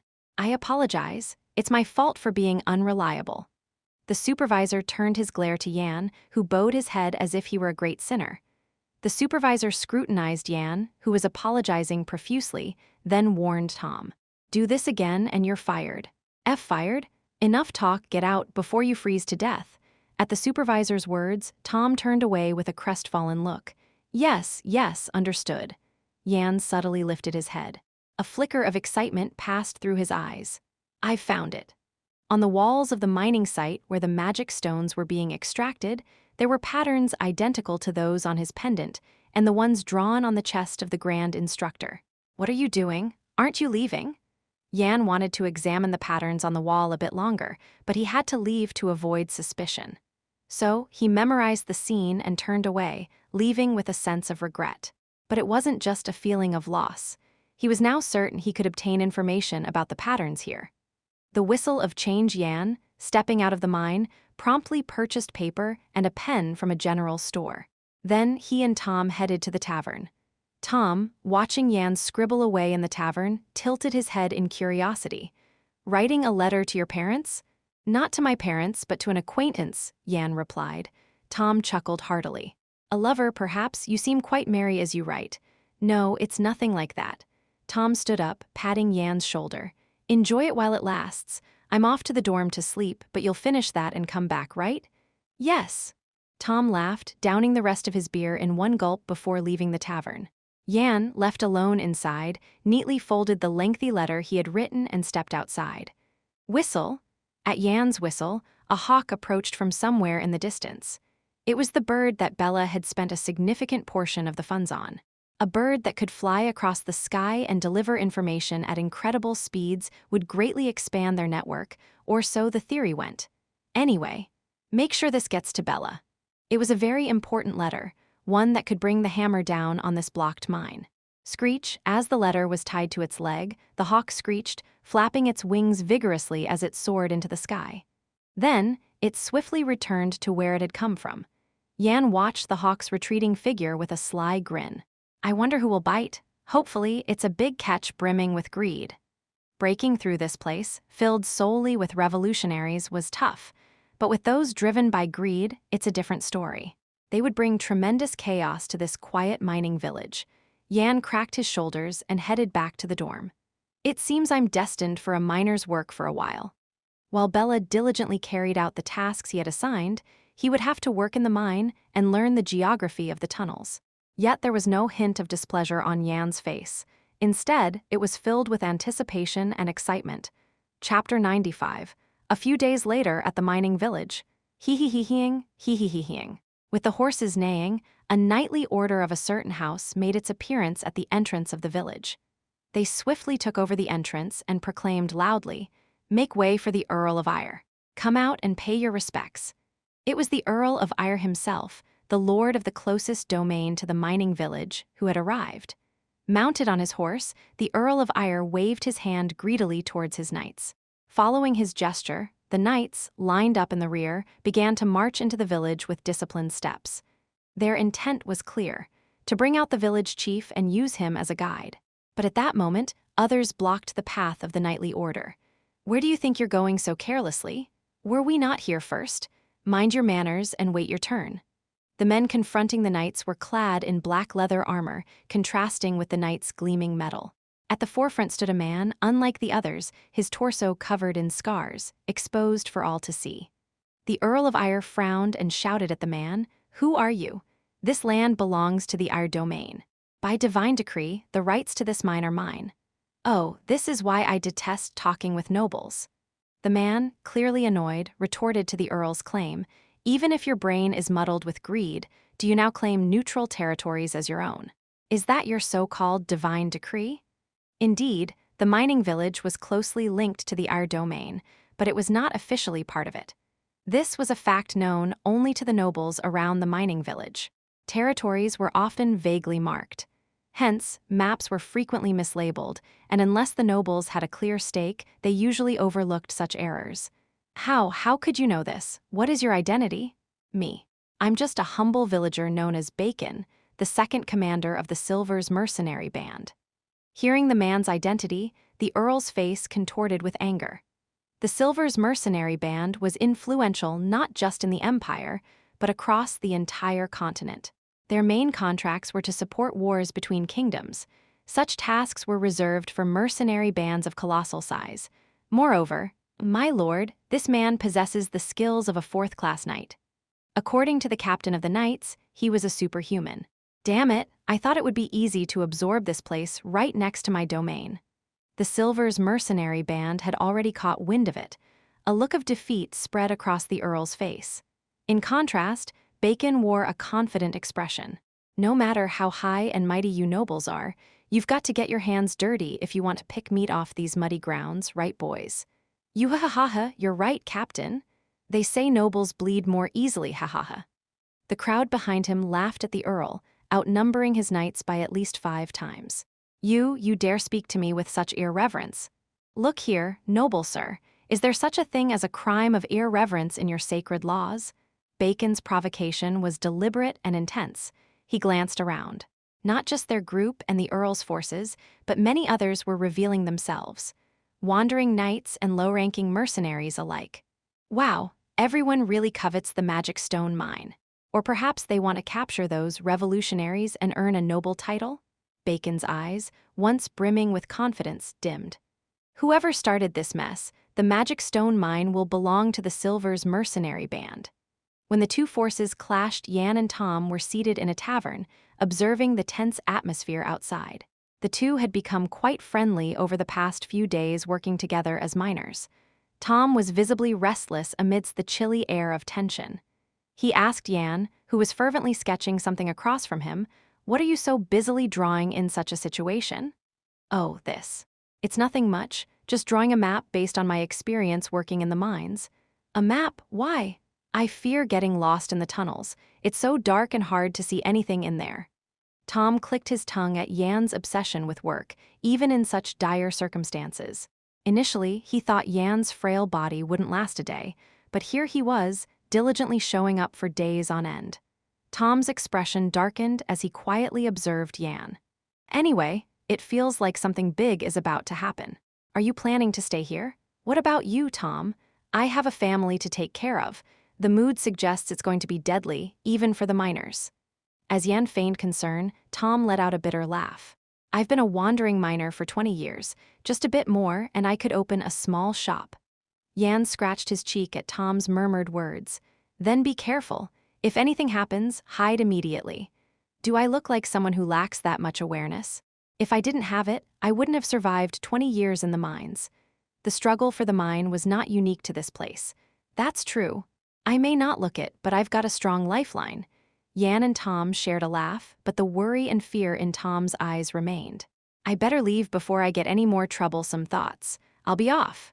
With a troubled heart, Tom quickly rose from his seat and returned to the inn. Yan, left alone, watched the conflict between the two forces and smiled contentedly. "Perfect." Just then, someone naturally took the seat Tom had vacated. It was Bella, who had come to report the results after completing the task Yan had assigned her. She looked at the near-chaotic scene and asked, "Is it really okay to stir up such trouble?" "Of course." Bella rubbed her eyes at Yan's confident assertion. Not long ago, when she was enjoying a leisurely life in the imperial capital, she received a letter from Yan, who had left for the mining village. The letter instructed her to spread the information he provided throughout the empire. The first piece of information was that a supposedly abandoned mine near the Our domain was actually a magic stone mine with guaranteed vast reserves. The second was that a rebel force called the Revolutionaries had nested there, and capturing them could lead to immense merit and a meteoric rise. Before spreading the information, Bella racked her brains to figure out Yan's intentions, but it only gave her a headache. So, without understanding his motives, she disseminated the information far and wide. What's the goal that you've even drawn in such a big fish?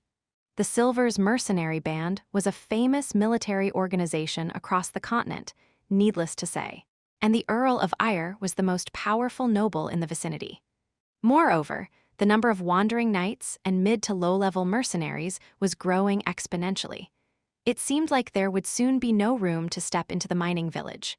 Yan simply smiled in response to Bella's question, offering no answer.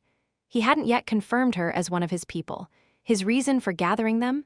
Simple, a smokescreen. He had drawn in the big fish to divert attention away from himself, while he searched for information about the revolutionaries and the sigil. Even the revolutionaries had their limits in terms of available personnel, and they would likely focus on monitoring these big fish. One of the captains of the Silver's mercenary band and a noble of the Earl's rank. This is beyond my expectations. Yan was visibly impressed with the outcome. Bella shouted irritably from the side, "Aren't you going to answer me? It's a test. Guess why I called them here. If you're right, I'll give you a reward." "Why you?" Bella bit her lower lip. After a while, she hesitantly asked, "Is it money?" Yan chuckled and turned his head to check if any other big fish had arrived. His gaze settled on a group of low-ranking mercenaries in shabby leather armor. They weren't particularly noteworthy, but Yan snickered at the sight of them. Ha! Their disguise might fool others, but not Yan's eyes. The very familiar disguise technique, the orderly gait, the eyes meticulously scanning the surroundings while pretending to be surprised by the spectacle. They've even involved the special task force. These were not the clumsy ones he had seen when rescuing Leah. Judging by their disguise skills and the habits that occasionally showed, their abilities seemed certain. And among them, the most unremarkable-looking man, Special Task Force Officer Jin. Yan knew him from his previous life, a real deal unlike the parachuted secretary he had recently faced. Yan's lips curled into a smile. This is getting interesting. The game had become more thrilling than he had orchestrated. Officer Jin's dilemma. Officer Jin of the Special Task Force found the current situation utterly distasteful. Having investigated the revolutionaries for a long time, he had finally traced their funding source to this location. An abandoned mine that was actually a magic stone mine, the revolutionaries hiding within. He had known these facts for months. Now, all he had to do was wait for the key figures to show up in the mining village and then capture them all in one fell swoop. But as he waited, an unknown person scattered their information everywhere. When he realized this, he immediately captured those spreading the information. However, aside from the fact that they were promised a few coins to loudly share the written content, no further information could be extracted. Who exactly is behind this? He wondered if it was a ploy to flush out the revolutionaries, but the scale of the operation seemed too large for that. Nor did it seem like a greedy grab for the magic stone mine. There was no need to spread the information so widely. If only I had a bit more time, I could have figured out who was behind this and planned accordingly. Any delay would give the revolutionaries just enough time to cut their losses and flee. And then, your newfound fame has made you arrogant, a lowlife who trades lives for money. Consider yourself lucky that your head hasn't been requested by us. Who knows, maybe next time I'll be visiting your very own home. The Earl of Ayr and the Silver's mercenary band.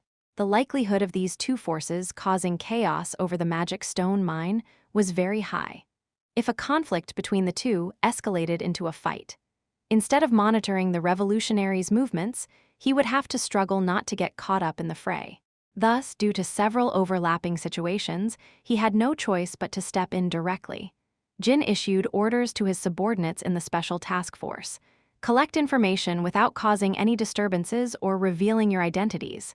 Yes, yes, yes. With their responses, his subordinates naturally dispersed. They blended seamlessly into the crowd of other mercenaries. Jin closed his eyes. Whoever set this stage, it doesn't change our mission. We only capture terrorists. With that, each force, reminded of their ambitions and goals, entered the tunnels. Chapter 96. Despite entering the tunnel, the tension between the Silver's mercenary band and Earl Ayr's entourage showed no signs of waning. "Please, go ahead. We'll ensure your safety from behind. HMPH, you call that an offer now? Why don't you go down first? We'll firmly support you from the rear. To verify the presence of magic stones, one must venture inside the tunnel. Yet, if the spreader of this rumor had ill intentions, it wouldn't be surprising to find traps laid within. As the Silvers and Earl Ire growled at each other, their gaze shifted towards the incoming group of low-ranking mercenaries. It seems we're of the same mind, aren't we? Ha, indeed it does. They turned their swords, previously aimed at each other, towards the unsuspecting newcomers. What's this? Why are you suddenly turning on us? The low-ranking mercenaries drew their swords in panic, but the Knights of House Ire and the Silvers only sneered. Do you really think your feeble swords can pierce this armor?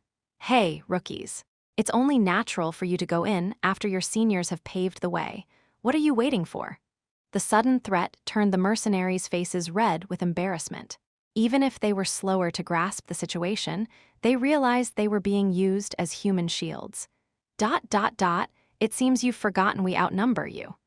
The man leading the largest group of low-ranking mercenaries stepped forward, but Bacon of the Silvers merely snorted at his words. A bunch of nobodies, no matter how many, are still nobodies. Or would you like to prove otherwise? Don't you realize that if this gets out, it could tarnish the reputation of the Silvers' mercenary band? We might get cursed as the bad guys. But isn't that the truth? Both of us kill for a few coins. Isn't that right? Bacon licked his lips, causing the man to tremble with anger. He hadn't expected such a large mercenary band to be so brazen. Earl Ire, watching from the side, suggested with a political smile, "How about this? If you go in and find a magic stone, I'll acknowledge your claim to any you discover. Does this proposal satisfy you? Do you think we came all this way just for some petty cash?" The man's shout wrinkled Earl Ire's face. Then, he switched from carrot to stick. "Shall I order my knights to remind you why you came here by taking your heads? You know better than anyone that you can't be the main act here." The man flinched at Earl Ire's piercing words. Before arriving, he had hoped to play a leading role, but seeing the assembled powers, he had to abandon that thought. The strength of the Silvers and House Ire was enough to sweep away any credit they might claim. Hence, the low-ranking mercenaries had banded together to oppose these two forces, never expecting them to join hands. The man gritted his teeth. It was a dilemma. Even if they retreated, the two men, now with a clear purpose, wouldn't let them leave unscathed. "Very well, we'll go down." The mood among the mercenaries behind him turned gloomy as they realized the situation. On their way to the mining town, they had dreamed of becoming heroes of fortune, never imagining they'd end up as mere cannon fodder. You've made a wise decision. Now that's more like a mercenary. Indeed, a mercenary follows orders. Bacon and Earl Ire commented, and the man swiftly turned around. He then addressed the gathered knights and low-ranking mercenaries. "We will be the first to enter the tunnel. If anyone has a problem, step aside. No, everyone must go in. If there was a problem, you shouldn't have come in the first place." Bacon's interjection stopped several mercenaries who tried to leave. "What right do you have to order us around? Does the Silvers' mercenary band have the right to look down on fellow mercenaries? I'm out of here." As a few mercenaries expressed their discontent and tried to leave the tunnel, the Silvers' members blocked their path. Bacon, with a cold smile, drew his sword fiercely and thrust it into the ground.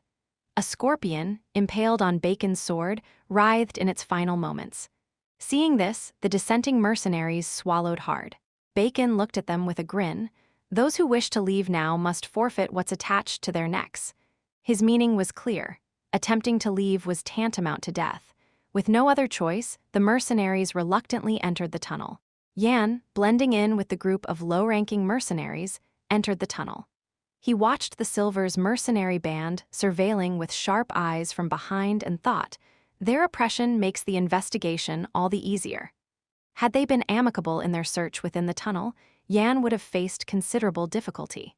But now they were at odds, deepening their conflict, a perfect situation for Yan, who needed to cause as much chaos as possible. "Damn it, I'm starting to worry we'll die without accomplishing anything. I don't want my bones buried in this dark, gloomy mine. Just wait till I get out. I'll make sure to take on a job with the Silvers' mercenary band. I'll tell all the mercenaries I know about Earl Ire's true colors. It may start small, but soon no one will accept his commissions." The low-ranking mercenaries entering the tunnel steadily built up their resentment towards the Silver's mercenary band and Earl Ire. Yan confirmed their disgruntled expressions and turned his head, seeking the disguised Special Task Force members.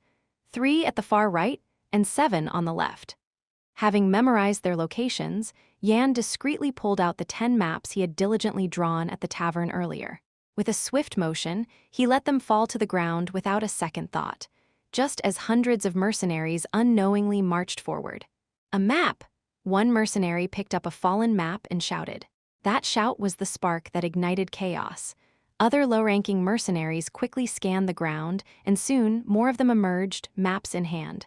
Look, this map shows where the magic stones are piled up. With this, we won't have to grovel to those above. Hurry, get inside. Before those damned fools catch on. The tunnel descended into pandemonium in an instant. The low-ranking mercenaries, considering the suddenly acquired maps as treasure maps, rushed towards the marked locations. A Silver's mercenary band member, observing from a distance, widened his eyes at the sudden turn of events. Why are those fools suddenly rushing about? The low-ranking mercenaries, who had been walking out like condemned prisoners, now ran towards various locations as if possessed. The pitch-black darkness hindered the visibility of their destinations. A Silver's member shouted towards his comrades at the tunnel entrance. Something's happened, we need to go in and check it out now. Hearing this, Bacon, who had been observing from afar, spat out in annoyance. What trouble, they should be quietly checking for traps. The vanguard that went in has suddenly started running somewhere, and I think I heard them say they found a map. What? Bacon's eyes bulged at his subordinate's report. He had interrogated the miners and residents working here, and there was no mention of a map. A map all of a sudden? Before he could fully grasp the odd feeling, a thought crossed Bacon's mind. If there was another exit besides this one, and if there was a warehouse where the accumulated magic stones were stored. Bacon's face contorted with urgency. Earl Ire, who overheard the report to Bacon, was equally frantic. We're going in now? My lord, it's dangerous inside. Please wait out here. Shut up, I need to see it with my own eyes. Earl Ire brushed off the knight's concern and was about to step into the tunnel. With a swift move, a Silver's mercenary band member guarding the entrance blocked Earl Ire's path. Rage flared in Earl Ire's eyes. A mere commoner, a lowly mercenary, dared to block his way. Move aside, the captain ordered us to block anyone from entering. Earl Ire clenched his fist. Then, turning around, he shouted at Bacon with a furious voice. Bacon, clear this at once. Earl, can't you see I'm thinking? Wait there until I've sorted out my thoughts. How dare a mere mercenary speak to a earl like that? With a metallic ring, Earl Ire's knights drew their swords. In response, the Silver's members also drew their weapons fiercely. A deadly tension filled the air. The atmosphere was so charged that it seemed ready to explode at any moment, and Earl Ire sneered. Is this really the time for us to be at each other's throats? Then shut your mouth, will you? You too, be quiet. Can't you see the loss if all these mercenaries escape with a magic stone through another exit? Challenged by Earl Ire's cold question, Bacon bit his lip. He was right. Now was not the time to confront Earl Ire, but to deal with the low-ranking mercenaries who had gone inside. Open up! At Bacon's irritated command, the mercenary blocking the passage stepped aside. Earl Ire, with a snort, said, Keep on thinking there. With that, Earl Ire led his knights into the tunnel. Bacon then shouted in an irritated voice, We're going in too. We must collect all the maps, no matter what it takes. After giving the order, Bacon sprinted into the tunnel at breakneck speed. The Silver's mercenary band followed him with a fearsome momentum. And so, the battle for the Magic Stone Mines map unfolded. Chapter 97. In the midst of sudden chaos, Jin, an officer of the Special Task Force, was not greatly perturbed. He had known there was a mastermind behind this mine incident. Was this situation deliberately induced? Jin surveyed his surroundings. The darkness hindered the sight of others, but his vision was as clear as day. The lower-ranked mercenaries struggled to protect the map, while the pursuing Silver's mercenary group and Earl Ire's knights aimed to snatch it away. The sound of flesh being sliced could be heard everywhere. It was a complete pandemonium, a term that fit the situation perfectly. Ah, no, that's mine. Thwack. You should have handed it over when asked nicely. Right beside Jin, a member of the Silvers plunged his knife into the throat of a lower-ranked mercenary holding the map. Roughly extracting the map from the grasp of the fallen mercenary, the Silvers member was about to report this when suddenly, crack, gawk. A strong force constricted the throat, silencing any cries. The Silvers member's face turned deathly pale. He flailed desperately, trying to remove the person behind him.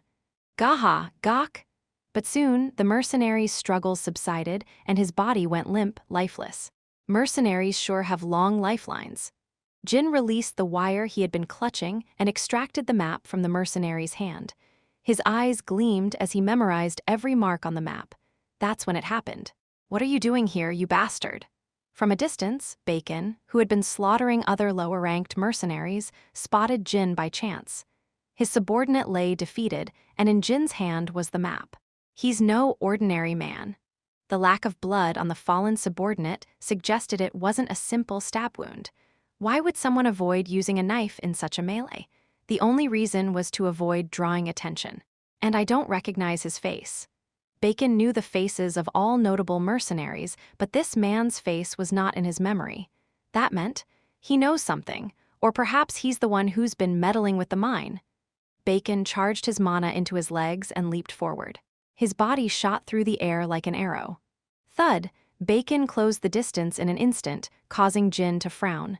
Bacon, the captain of the Silvers' 2nd Division, estimated combat level just above grade 4. For Jin, who was at a mature grade 5 level, a direct confrontation was to be avoided. Jin retreated, flicking his fingers a couple of times, a signal to the other waiting Special Task Force members to seize the map and rendezvous. "You think you can escape me?" Bacon gripped his sword tightly and swung it in the direction Jin was fleeing. A blue aura burst from the sword, rushing towards Jin threateningly. Dark sky technique night walk, swoosh, boom, rumble. Jin melted into the darkness, and Bacon's aura struck only the innocent stone wall. As the presence vanished, Bacon stomped the ground furiously. Damn bastard! It was certain the man knew something. And the ease with which he dodged Bacon's aura indicated he was no ordinary fighter. Bacon's nose twitched. Amidst the smell of oil and foul drugs, he caught the scent of that man. His head turned swiftly in another direction. A slight smirk formed on his lips. He hasn't gotten far. Bacon started sprinting towards the direction of the suspicious scent. Jin clicked his tongue, sensing Bacon's pursuit. He knew mercenaries relied heavily on their senses, but he hadn't expected Bacon to pinpoint his location by scent alone. Jin recalled the contents of the map. Everything he had observed while disguised as a lower-ranked mercenary within the tunnels mostly matched. The map seemed genuine enough, but something feels off. Would the mastermind have let go of the map so easily? It was more logical to assume the map was scattered with a purpose. Considering the situation caused by the map, the momentary truce between Earl Eyre and the Silvers was broken as soon as the map was discovered, plunging them into battle. The situation had escalated so quickly that Jin found it difficult to meet with the other Special Task Force members. The tunnels had turned into a complete battlefield. Jin's eyes darkened. From the Special Task Force to Earl Eyre and the Silvers, it feels like we're all being played by someone. Whoever designed this was dangerous. As Yan slipped away from the map's territorial skirmish, he made his way to the opposite direction. The map showed nothing but an empty lot. A likely haunt for the revolutionaries, he mused. Thanks to Yan's annotations, others steered clear of this area. Yet, he remained vigilant, aware that low-ranking mercenaries fleeing the melee or their pursuers might still appear. Yan arrived at the site supervisor's office, a location he'd noted while toiling as a miner. There, several bodies, likely miners, lay abandoned. The door to the supervisor's office, previously visible, was now replaced by a stone wall. To the uninitiated, it was easily overlooked, but Yan, familiar with the scene, found it inconsequential. Artifacts or magic at work, he deduced. Drawing a scallon from his subspace pocket, he traced a line where the door once was. SSSHHH. With a sound akin to slicing paper, the magical seal camouflaging the stone wall vanished, revealing a door. A door well known to Yan. He opened it and stepped inside. The supervisor, who had been menacing just days before, now sat head bowed, gnawing at his nails. "What are you doing here?" Yan inquired. Startled, the supervisor looked up, recognizing Yan and furrowing his brow. He grabbed a hand axe from the small wooden desk and yelled, "You insignificant minor scum! Leave if you wish to live!" Then, a realization dawned on him, his eyebrows arching. The door Yan had entered through should have been disguised by an artifact. How did he get in? The Yan he knew was just a common miner from the countryside. Something was amiss, and he realized it. Yan asked calmly, "Supervisor, are you with the revolutionaries?" "What? How could you know that?" The supervisor recoiled in shock. Yan approached him slowly. "You? What are you?" The supervisor stammered, having thought Yan was just an ordinary country miner who shouldn't know about the revolutionaries. Yan pressed a scalpel to the supervisor's throat. Feeling the deadly blade's edge, the supervisor broke into a cold sweat. "Let's make this easy," Yan suggested, extending a pendant hanging around his neck towards the supervisor. Seeing it, the supervisor's eyes widened. His sweaty, rolling eyes suggested, "You're under a gesh too," Yan chuckled. Filling the mine with symbols and then a gesh, whose idea was this? Quite the perverse taste. Yan shook his head in disapproval, then gestured towards the door. "Are those bodies outside you're doing?" "I had no choice, they came begging for life." "Why did you have no choice?" The supervisor clamped his mouth shut, unable to justify hiding such worthless miners. "Please save me, I had no choice either.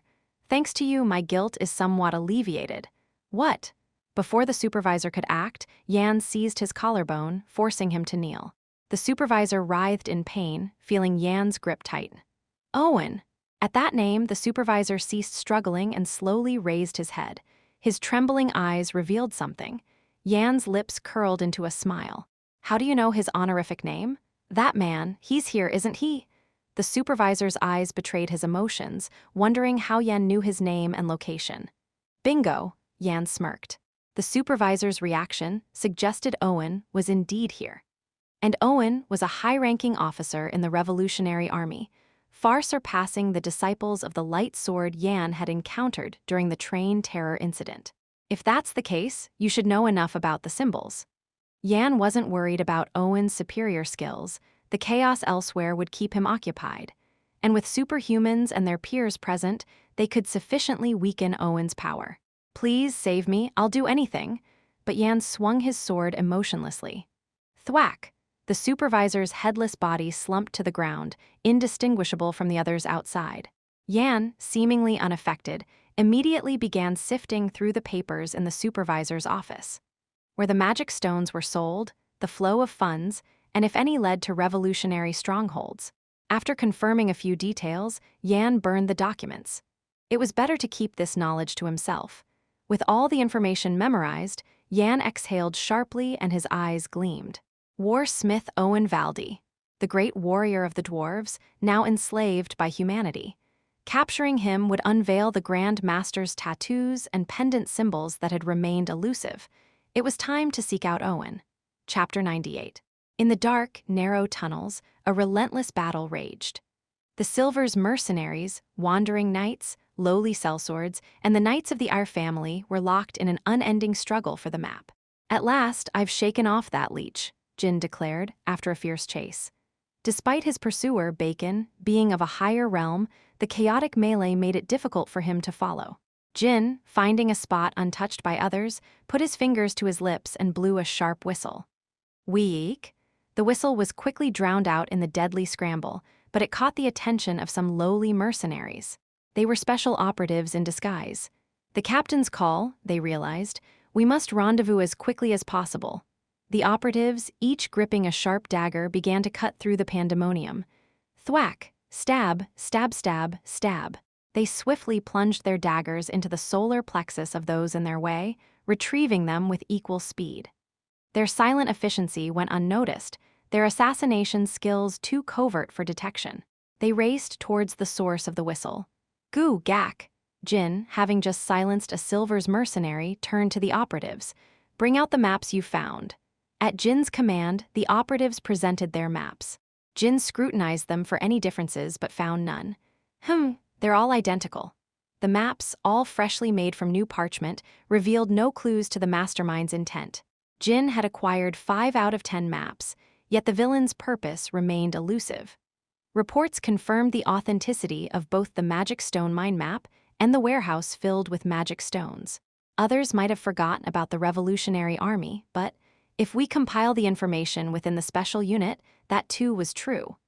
Everything deemed false turned out to be true, further obscuring the mastermind's motives. Then, something caught Jin's eye. Earl Eyre and his knights were stealthily withdrawing from the fray, heading towards the exit. Jin's eyes narrowed.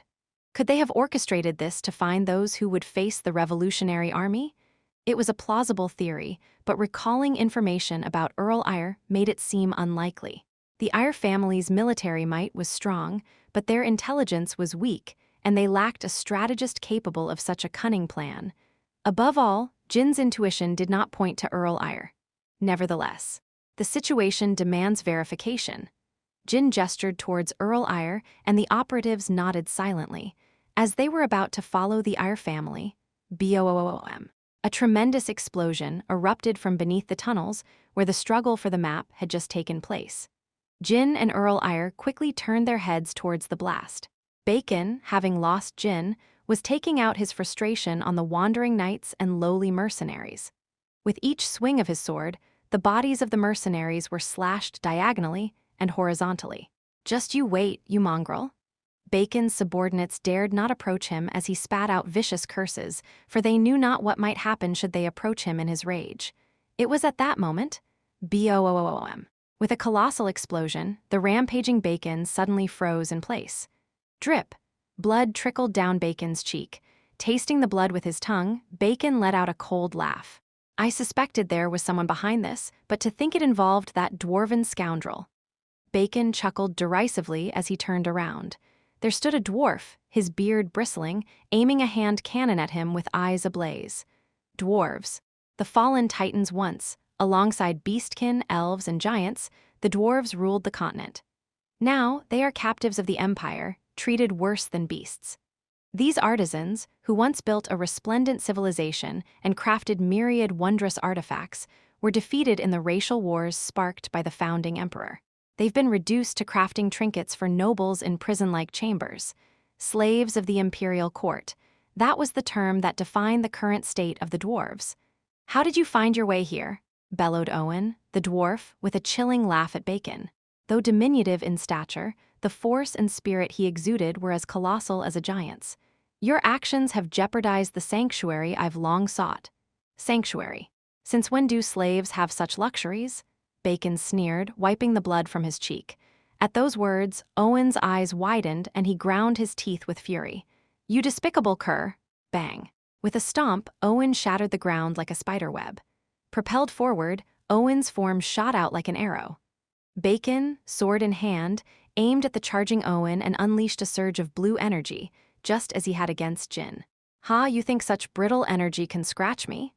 Owen, facing the incoming energy, showed no intention of dodging. Instead, he scoffed, leaving Bacon flustered by his audacity. As the energy blade neared his forehead, Owen raised his left arm. The energy clashed with Owen's arm. Boom, rumble, a dust storm erupted within the tunnel, not a sound of slicing, but of collision. Bacon frowned. Not even a scratch from the energy? Whoosh! Owen burst through the dust cloud at breakneck speed, now wielding a greatsword larger than himself. "Die, human!" With a thunderous cry, Owen swung the greatsword down with enough force to cleave Bacon in two. Bacon hastily retreated. Crack! As the greatsword embedded into the ground, Bacon was about to sigh in relief when, click, without pause, Owen aimed his hand cannon at Bacon. Sizzle. The fuse burned down, ready to explode at any moment. Bacon gritted his teeth. A warsmith, was it? Warsmiths, the chosen champions of the dwarves, once protected their people with weapons influenced by their advanced civilization, each a near superhuman force. But I heard no dwarf survived the racial wars to inherit the title of warsmith. Bacon, too, would have been unaware of the warsmiths had he not wandered the continent, gathering tales. Bang, bang. 2 shots fired from Owen's hand cannon. Too late to dodge. As the projectiles flew at him, Bacon gripped his sword tightly and swung at them. If he couldn't dodge, he'd slice through. But the projectiles didn't slice, they exploded. Boom. Bacon's hand trembled as he held his sword. Even for one who had reached the realm of superhumans, It seemed impossible to cleanly slice through a projectile meticulously crafted by a dwarf. Bacon, sent flying backward, felt a flicker of fear at the sight of Owen charging with terrifying momentum. The sight of him, undeterred by the immense firepower, was reminiscent of a vengeful spirit. This is a warsmith. His arm, still numb from the explosion, had yet to regain full sensation. Bacon quickly pulled something from his pocket. Owen, charging with a face twisted in rage, grimaced at the sight. Smoke bomb? As soon as he identified it, Bacon threw it to the ground. FSSSSSS. The smoke bomb released a stream of gray gas upon impact. In an instant, the gray gas swelled and filled the tunnel. Owen roared in anger. "Do you think you can escape me?" Explosions echoed repeatedly through the gray gas. His resolve to land at least one hit on Bacon was clear. The cunning of Jin, a web of intrigue from a distance, Jin surveyed the chaos and shifted his focus from capturing the Count to ensnaring Owen. After all, the revolutionaries had always been their primary target. Even if Earl Eyre was plotting something outside, Jin doubted he would dare to harm the Special Task Force, risking total annihilation. Extracting a wire from his cloak, Jin wrapped it around his wrist and headed towards the tumultuous tunnel where the battle raged. "What a mess they've made," he muttered. The tunnel was filled with a pale gas, obscuring vision, and the ground was littered with the bodies of knights and mercenaries, casualties of Bacon's massacre and the aftermath of Owen's fight. "Where are you hiding, you rat?" Owen's furious shout echoed in the distance. Jin pinpointed Owen's location and began to move. To miniaturize a cannon to such an extent. I hadn't realized our current technology was capable of this.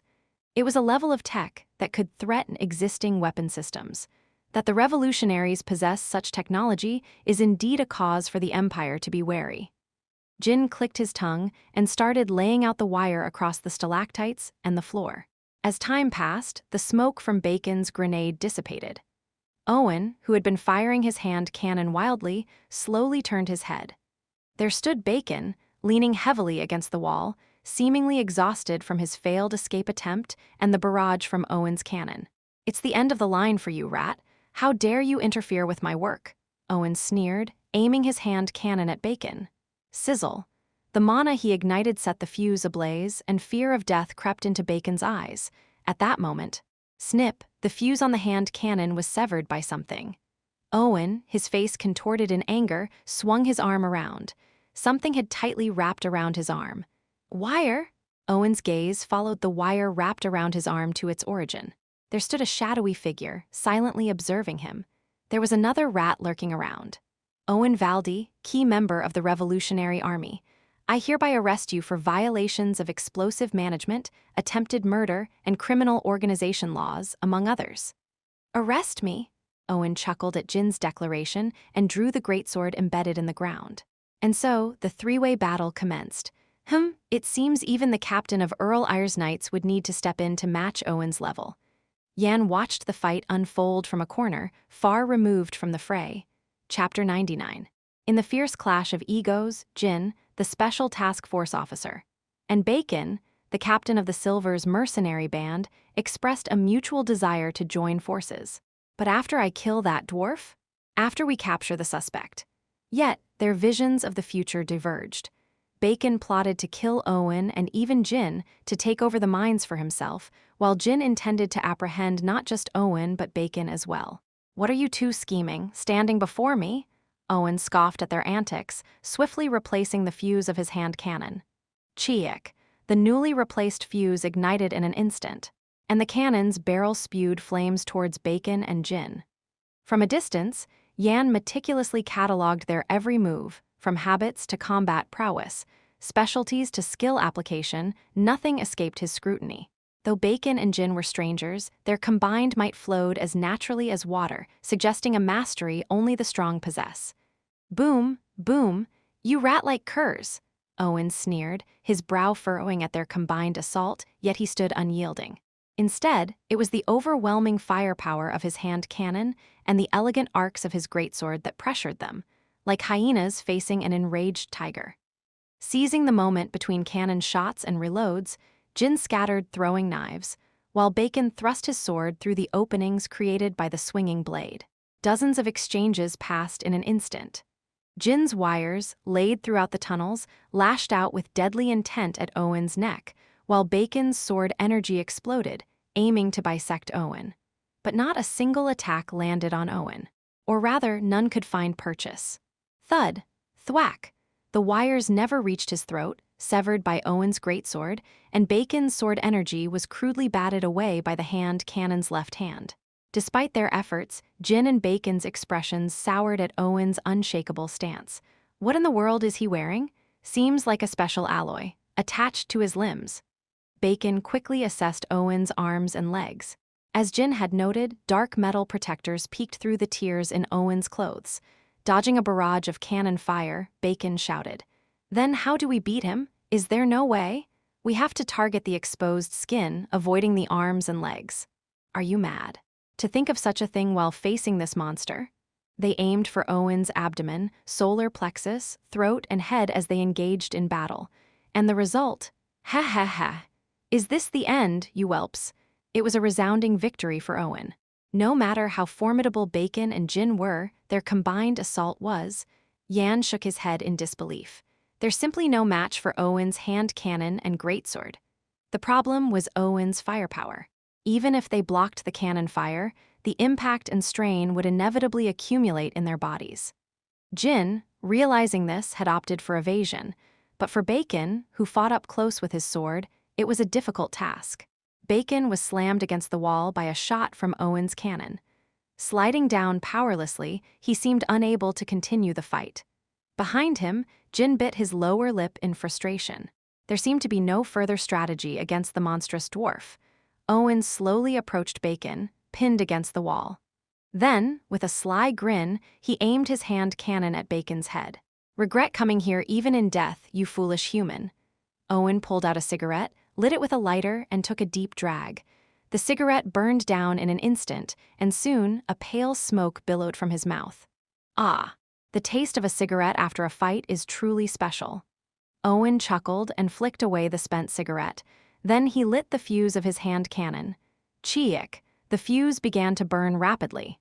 Bacon coughed, staring blankly at the hand cannon. Yan heaved a deep sigh as he observed the scene unfold. As expected, those two couldn't stop Owen.